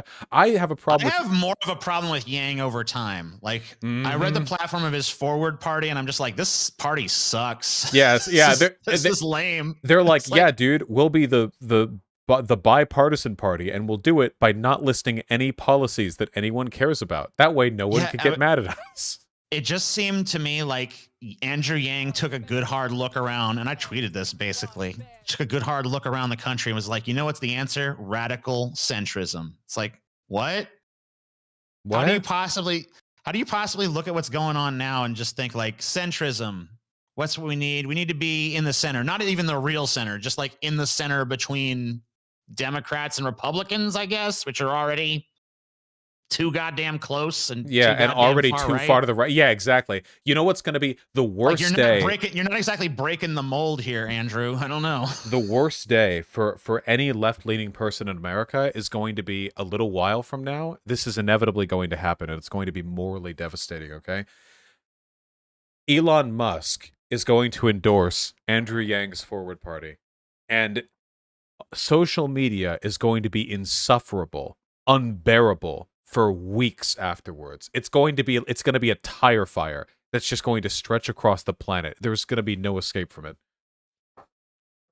Yeah, because like I remember when I first saw Andrew Yang, I was kind of like, huh, interesting. And then each successive time I saw him, it got less and less interesting to the point where now it's very not interesting. That's because he's a technocrat. Now, I thought that his UBI proposal was part of a kind of odd, politically dissonant, but still radically progressive step to address real economic problems for working Americans, but it wasn't. The UBI was really all he had to say. And even then, initially, those UBI payments were discounted from whatever welfare money you already take. So if you're ultra poor, the UBI does nothing for you. It literally targets the most needy group the least. And it's not part of a broader project. It just seemed to me like it was like a life support system to keep, like, you know, you see these late stage capitalism memes. It's like he was trying to like put capitalism on a little life support system. Like, damn, people, oh, this wealth disparity. We got to fucking somehow give the consumer base some spending money to keep this shit going. We are literally UBI. going to arrive at a position where all of our unmatched productive capacity is fulfilled by about 50% of the workforce. And the remaining 50% will have no way of getting jobs. They'll be paid a threadbare UBI, and people will look at this and think, yes, this is normal.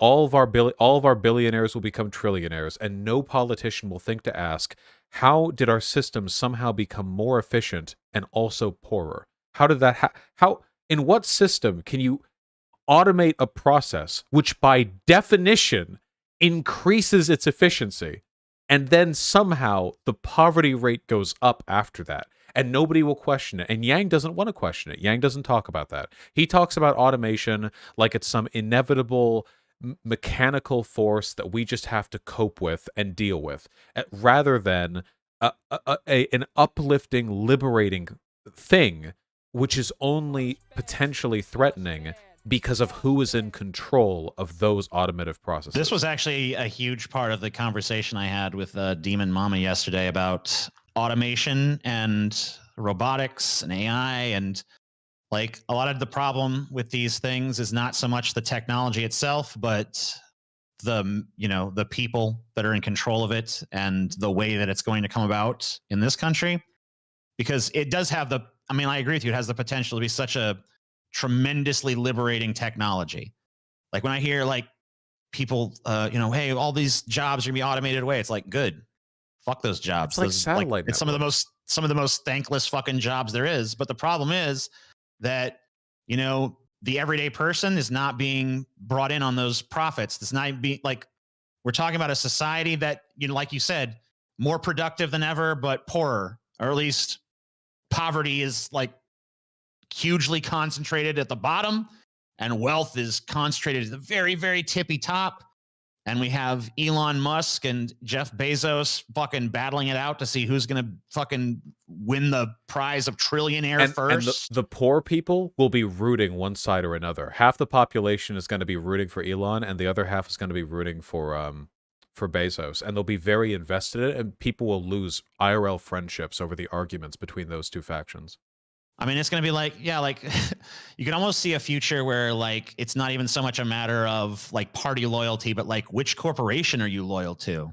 Which demagogue do you worship at the feet of, Unironically, literally, actually, and unironically. I think it has the potential to be such a liberating tech, Back when the first, oh, sorry. I mean, like if you didn't have to, so many of these menial jobs like cashiers and fast food workers and stuff like that, you automate that stuff away. That stuff is just generating money, but there's nobody to the only people that are going to enjoy it are the people at the very top. You don't get a cut of that. There's no sort of like, you don't get a piece of that pie because they've spent all this time. Like the only bargaining chip people have in this country right now, I don't know if you'd agree with me, is their labor and I guess their complicity. You automate enough jobs away, then labor doesn't even become a big, that big of a factor anymore. It basically, the worker becomes redundant at a certain point. So do you as a laborer just accept obsolescence and fade into the obscurity of death or whatever, destitution? or do you demand a piece of the action? Because if you're going to demand a piece of the action, now's the fucking time, because the further along this gets, the harder that becomes. 100%. Yeah, it's if we always need to make sure, even if we don't have political power, that we at least have economic leverage. And if we don't have either of those things, then we don't really have any reason to exist in the eyes of the state. Right. And by but we, don't of you course, see- I don't mean you- the pros, not us YouTubers. Obviously, we're valuable. There's going to come a time when the AI will replace us as well. It's just going to be like, wow, we now algorithmically can calculate what, is going to be the most emotionally. I mean, that's when it's really fucking over, to be honest with you. Like when you can produce a triumph of the will for whatever political propaganda you want, and you can figure out how to manipulate people, how to speak to their I mean, like, advertisers have been refining this forever. But when it comes down to like an exact science, and they figured it out, and they've mapped how to get every person, cowed in, then, it's just like, I mean, sometimes I'm convinced it's already fucking happened. Like, I'll watch these movies, and it's like, they rose up against the oppressive capitalist system and overthrew it, and now justice reigns supreme in the land. It's like, wow, that's kind of a cool message. And then it's like, brought to you by Amazon. It's like, Yeah, capitalist Why? realism. It gets commodified Do they and sold just- back to you. Right. So it's just like, even your little subversive thoughts that you think are so fucking dangerous is just another fucking market for them to, slap on a t-shirt. So Not us, though. We're independent. No. No we're algorithm can I have calculate seen our beyond the appeal. veil of the system. Join my Patreon, please. Subscribe to my YouTube channel. True, Brought to you by unironically. Google. I mean, like, fuck. Or I mean, you it's can like you go to can't- the website, just donate directly. That's how you really get them. Yeah, that's how you fucking take it to the fucking man. That's how you fucking take it to those pigs. Support our fucking YouTube channels, please. No, I mean, I don't know. It does get depressing. I try not to get like too doomery or whatever. I like to try to believe that, that there is some sort of ability to navigate through this. That would be nice. That maybe there is like a positive outcome. Like, how do you feel? Like, I guess that's something I'm curious about. Maybe that could be like a good like bow on the conversation. Is what's your hope level like, Vosh? Like, I know you see all the ways that, things could be fixed in your eyes, maybe for most issues, but like, what, you talked about how people who like to gamble don't understand probability. So let's see how we understand probability. Like, what's our odds? What's humanity's odds? It's not really about probabilities. It's just that systems don't last forever, and the autocrats above us are nowhere near as competent or well coordinated as we pretend they are. Even the most tyrannical authoritarian systems are run on incredibly thin margins. And that's the case for everything good and for everything bad. But I think that systems that are good tend to have a sturdier base. I think they're a little bit more foundationally stable because they don't require authority to prop themselves up in the same way that other countries do. Or to put it another way, democracies tend to last longer than authoritarian countries in the modern world. So, with all that said, I think there are things that we have some right to be optimistic about. On almost every social issue, America is becoming significantly more progressive very, very rapidly. So that's nice. And economically, we do see a surge of strikes right now and other labor action, in addition to a increasingly fed-up population with regards to the low wages that we're paid.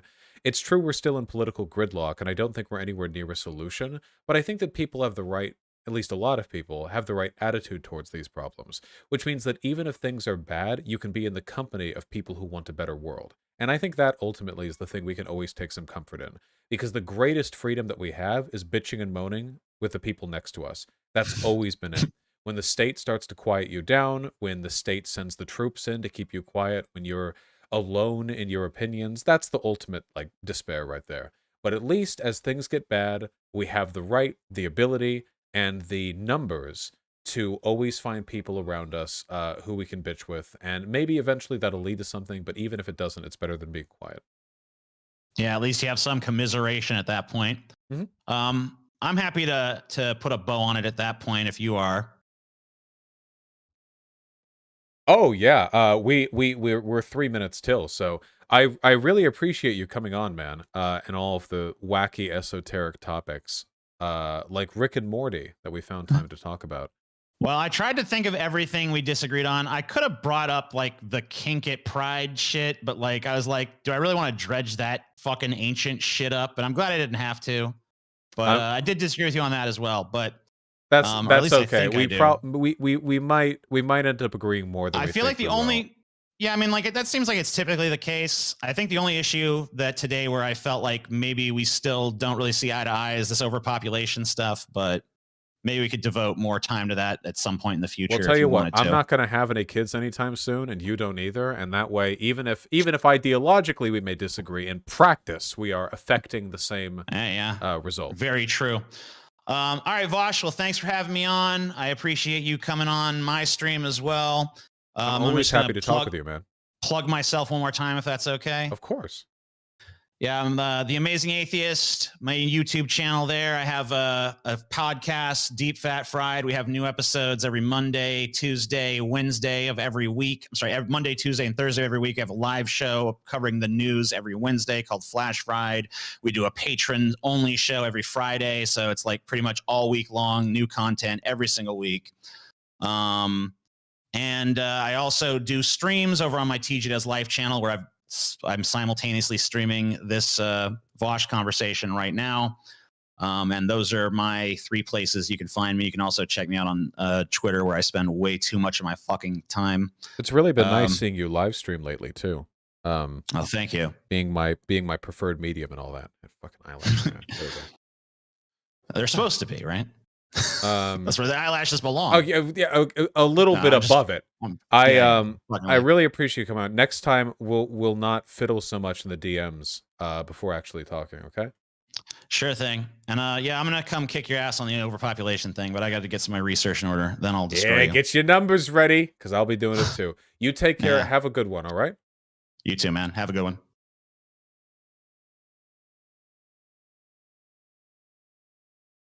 Man, 2 good conversations in one day. That's got to be a fucking record for this channel. If it's not a record, we're definitely tying a record, okay? We're definitely getting up there, you know? Whew, what a day. Yeah. I love TJ, he's the best. Oh, TJ's the best for sure. I got a dip though. I do have some stuff to take care of. I know that I'm hardcore dono cucking people, so the next stream we do I have anything scheduled tomorrow? Hold on, let me see. I think I have something scheduled tomorrow that I can't get out of. Let me see.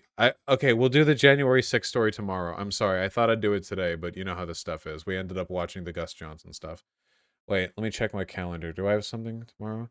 Okay, yeah, tomorrow at 4 p.m., we're talking to an indigenous activist. I don't know if activist is too strong of a word.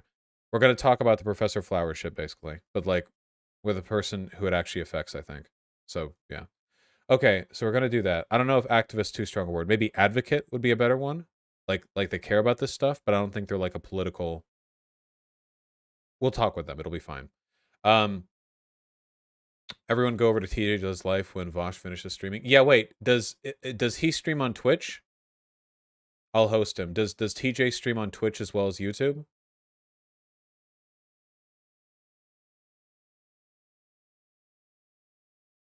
Just YouTube? Fuck. Okay, you'll have to get there manually then. Here, hold on. It's okay. I owe a raid to the serfs anyway because I took away their raid last time. Hold on. Okay. I am hungry like you wouldn't fucking believe right now. It's like an actual pain in my stomach. I hope I don't have an ectoplasm pregnancy. Ectopic pregnancy. All right. Go on over there and have a good time. I'm mostly just tired. Actually talking to people. Debating takes no energy from me. Talking to people takes energy from me. I don't know how that works. All right. I love you very much. You all take care of yourselves. I'll see you tomorrow. Thank you for the wonderful stream. And everyone who got dono cucked, it'll be your night to come tomorrow. All right. Peace out, folks.